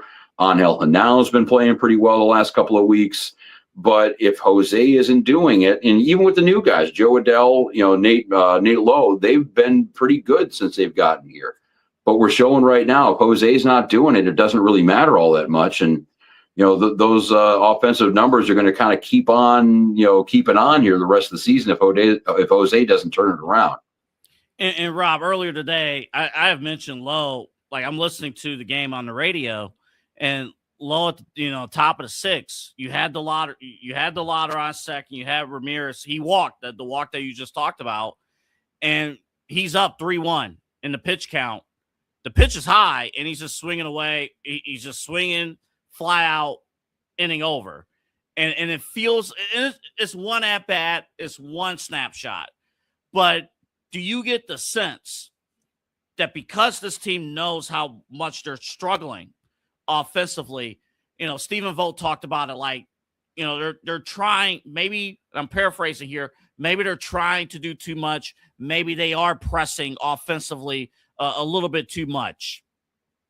Yeah, I mean, there's definitely a bugaboo in there. Like, there's something between the ears when they get runners on, especially. Like, if they ever go and honor this team, like the 10-year anniversary, 20-year anniversary, they should just put a guy on second base the entire ceremony and not have him score, because that's really what this team's about. I'm making a joke a lot of the times with my colleague Dennis Maniloff on WTAM, saying like, okay, the Tigers have the Guardians offense exactly where they want them. The bases are loaded and no out. We know nothing will happen after that. Yeah. And yeah, I mean, it keeps on happening. Last year, as bad as the offense was last year, at least they could hit in the clutch a little bit. At least they could hit with some runners on. That offense has gone away, and it has to be a situation now, because we see these guys get hits when runners aren't on. We see guys get hits when it's low pressure situations. They can do it, but it has to be getting in their head now that, the numbers with runners in scoring position, the runners with runners on first and second, no out, or, that kind of thing. Because I think the game today started with a couple of runners on with no out, and they couldn't do anything with it. And it just went downhill from there. So, yeah, I mean, it's just, if the fans are doing it and the fans can see it, the players have to know after the first couple of innings that they strand a couple of runners up. Here we go again. And that can't help anybody, not the hitting, not the pitching, because the pitching's sitting here going, what Parker Messick today, I didn't get his exact numbers, 5 2/3 innings pitched, he gave up a couple of runs.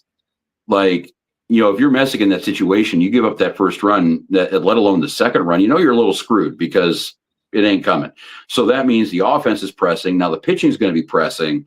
And this is a game that you cannot play while everyone's tense and pressure packed and, trying to get trying to hit 5-run home runs every at bat. Oh yeah. And honestly, that's exactly what happened too. Like Messick, he had retired, I think 10 or 11 in a row. And then we talked about Lowe's at bat in the top of the sixth, bottom of the sixth, gives up the second homer or gives up the second run. And then a 2-0 ball game feels like it's 7-0. It's just, it's been the same story for years and years and years, except to your point, Rob, we're not getting the clutch hitting and guards ball and the bullpen. They were okay enough today, but again, it was a pretty low pressure situation. We've had a lot of these comebacks thwarted because the bullpen will give up an extra 4 or 5 runs, and when you look at any sport, if it's basketball and the Cavs, the Browns, the Guardians, and baseball here, every great comeback is dependent upon a defense, or in baseball's case, pitching, that can keep the opponent where they're at.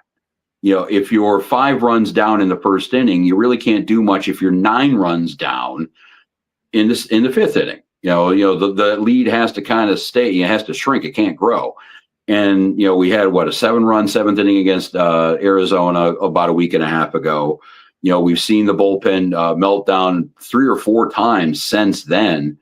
And when we, because as bad as these numbers are, AA, if you have the capability of taking a time machine back and checking MLB.com or wherever you were looking at these stats 2 weeks ago, they'd be even worse. Like the Guardians have scored some runs in the last 10 days or so. But when the bullpen gives up a 7-run 7th inning, it doesn't really matter if you score 6 or not. So, that's been the frustrating part about this too, is watching the pitching the last couple of years. We've been trained as Guardians fans just saying, get us to 4. Get us to 4 runs and we'll be fine. Get us to 4. And the last couple of weeks, that formula hasn't really worked. So, guards ball is dependent upon everything else but the offense, or power offense, actually, being perfect. The defense, the pitching, everything else, base running, no mental mistakes. And it just hasn't been there. And that's why we're a 4th place team in the Central. Rob, who in the bullpen can we trust right now? I'm just throwing it out there. I'm like, who in the bullpen right now can we turn to and just say, all right, you could turn this around consistently down the stretch here with about 6 weeks remaining in the regular season?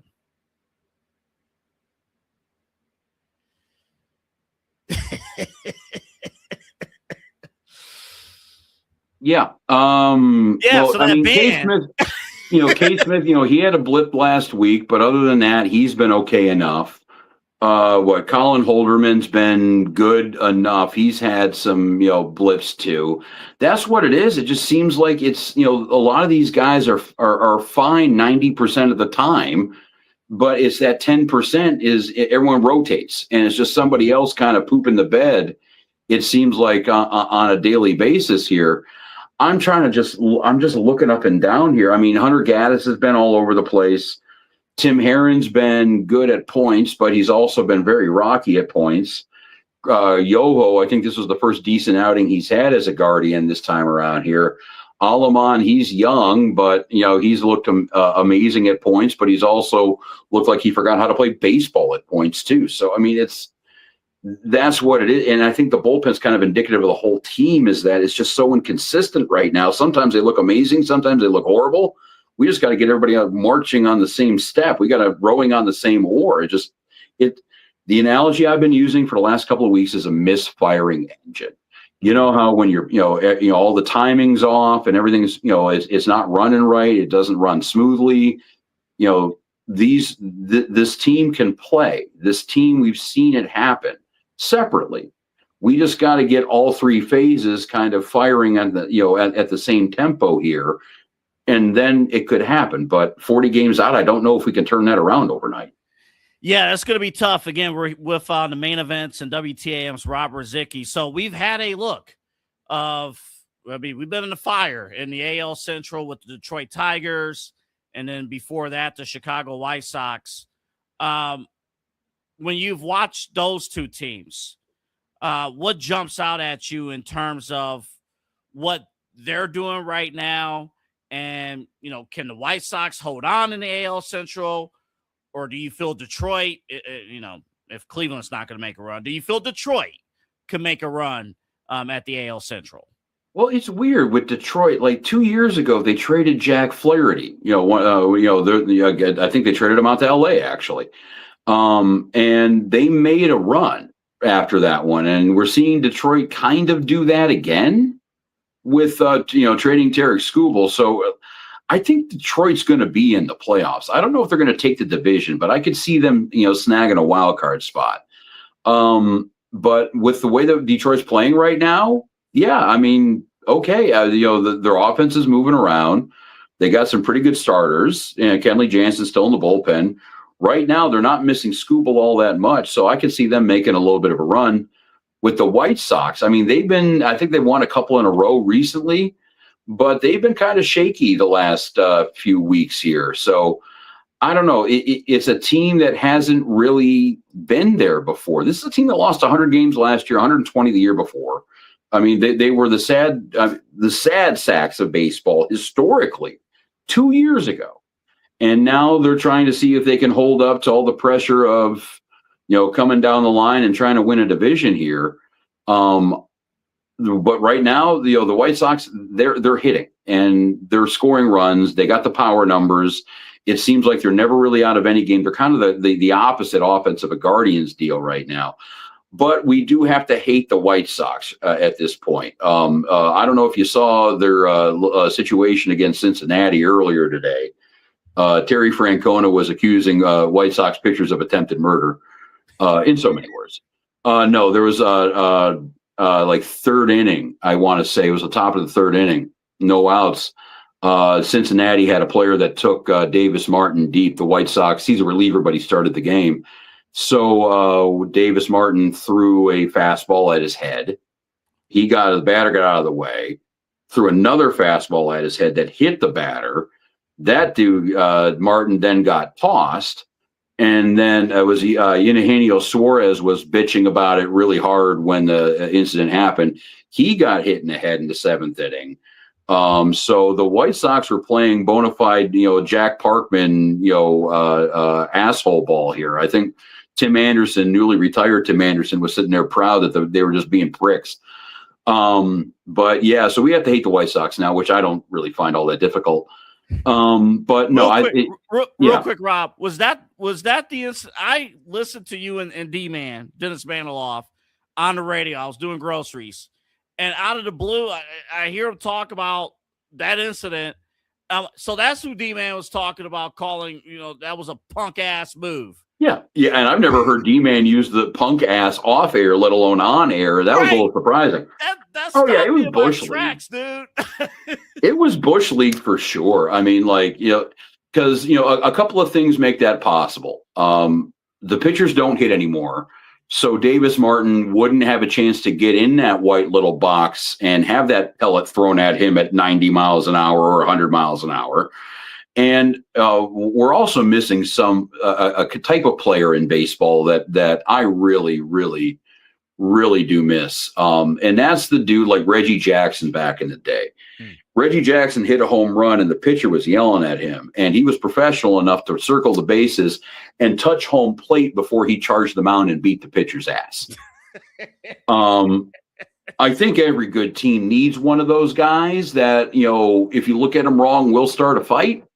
And I think, if the Reds had something like that, I don't know if that would have happened maybe a second or a third time because, it was straight up Bush League. The White Sox, it was an interleague series. The White Sox and Reds aren't going to play each other again until June of next year if the season happens. But I would imagine next time those two teams play each other, there's going to be some shit involved. By the way, that was a rematch of the 1919 Black Sox World Series. Wow. Holy smokes. How about And the Reds that? won that one too. Uh-huh. All right, we got Rob for a couple more minutes here. I want to take these last few minutes because, when you're on TAM, obviously I listen, and I like to take some airtime to talk about some of the stories that you talked about on your shows. Okay, at least I'm prepped for that. We're good to go there. There you go. So earlier this week, full transparency, I took your story that you talked about or you were thinking about talking about with the nude steakhouse. Okay. Down in South Beach. Broward County, yeah. Yeah. What is your thoughts on the nude steakhouse concept? No. And would you ever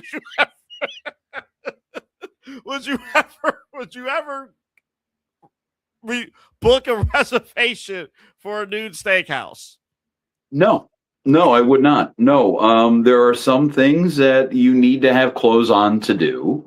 And I think eating a sirloin in public or a strip steak or whatever cut of meat you would like in public is one of them. I feel bad for the employees. That's who I feel bad for because they're the ones who really kind of have to be there. And Yeah, and I would think too that whole nude steakhouse experience would be a lot like a nude beach, where you think it's going to look like something and it's going to look completely different.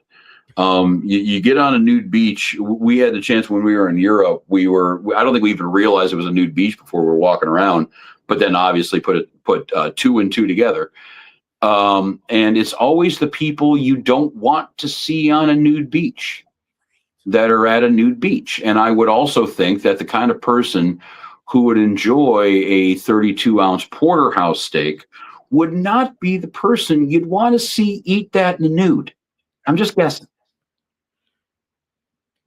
Dude, eating the steak and the juices and stuff. Okay, that was a little. No, it's fine. Like, dude, if I want to eat a steak naked, I have a house, I have a kitchen, I'll use them both. It's fine. It's not that hard.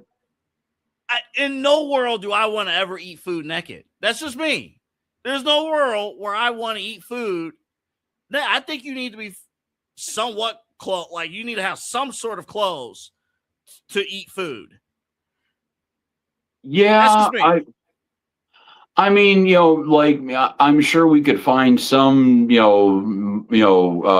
crackpot to get a guest on, as to, tell us the benefits of eating in the nude, because that's what our ancestors did back in the day, and so on and so forth. Back when the life expectancy was, 28 years old. But yeah, I'm sure we can find someone that will do that. I mean, we can, we see with the current, health administration, we can find anybody who can back up any health idea that you want. Bro, ain't that the truth? But yeah, we don't need to do that. We have invented clothes for a reason. I think we need to wear them in most of the time anyway. I agree with that. One more story that you had on your airwaves. That kind of is like, wait, what? Buc-ee's, right? Buc-ee's. Yeah. So what's going on with so Buc-ee's? First off, we're here in Ohio. We don't have a clue about Buc-ee's, but those who have traveled outside of Ohio, you want to explain Buc-ee's? Yeah, and actually, like, full disclosure, I think when I came back from Disney in March, I was planning on doing something about the gloriousness of Buc-ee's and how great of an establishment it is, and the brisket's amazing, and you can pick up pretty much anything you want there as long as it has a Buc-ee's logo on it. But yeah, Buc-ee's is, for those, we have one in Ohio, we have one in the Dayton area, but it's kind of like a Walmart meets Sheetz kind of thing. It's like a southern front, like, we're talking, not just a gas station, but 100 pumps. And we're not talking just a mini mart. We're talking almost a mall size situation where, again, you can get hunting gear to T-shirts to brisket to normal road kind of stuff. You can get, Buc-ee's T-shirts. You can get, pretty much anything and everything there, and it's a fun spot. It really is. I had a good, me and Nikki, again, we went down there, and one in Georgia, and we had a great time. But the issue is that apparently they are so litigious. They make Disney and Michael Buffer look comatose. They love to sue people. And what they sue for is copyright infringement, is intellectual property, basically with the name and the logo. Their logo, for those of you, and I actually thought I had a sticker around here somewhere or something. It's a comically douchey looking beaver in a yellow circle. Okay, so we won't show it here because we might get sued. That's honestly, that's good enough. Honestly, I would be worried. Yes, I would be worried about anything with that. Again, Disney holds nothing on these guys, and they're suing everybody and anything that has a name or a logo that's close to anything with Buc-ee's. Now the problem now, and John Oliver, one of my favorite guys on HBO on TV, period. He did kind of an expose blasting this. And as that was happening, they put in paperwork to sue a convenience store in Beaver Creek, Ohio, which I think is about in the Dayton area. It's like about a half an hour away from, I think, where that location's at. But it's not on a highway. It doesn't sell gas. Like it's been its own thing, and it's also been open for about 15 or 20 years. It's been open for a pretty long time. And it's in Beaver Creek. It's Beaver Creek Mini Mart, I think is the name of it. But the beaver's the problem. They're suing the beaver. They're suing, all this kind of stuff. Mike DeWine's come out and said that this is not a great idea. Most the community has come out and rallied around them. I think there's a GoFundMe involved for legal fees, because that's what they do, is they don't care if they're right or wrong. They have all the money in the world, and you're a mom and pop convenience store in Central Ohio. They got the lawyers to kick your ass in pretty much any way possible. And what they're trying to do, I think what Buc-ee's or what the Beaver Creek community is trying to do, is give them enough of a pad for legal fees and anything like that. So yeah, I mean, right when Buc-ee's was really trying to expand up north, I think they've only gone out of Texas about 10 years ago. They've been trying to expand around the country and everything like that, and now they're kind of being known as the greedy corporation who is beating the hell out of companies that can't even put up a defense. The owner of that Beaver Creek Mini Mart, though, that's getting sued, he had a quote to local news saying, "This is how I feed my family. I don't know why they're trying to stop that." Like, I mean, that's about as bad as you can get with public. I'm just trying to figure out with them, like, they got all the money in the world. They got this huge corporation now. Don't they have a PR voice in their ear saying, "Hey, this might not be a great idea"? But what they're depending on, I think you said, you hit the nail. Like, they're depending on the mom and pops to just not have enough funding themselves for legal fees and things like that. And then, hey, we'll buy you out, basically. Like, let us take over. We'll give you a good payday. Have a nice day. But there's got to be somebody PR wise in their ear that says, okay, for every dollar you make that way, you're going to lose 5, because there's hashtags going all the way around social media, boycott Buc-ee's. I think, it's a situation that the local community does not want them there anymore. They're not getting that business they're taking hits about this. And Ohio's not the only place this is happening. Like, this is not the only mini mart that's kind of getting hit up like this. This has been this is kind of big enough for John Oliver to, take a break from his soap opera career and do, a piece on this one on HBO on Sunday night. So, like, this is a thing that they got to deal with, and sooner than later, it's going to cost them more than it's going to help them, if it's already had. Yeah, and that's a story. I'm glad you're on it. That's a story to keep track of, especially they're trying to expand a new market. Some of these, businesses, like, you try to pull some stunts like that, like, you're gonna run into one.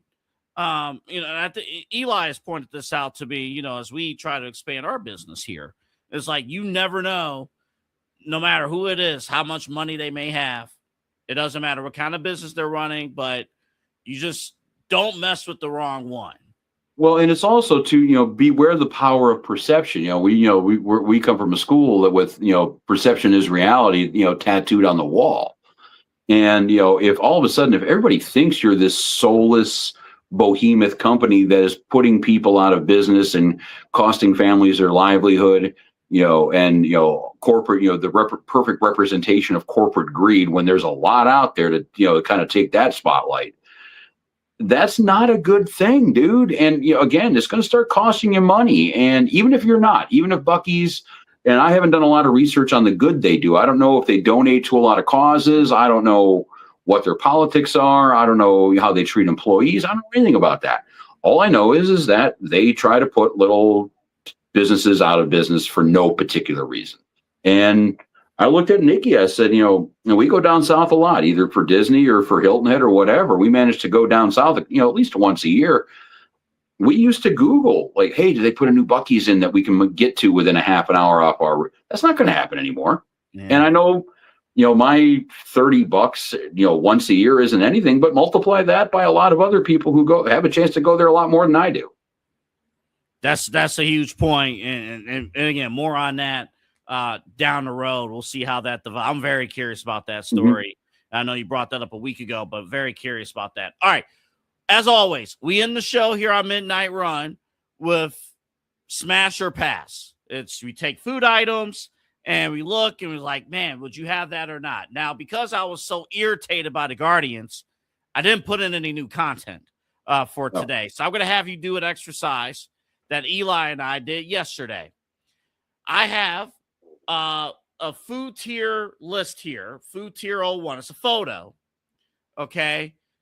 And your job, Rob Rosicki, is to rank from tier 1 to tier 4 your item of choice.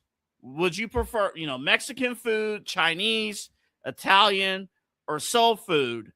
Tier 1 being the best, tier 4 being the least likely.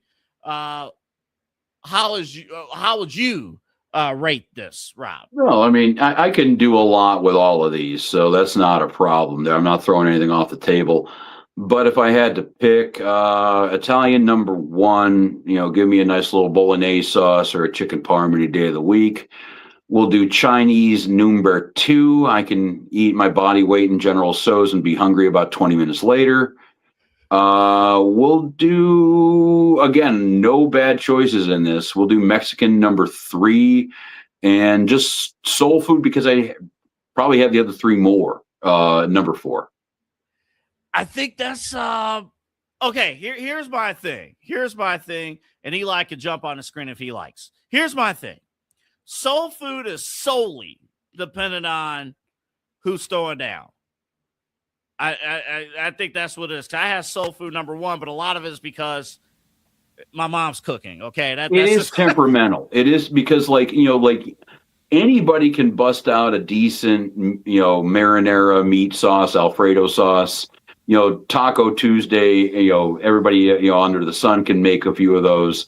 I have General Tso is pretty much General Tso everywhere on earth, but soul food has the biggest. Yeah, you can screw that up probably more than the other 3. Look, if there ain't 4 cheeses in that mac and cheese, Rob, we don't want it. We don't want it.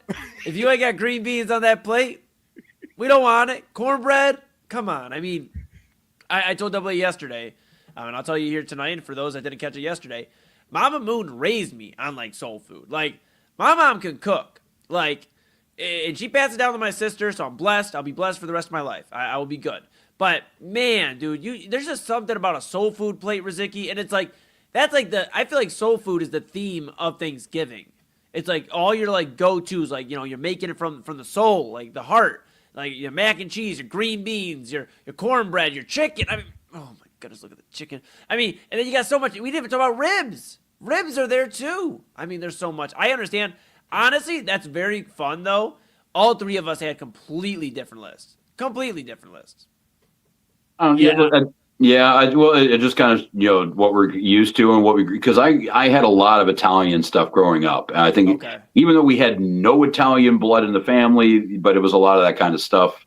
Actually, too, goulash, too. We did a lot of that area of the world, too, because, Polish and German. But give me Italian any day of the week. That's pretty much my go-to anywhere. So that's the hardest to screw up. See, I don't think I was talking with Kyle Cornell about this photo. We taped the Side Hustle Wrestling podcast earlier, which you can see at 8:00 later today, 8 a.m. I don't think the Italian photo does good justice for Italian food. I think you need maybe some more sauce. Maybe a little bit more because it looks a little bland to me. That the photo that we have on the Italian. It may not be doing us any favors here, but look, AA Rizicki started talking about goulash, and my stomach started grumbling because I haven't ate much today, and that's Papa Moon. I talked to him earlier today, and I know we got to get out of here in a second, but I'll be quick with this. Papa Moon, he's I told him, and I didn't mean to say it to hurt his feelings, and he understood where I was coming with. I said, look, Pops, I said my mom, and my sister, they're A+ cooks. You get out of their way in the kitchen. If they ask you for an extra seasoning, you go and use your tall body, you reach up, you grab the seasoning, you get the hell out of the way. They are A+ cooks. I said, Pops, you've improved over the years. You are a solid B- to a B cook. That is where you're at. But, yeah. You can't say B-. At least say B, pump them up B+. Oh, no, you I'm a can't say tough B critic. minus. I'm a You tough critic. apologize I'm a to tough him tomorrow. critic. I will. You know what? And I felt bad after saying it, but he said, I understand, Eli. You know, compared to those that you're comparing me to, that's where my rank would be. Now, against others, we've seen Worst Chefs of America and all that other stuff. That Bob Moon is probably a B+. Let's be real. But one of his best meals, to get back to the goulash, is goulash. I mean, he calls me up and he'll be like, hey, you know, I know you're out and about. You think of some goulash? You know, make a big pot of it. We'll have it for the next day or two. Yeah. Or, you know, you can't go wrong. Italian chicken parmesan. You know, you can't go wrong with some chicken parmesan and some garlic parmesan noodles. Oh, that sounds good. Oh, that sounds dude, real good right now. I'm not even gonna hold you. My goodness, but I don't know. So Riziki, yesterday, just full disclaimer. Yesterday, I did Chinese number 4. I put Italian number 3. I did soul food number 2 and Mexican number 1 is how I had my list. Okay, yeah, as I said, there's no bad choices in any of that. I mean, there's probably items in all 4 categories I wouldn't have, but no, there's no bad style in any of that. We're not like throwing out Indian food or anything like that. That just, you know, okay. But Dude, yeah, we're good. Dude, they ask you about the heat levels on Indian food, like, you know, and they're like, how hot do you want your curry? I'm like, not hot. Like, to the point where my sister's like, you got to try some. You'll enjoy it. My little brother, you'll enjoy it. You guys understand that Frank's Red Hot, if you're listening to Frank's Red Hot, we'd love to have you as a sponsor, but Frank's Red Hot sauce is literally hot to me. Like, whoo, I need like 2 bottles of water with it. It's like that hot to me. So curry and the spice levels, I'm cool. No, and it's one thing when like you're expecting it. It's another thing when you don't expect it. Yeah. That is the worst. Like, oh, we're gonna get something a little hot, and it's ghost pepper. Oh my goodness. Yeah, it's like, you know, chugging what you think is a glass of water, but you realize it's vodka about 2 gulps in. Yeah. Man, bro. That happened to me once in college. Look, I'll leave with this. I know we're basically out of time. I'll leave with this. Riziki, I know you were taking care of business the one day when our bro Jack John was in town. But I'll tell you this. I'm going to bring it back to us here for a moment. I got to get rid of the old picture here. I know it looks so good. All right, back to us. But, Riziki, so Jack John had a big plan. You know our bro from Minnesota. He goes, I'm going to get everybody. I'm going to order a wing that's super, super hot. Like the hottest one on the menu at a local establishment that we go to quite a bit when Jack John's in town. And the panic, the pure panic on Double A's face when he ate this wing. I mean, first off, Double A's not really supposed to be drinking milk all like that. Drank so much milk. The guy the waiter took the milk because it was a quarter left. He was going to get him another one. He's like, no, don't take that. Do not take that milk. I need that milk and then more milk. It was so funny. I was the only one that didn't do it. I told Jack John, I said, look, dude, I literally just watched you order that. I'm not doing it, bro. Like, I'll literally have to go sit in the car for the rest of the time. So, yeah, I think, not my thing, man. I'm more of a savory, sweet, something like that.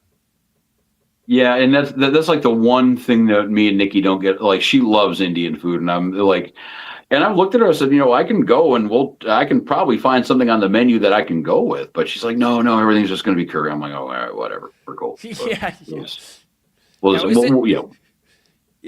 Since 2015, Riziki, Double A, we have not been curry fans, so I can understand. No, and again, I like spicy when there's flavor with it. I could care less about the hot level. If it's spiced with kick and it has flavor, then I'm in. Like, cool. Yeah. That's cool with me. I don't need no atomic ghost pepper, challenge just to win a T-shirt. I'm good. This is the blow your bathroom up 3,000. You got to try this on your wings, Double A. Oh man, we're out of time. Rob, how can people find you, buddy? Well, you can find me on WTAM 1100, either 7 to 11 with Dennis Maniloff, or after Guardians games where we're bitching about no hitting and not that timely a bullpen play. You can also find me on the main event on Sunday nights. Yeah, I'm doing that every week with these two schmucks. And then you can also hit me up on Twitter at RobOn1100. And that's where I'm at right now. And just kind of yelling about sports and general political stuff and all of that kind of stuff. So good to go. Also, folks, when you watch Main Event on Sunday night, you wish Rob Riziki a happy birthday. That's right. No, everyone picked that up. I didn't say words to any really, but okay, cool. That's right. Yeah. That's right. We don't forget. We've known you for 11 years, bro. We don't forget. Come on now. Yeah, it also helps too that Facebook can tell you too. Well, yeah, that too. Well, Oh no, I don't have that excuse anymore. I do not have that excuse anymore. That's true. That's true. Double A actually has been Facebook list for 2-3 weeks now, almost a month. I think it's been a month since I've been off of Facebook. Was it before Moonbash? Yes. Yeah, I guess. Holy smokes! All right, They're still reviewing my account. Yeah, okay. Send us home, Double A. Get us out of here, man. Well, one of us will win first. It'll either be Facebook or me. I might fire up my MySpace account again. Who knows? But for Rob, thanks for Rob Rozicki joining us on the show. For Eli Moon, Double A Anthony Alford signing off. Hey, guess what? We're back here tomorrow, 11:30 here on Midnight Run. The radio voice of the Cleveland Cavaliers, Tim Alcorn.